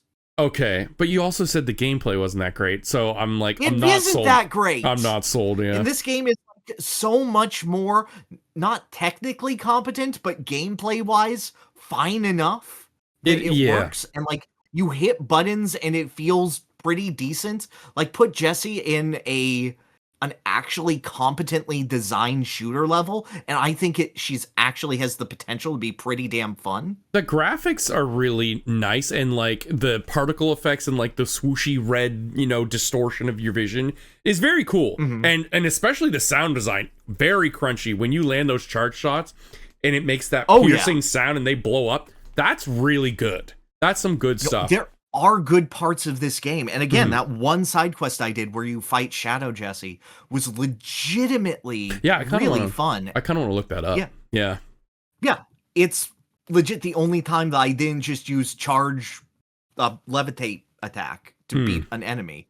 I used the fucking cover move that I never use. I don't think I ever used cover once, ever. I didn't need to. I'm like, they need to take cover from me. I am the most dangerous thing in every room. Oh, definitely. And like that whole sequence at the end where she is an office worker that's supposed to be like this whole thing. I have seen porn that is more descriptive and better realized at breaking down someone psychologically with a office job than that was. Oh, the one where you have to like put all the letters on the desks? Yes, I was so disaffected. I just kept putting letters on the desk to piss Jessie off. Because she kept saying every time, no, I can't do this. I'm like, I'm going to break this woman with the mundanity of office work. We're going to make so many fucking copies just so I can feel something. Yeah, what did you think of the ending overall? What ending? Yes, correct. Yep. That. Agreed. The game just stopped. It doesn't have an ending. It does the K rule. Yeah. And then gets worse. Did you think that I was... The first time it rolled credits was better. I know. I was like, why didn't this... I think I said that in our chat. I was like, this game ended, but decided it wanted to be worse and ended again. Or something like that. Yes. I said something along those lines. But like, yeah, no. I'm okay forgetting this game, I think. I'm not. I want to hold on to this spite. Okay. I really do. Okay, well then, you know what? That in itself has more value than I don't want to remember it. I feel like. I agree. Or like, there is no value to me remembering it. Because there are parts of this game that I like. There are ideas that I like. And like, again, I think Dr. Darling as a whole is a slam dunk of an idea and a character. He's just not in a game that can use him in any meaningful way. Yeah, it also just refreshed why I dislike AAA games like this. Yes. It's just, completely. There's just so many things about it that I go, yeah, this is why I'm like, I need a game to be unique and different. Because, man, I can smell just the AAA design all over this. And I don't like it. I don't want to say I'm sorry, because I'm not. I thought it would be a good time. Yeah, that's fine.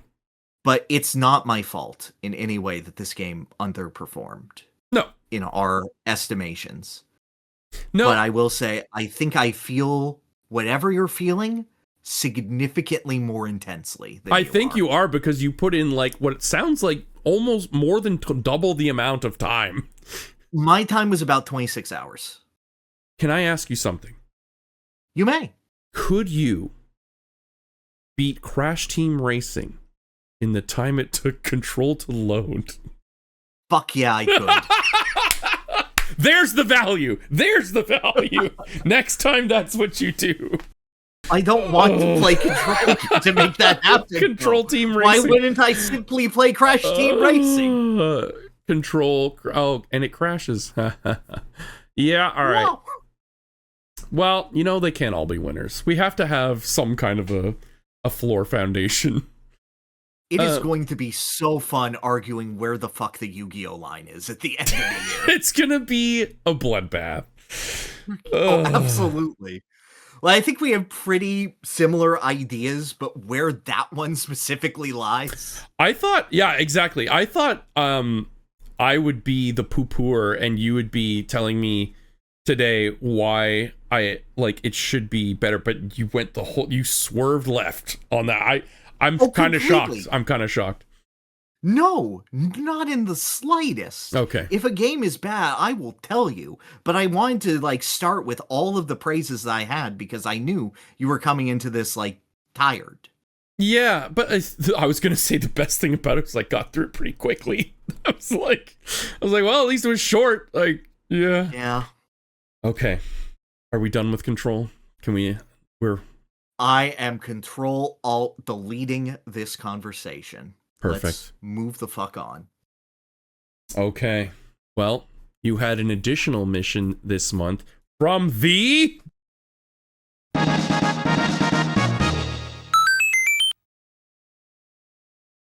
side quest. I gave you normie music. You did. Before you say absolutely anything, I want you to rank them. Okay. Do you want me to Bottom rank them lowest to highest? Bottom up, yeah. Do you want to guess? Because there are 6 albums. Yep. I will tell you, there are 2 I did not care for. I think I know the 2. 2 I mixed on, and 2 I love. Okay, that's pretty good. I'm fine with that. I'm happy with that. I think so. That's like great because I tried to diversify the genres, trying to find something you'd love. So that's good. I'm very happy with that. I think the 2 you're mixed on would be Discovery, and Stinkonia. Okay. Or sorry, that you didn't like. The bottom. Okay. I think the two mid, Jagged Little Pill, and Saturday People. And then the top two would be Affirmation and Images and Words. All right. How accurate is that? You have one right in all and one wrong in all. Oh, okay. I thought you were gonna say I have one right and 5 wrong. Okay. No. You're like 3 and 3. Okay. Wow. It'd be impossible I'm shooting for you unless you average. completely I'm shooting average for both giving you music you like and guessing. All right. So, to rank from bottom to top, 6, Discovery from Daft Punk. Okay. I was 5. kind of hoping you were gonna watch that because a lot of it goes with that anime music video, but fair enough. All right. 5, Saturday People by Prozac. Whoa. Okay. 4, Affirmation by Savage Garden. Really? 3, Jagged Little Pill, Alanis Morissette. I am 2, in shock. Stankonia. And 1 is Images and Words. Okay. Let's hear it. Okay, I'm going to talk about them in the order that I listened. Sure. So, and at the end, first one you I guessed listened- my favorite song. That was one of your other missions. Yeah, I will try. Do you want me to do that at the end of all of them, or at the end of just at each the end album? of per album? Yeah, per album. Okay, so first one I listened to was Affirmation by Savage Garden. I had relative familiarity with Savage Garden entirely because they are the ending song to part 4 of JoJo's. Right. I remember you mentioning that. Yes. Yes, that is my entire familiarity with them, but I'm like, I get the sound, I understand it, and listening to this album, I listened to Affirmation, and my soul was sent somewhere else. Whoa. The first song in this album is so fucking good. It is such a strong anthem of how the world is actively unfair, but there is a positivity and love within the human spirit that can see you through, that connects us all in spite of it. Mm-hmm. And it's said both so bluntly and so poetically that I think it is absolutely beautiful. I was so ready to adore this album. Was the first song that's Affirmation, the song Affirmation? Yeah. I need to bring First up song the... is Affirmation and Affirmation. Okay. I believe that junk food tastes so good because it's bad for you. Yes! Yeah. It's so real! Yeah. I'm going to bring it They up. So did it so well. Yep. And then none of the other songs even came close. Really? Okay. The more I listen to this, because I understand what it's going for, it's different explorations of love. Mm-hmm. It's different ideas of love with every song, whether it be free love, familial love, heartbreak, regret from love and wanting to break that off, the love for a child in like 2 beds and a coffee machine, which is a, yeah, that's a good tugs one. on the strings of a song. Like, I have lived that, and I believe you have lived that as well. Very much so.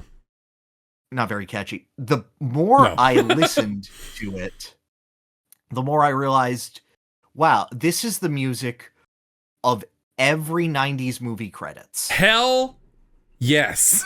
Of every rom-com at least. Yeah. Every rom-com, every Savage Garden is the album of the rom-com. That just is. It just is. Yes. And I felt it, and it's like, this is a 1-song album to me. Wow. And it is Affirmation. Affirmation's The great. rest of them are fine, but are, to me, either 2 beds and a coffee machine, which I will only listen to in a very specific mood, or worse versions of Affirmation. I mean, one song has to be the best. The best song always wins. Well, yeah, but all of them feel so similar in style. I don't want to listen to any of them other than affirmation. The emotional takeaway that I am getting from the song is at its strongest and in affirmation, and is so similar to every other song that it dominates the conversation for me. That's why I think it is mixed for me, because there is one song that is way above, and that better be your favorite fucking song, because it is so much better than everything the fuck else. Your eyes just said it's not. Who the fuck cares? You're wrong. I'm gonna take that as your and guess. then there's the rest of the album. No, my favorite song's the Animal song. I love the Animal song. That makes sense for I you. want to live like That is animals, very catchy. careless and free. This has to be in, like, the credits to fucking Dr. Dolittle or something. Or, like, a George of the Jungle. I want to run through the jungle, the wind in my hair and the sand. No, exactly, at my right? feet. I just think it's catchy as shit. I don't even care about the lyrics. It is super catchy. Yeah. But Like, Affirmation is completely, probably number 2. Yeah. I also love Crash and Burn. Crash and Burn would be number 3. But yeah, I just think this is such a... And you're right, it all does sound very similar. That's a lot of albums from a lot of bands. And yeah, I don't like that. it's kind of part of the reason I picked Stankonia, because I feel like that is by far the most diverse album that I picked here among all of them. You'll notice where I rank Stankonia. I know, I'm shocked. I'm happy though. I'm really happy. Okay, all right. What did you listen to second? I think it was Alanis, right? Yeah, that was Alanis Morissette, Jagged Little Pill. This is, I think, Bitch rock. individually the most talented artist. Oh, okay. I think that the way that she uses lyrics and the way that she says words is so strong. Coming from, a theatrical background, I listen to how people perform things, how people say things. There is so much spite in every word she says. She is so good at changing her voice to go from sweet to harsh in the same note. And it requires so much control and so much thought, and there is so much to her that is absolutely fantastic. She got powerful pipes. And I don't know if you read her background. It's insane. Oh, yeah. Yeah, no. I looked that up because I went, you do not write these songs without some level of horrendous baggage. Oh, yeah. I told you, I was shaking in a Wendy's bathroom listening to Perfect. Shaking. Oh, yes. Yeah. Like, that song is fucked up. Yeah. The way that she goes, try a little harder. No, man. Oof. Yep. Oh, fucked me right up. Like, I think of any song in this, it gave me the largest emotional reaction. Yeah, fair. With that said, it also had the only song I hated, which was Ironic. Ironic, yeah. Well, okay, why did you hate it? But I'm not the biggest fan of it either, but I wouldn't say I hate it, but... I hate the feeling and message of it. It's such an unpleasant song to listen to. It's musically very enjoyable. Like, I've heard the chorus before. Of course I have. Without knowing what song it was. But just how utterly defeatist it is. It doesn't speak to me in a way of mutual human suffering. It just speaks to me as whiny. Yeah. Yeah, a little bit. It's an incel song. It also has a fundamental misunderstanding of irony. Well, yes, but like, I've watched Futurama. I understand. That's the joke of an entire fucking episode. I get it. Okay. Yeah, I wouldn't... Like, the tone of her voice or the lyrics, you mean? Is whiny. The lyrics and how... Not so much the tone of her voice, but just how she chooses to deliver it is so... ironic. Yeah, no, it's so... It feels like a poser kid. It really does. It feels like a kid smoking outside of the Spencer's Gifts. Okay. All right. Do you see? This was a hard one for me because I wanted to get some kind of like. The other ones were very clear genres, right? Like pop, EDM, R&B, prog, and I'm like, where do I land this fifth rock? I was debating like some hair metal, and I was debating like just butt ass rock like Nickelback, and I was like, you know what? Let's go something a little different. I also wanted more female representation on this thing, and I'm like, who? Okay, and then I thought of Alanis because she's like Canadian treasure. But yes, it is like the quintessential bitch rock, spiteful. I hate everyone who has wronged me in my life, but now fuck you, I'm doing better than you. Kind of like, yes, like so many women identified with this. It's unreal. No, it works so well, and like All I Really Want, fantastic song. Like the first 4 songs in this album are all so strong. Yeah. I find like almost every album I gave you starts stronger than it ends, with the exception of one. But we'll get to that. So what is Tarvold's favorite Jagged Little Pill song? That's tough. Yeah. What is the most bitch to you? I'm going to guess, this is entirely gut, Hand in My Pocket. I had that at number 2. Pretty good. I'm great at hitting number 2. Yeah. It's a consistent thing with me. I like You Learn. You live, you learn. I love that song so much. That's a good one. Yeah. That is a damn good one. Yeah. Okay, so what did you listen to third? Discovery by Daft Punk. This is one that I was like, I can't wait for the album to be fucking over. Oh, near the end, it really overstays its welcome. It does. Yeah. This is the album that I think, or I thought at the time, was closest to video game music. It is a consistently repeating motif that is allowed to build on itself to create sort of a soundscape and an idea. And it does it badly. Okay. Everything repeats for like 10 measures too long. Everything drastically overstays its welcome. And it's very experimental. It's playing with like ideas of modulating pitch and adding new instruments to it. Like, there's intellectually a lot in this to appreciate, but I was so goddamn bored listening to this music. So it added so little to my life. The actual music and what it felt like it wanted to say mattered so little to me.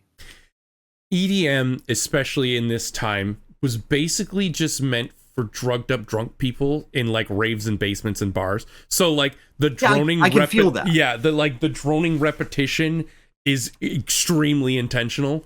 I find the first like 4 or 5 songs, I love them, and then the latter half of the album, I usually turn it off. Because it gets especially drony near the end, I find. Let me bring it up. I agree with that. Like, the moment that One More Time started playing, I went, oh, this is like a party song. This Absolutely. is in every rave for the rest of fucking time. Because it never ends, and it's the same beat, and you just dance forever until you get fucking tired, because the song isn't going to end anytime soon. Don't worry about it, fam. Music's got me feeling so free. Yeah. Yeah, and Aerodynamic is basically what if AC/DC, but EDM. It's like it's essentially Thunderstruck, but yeah. I like Digital Love a lot though. It's got some fun lyrics. Last night I had a dream about you. That's like the most song-ass song. Yes, it was the only song that was a song. And I was like, okay, maybe the album will turn it around. And it hit me with Harder, Better, Faster, Stronger. I was like, oh, that's the song. Yeah, I like in Harder, Better, Faster, Stronger where sure they repeat the same thing over again, but they say it differently, like work it, make it better, do it faster, makes us strong, and they emphasize each syllable differently the more they go. I thought that was really, really cool. Yeah, no. Again, intellectually, it does a lot for me. I never want to listen to it again. Okay, so this was the rock bottom, yeah? This was 6. This is by far the one that I enjoyed the least. Okay, good to know. What's my favorite song? It better fucking be Digital Love. That was number 2 again. I'm aware. I love One More Time. I went full basic bitch on this one. It was a 50-50 between those two. Yeah. One More Time. I can't help but feel so happy when I hear the music's got me feeling so free. I can see you with your friends dancing to this song so hard. Yeah, that has happened many times in my life. I am sure it has. Yeah. Okay. Cool. Yeah, I feel like this one especially and Stankonia are like held up more by the singles and then the full album, but let's hear what was the next one you listened to? My next one I listened to was Stankonia. Okay. Because I figured that Images and Words would be the closer. Yeah. Like, it just felt right from everything I knew about you that one would be the one. Yeah, for sure. But I didn't expect all that much from Stankonia because you put like 8 prefaces before it. So mostly there's just a lot of vulgarities and not to listen to it too loud around other people. Yeah, no, when you do that, there's often like if you're in the right mood, you gave it the sort of, this is a me pick for my friend kind of recommendation. Mm-hmm. I wanted an R&B album, and honestly, it's not even my favorite one. Unfortunately, my favorite one, we don't listen to that person anymore, but I did feel that this was their best album, and it's one of their most diverse. Like, the songs are all very different from each other. And it's completely. Yeah. There is such a different style with this, and it's constantly experimenting. It is an active experience with it. And then I thought, this is really good. It's got so many solid influences from skate and just lyrically what these guys do, how they are able to speak is incredible. It's so smooth, sometimes filthy, but so goddamn smooth. And then I listened to So Fresh, So Clean, which I would like hard call as your soft favorite of this album. Okay. And I'm like, he would imitate this in that nasally voice that he does when he's singing at times. That's so clean. That's why I like Outkast, because it's Big Boy and Andre 3000, and they have such different vocal tones. Like, Andre is that nasal, and then Big Boy's like the deep bassy, and he can rap very well and very fast. Yes, I love the combo of them. I saw you through this so well, and just the human experience behind this was so clear and so well defined. I felt connected to every song except for the fact that my skin has so little melanin in it that I couldn't possibly relate. I know, yeah. I used to listen to so much hip hop and rap, especially in my teenage years and like young 20s. And then I don't even know why I stopped. I think there was like the last one, and I'll say the name of the album that I said was my favorite. I listened to it thousands of times. It's Kanye. We don't listen to Kanye now. Yeah. But no, I get it. My Beautiful Dark Twisted Fantasy is insanely good, and I hate what he has become, and it put such a stink on that album. But after that, I stopped. Because I felt like nothing is good as this album. But go on, sorry. There's so much good in this album. Oh, yeah, Miss Jackson, Spaghetti Junction, Humble Mumble, Gangsta Shit. I don't care for the lyrics of Toilet Tisha, but I appreciate what it's attempting to say. Yeah. Yes. Oh, I'm so glad you liked it. I listened to We Love These Hoes, and I'm like, wait a minute. I love butterfly shrimp and lemonade. Am I these hoes? Yes. I this was the one that I was like, this will either land or just be the dumpster bottom, because it could just not be your thing, and that's totally fine. I get which it. we found out Daft Punk is twice as long as every other album. Yeah, they do a lot of interludes. Yeah, they do a lot of like interludes in between. Like it's like half the album is like interludes. Yeah, definitely. Because I'm looking, it's like, oh, that song is 1 minute. That one's 27 seconds. Okay, All right. sure. What is my favorite Stankonia track? I'm going to be basic and assume it's B.O.B. It is! Yeah! Let's go! Nice. Don't pull the thing out unless you plan to bang. Bombs over Baghdad. I've never heard it in full, and I was blown the fuck away. Oh my god, that song is That's a fucking incredible song. Oh my god, the beat and the tribal music, electric revival. Oh, I love it. Ding, ding, ding, ding, ding, ding. I used to play it on bass all the time. Absolute favorite track. You nailed it. No, it's incredible. It should be. Mm-hmm, mm-hmm. Oh, so and then I wanted to wrap it out with Images and Words by Dream Theater. Yes. And this was your number one. I listened to this and I saw your soul. Oh, baby. Okay. I was like, oh, wow. The start of this is just Terran 1 from StarCraft, isn't it? Is that Pull Me Under? Is that the first one? Yeah, Pull Me Under. Yeah, okay. Just the very slow build to it. And then it went into the most soulful pain cry ballad that continued building upon itself. I went, okay. Because I was willing to go like, oh, it'll be an interesting instrumental bit. Mm-hmm. And then another day happens, and I hear the saxophone, and I go, oh, this changed his fucking life. I love that sax solo so fucking much. Oh, I'm sure you sends me. Oh my god.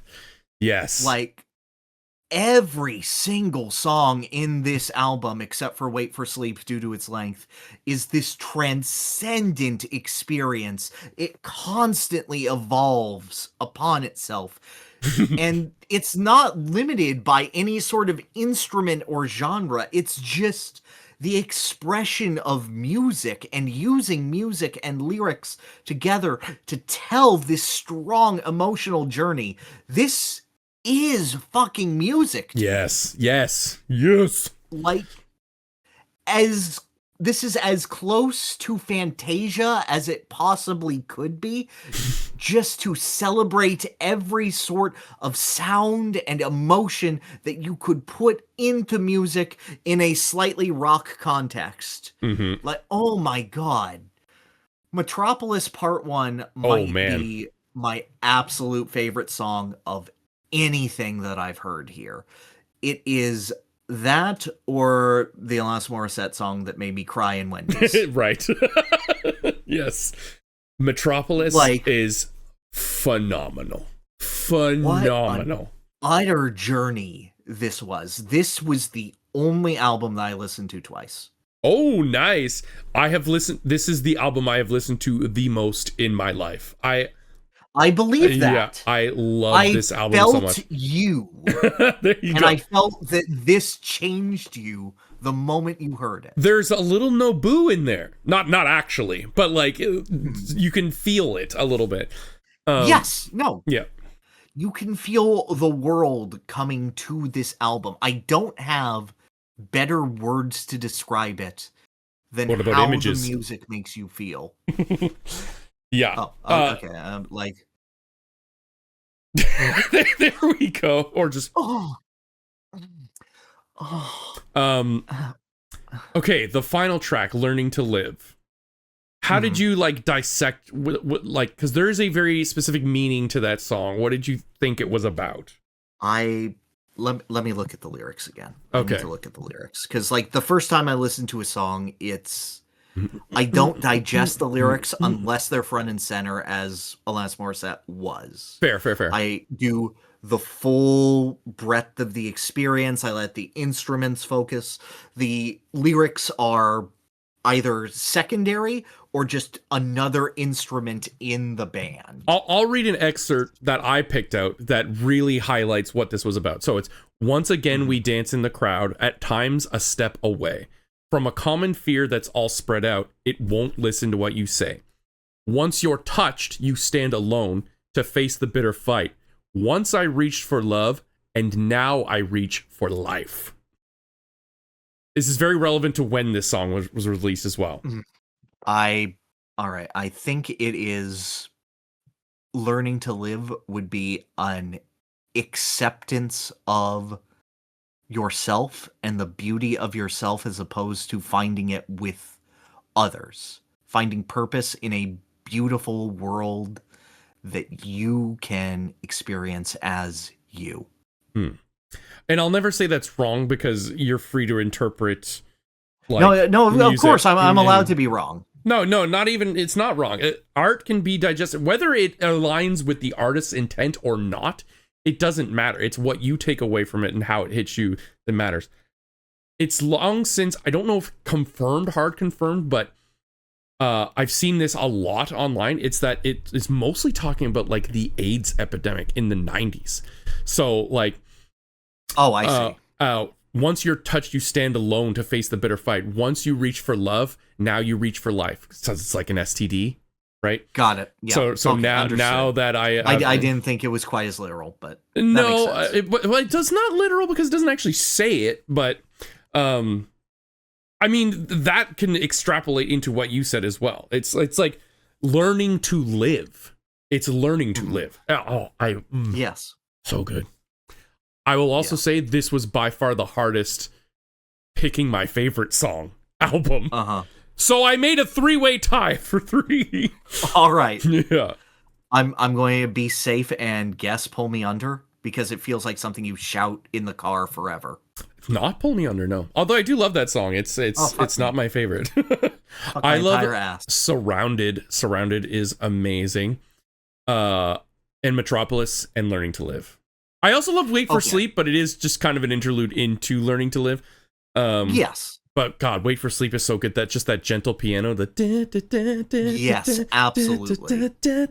I also love the singer's voice so much. Some people do not love it. I find it beautiful. And speaking of some people don't like the singer's voice. Oh no. There's Simon, no. Oh, dude, every time Milo opens his mouth, I want to put the screwdriver in my ear. Milo, the backup singer, the second singer? Simon is the main singer. Oh, it is? Oh, yes.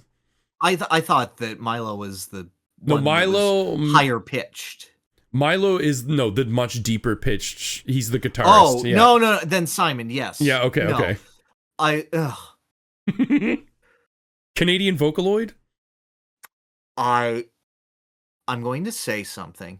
Okay. And it's going to be hurtful. Okay. To you specifically. Okay. But it is the most accurate way I can think of depicting it, so I hope we can be friends afterward. Okay. This is the shonen anime of music. I'm going to need you to connect some dots here. It is technically competent. It works fine. I am so tired of every trope in it. I find the voices annoying. I find it is repetitive to the point of numbness. And that makes me feel nothing toward it, in spite of some respect that I have for certain elements. Okay. What about I'm going to pick out a track that's the least like the rest of them. What did you think about Monday Morning? It's about that, like a story about how his friend died. Oh, yeah. That was sad. Yeah. But weirdly upbeat at points. It's like I like the mixture of it. I think it's the most like No, I agree, but the whole album felt like high schoolers going through stuff. Like this is what you listen to. Yes. Late middle school, early high school, and go, this song's about me. Yes. Again, shonen anime. Yes. Yeah, okay, fair. Maybe this was my shonen anime.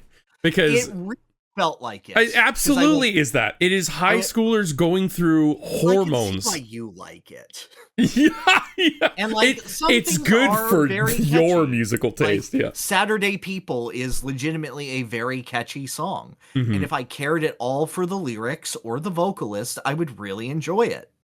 Pretty soon it'll be Friday afternoon. Yeah, I do love that. It just felt like I needed to listen to this as a teenager in specifically the 2000s Yes. in order to care about this. This was my off the wall. Not many people like this pick, but it means something specifically to me. The other ones did mean something specifically to me, but I also tried to pick very popular, very well-known artists and albums.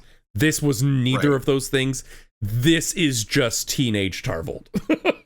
Or even like preteen Tarvold. No, not even. I think even like 10-year-old Tarvold. I don't even know. I can see that. Yeah. It came out in 2000, it says, so. Yeah. Okay, so I was bang on. Yeah. Yeah, that makes sense. It'd be like if I walked up to you and started talking about Naruto. Yeah, that makes sense. Talking about Prozac. Okay. Exactly, yeah. What's the most Tarvold? It's Saturday People. It's Saturday People! Hell yeah, There's brother. no shot it's anything else. Hell yeah. I was tempted to put WW Dot. I do love that one. Because I like the guitar solo. Yeah, no, it's a good guitar solo. I wish the lyrics didn't want me to crawl into a hole. I got your email. that was mind-blowing at the time. Oh, I'm sure it was. But I was like, oh, this is predicting incel culture. Got it. Yes. Yeah, a little bit. Okay, but it's not a song, but I do love the storytelling God voice at the start of the album. Simon and Milo, it seems you have lost your way. And then they go on an exceptional journey, a study, if you will, of the night. I fucking love that so much. Yeah, no. It's good. I can see, again, I can see why you liked it and why it became foundational to you. That's fine. I just wanted you... That one I didn't think you would like, or you might like a couple songs. I just needed you to hear it. That's it. No, I get it. I understand. Thank you my tie's off. for completing this side quest. In completion... Of course. And then extra, you listen to Images and Words twice. A peak album. 10 out of 10. Yeah, no. Absolutely fantastic. Okay. I think that means we need to get Gamerbug up in here because it's time for the skill check. Gamerbug, what have you got for us? I've been told I need a surface to write on, and I will do so. Didn't procure it, so I have a phone. I have a phone and a little pen. Rules. I will provide a negative Steam review for a game. Write what game it is for and reveal it at the same time. I am confident you both at least know these games and have played many. There is a tiebreaker if needed. Well, not if there's 7. Oh, unless I guess we tie. Unless we both guess wrong, which we could absolutely both do. Very true. Okay. All right. I'm ready. Started 9 months ago and I just finished. I had the world. I gambled to the top. Then got toppled to the bottom of the list. I killed, got killed, broke them, and broke myself. I crashed out over 4 times and made everyone hate that form. And me. Boring when playing nice. Toxic as hell when you play to win.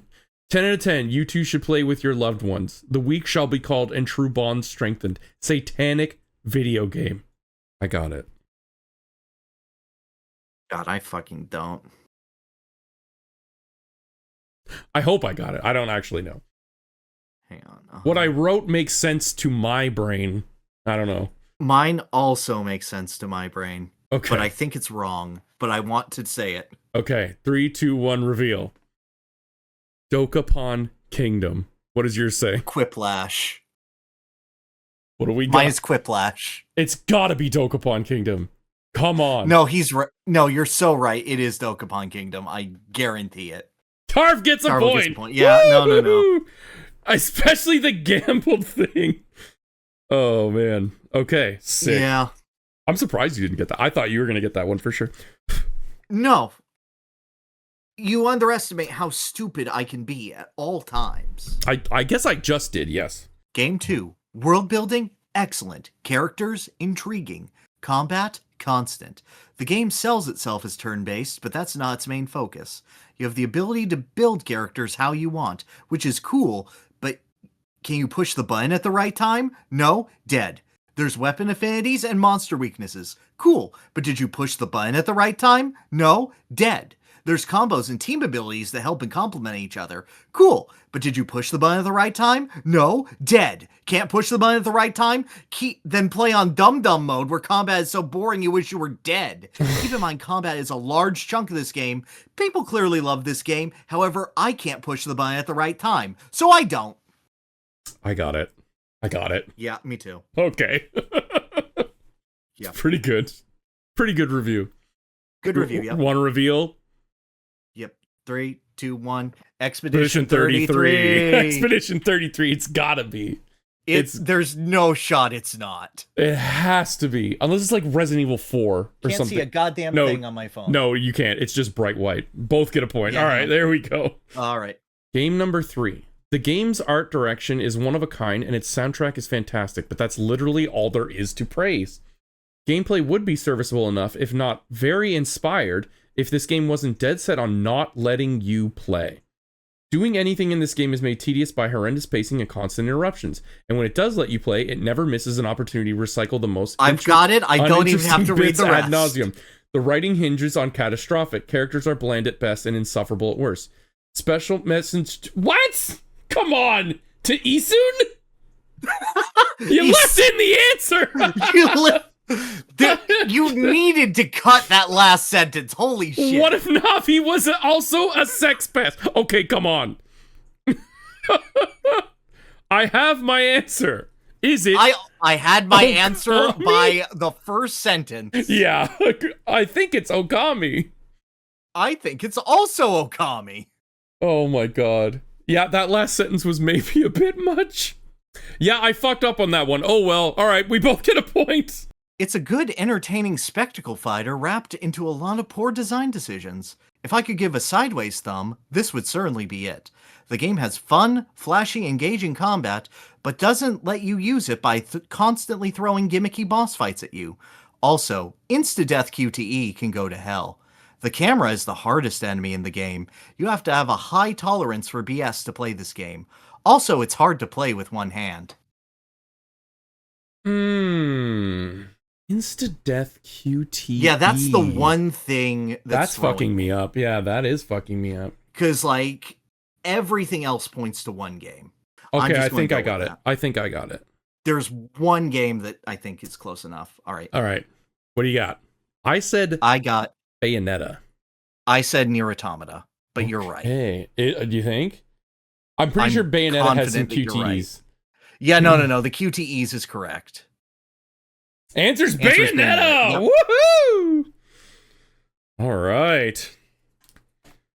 4-2. Okay, game number 5. At times, this game is great. At other times, or at other 80%, I just want to quit. They completely ruined the story and characters. The first game was bearable, even good. This game is a step down in every way. All parts are made just to waste your time and stretch playtime by unnecessary events, minigames, characters, and quests. What did they do to main character, second character, especially second character, third character, fourth character, and many other characters and locations is disrespectful to the OG. Every town and most cutscenes look like they were made for Disney. I have a hunch. I'll be shocked if it's right, but I want to go with it. Fuck me. Okay, fine. I'll change it to the other one. All right, what you got? I said Tales of Symphonia 2. I said Kingdom Hearts 2. Kingdom Hearts 2? That's wild. My first thought was Kingdom Hearts 3. Okay, yeah, maybe. Answer's Rebirth! Holy shit! Okay. Oh, man. Why would they like the first game more than Rebirth? Okay, fair enough. My thought was Kingdom Hearts 3 until it said first game and then second game. And I went, fuck. I didn't think it was Tales 2 because I didn't think it was on Steam, but it was a perfect I don't description. Think that one's on there in any way. I think it was a perfect description of Tales of Symphonia 2. I mean, you're correct, except for the Disney part. The game's way too ugly. I thought it meant like the dialogue, I guess. Okay. You can read that one. Game 6. Ever wondered what it's like to experience a dopamine rush while still being thoroughly bored? This impressive anti-fun simulator trailblazed the whole genre of game. Stimulator. Sure, trailblazed a whole genre of games you don't play but can't put down. For people who feel like Cookie Clicker is a good use of computing power but wish it wasted your human lifespan as well, cannot recommend. I can't fucking overthink this. Yeah, me either. I'm just gonna go with my first gut instinct. Yeah, same here. All right, 3, 2, 1. 2-1. Vampire Balatro? Survivor. Could be either. Yeah. No, yours is closer to what we've played. It's Vampire Survivor. You've won. I think I've won. There's no way for me to come back. I only missed Final Fantasy VII Rebirth. That is funny. That is funny. Let's hear the 7th one anyway. Let's hear the 7th. Yeah, no. I want to hear the 7th. Yeah. Maybe I can get a unique point. Okay, game 7. Warning. Do not buy this game, in all caps. This game made me lose my mind. I cannot think without thinking, ew, Mondays. I hate character. Or thinking I know it is. About how much I would love to stuff my face in a whole lasagna. Oh, come on! My wife has issued divorce papers and my children hate me. I live a normal life without game. I saw game and I said, haha, character was my favorite as a kid. So I purchased it. But that was the root to the end of my once happy life. My mother hates me. My father came back to tell me I was a psychopath. I am addicted. I am becoming the game. No God can save me now. Character is God. Character is God. Character is God. Character is God. Character is God. Character is God. I said Garfield. I said Garfield Kart. Kart. That's probably more correct. Garfield Kart is correct. I got a point on my own. I get a half point. Let's go. Now the score is 3-5. 5.5. I got series Untrue. right. Garfield isn't a game. Garfield is a state of being. All right. Well, looks like 2 in a row for old Uncle Teabag. That's true. I'm debating between two things. I have 2. I'm going back and forth right now on what it should be. This is going to be, I've never experienced this either. So we'll both do it. Okay? Because that's gone so well for us in the past. Should I do the other one? The other one I know I love. It's a more of an investment. Do what you feel. Okay. Considering we're doing this on the 31st and we have a little extra time, I think we'll go with my first play. Okay. Right. So, we're going to dive into the wonderful world of television. Okay. Now, I love a lot of TV shows, and you shared with me a very formative TV show that you loved. I didn't love. I respect that you loved it, and it is fine. It's fine. Then you crapped all over Prozac, and that's fine too. It's okay. Yeah, it's all right. Not everyone's cup of tea. I like it about as much, if not a little less, than you like Yu Yu Hakusho. I think that this is by far one of the most unique comedy shows I have ever watched, and I think about half my vocabulary stems from this. You are going to be watching the very first season of Scrubs. Oh, okay. Season 1 of Scrubs. I recently rewatched it, and I think it holds up tremendously well. Okay? No, that sounds fun to me. Okay. I've not watched Scrubs. House was my medical drama of choice. Have you seen an episode? No. I think you will really like it. I do think you're going to really like it. The writing is very, very good, especially in the first season. I love characters like Dr. Cox, JD, the janitor. That's it. Those are the 3 characters I know. Okay, good, great. And I highly, highly suggest chat do this as well. Now, okay, huge stipulation. I almost forgot to mention this. Okay. Don't watch it on a streaming service. I will hook you up. Chat, I can't help you. I'm sure you can figure out a way. The less I have to do, the better. Because in its syndication on streaming, they gutted out a ton of the licensed music that makes these moments hit so much harder. Yes. Yep. Yeah. So I have the DVDs and the original. I'm not going to send you the DVDs. It'll be 1,900 Canadian dollars. No, I will just make sure Shut you up. have. I will just make sure you have. I will make sure you have the original air versions of the season 1. If you want to go beyond that, sure, but you do not have to. I will say it ends on an insane cliffhanger, but it's good stuff. It's good stuff. I can't wait to talk about it.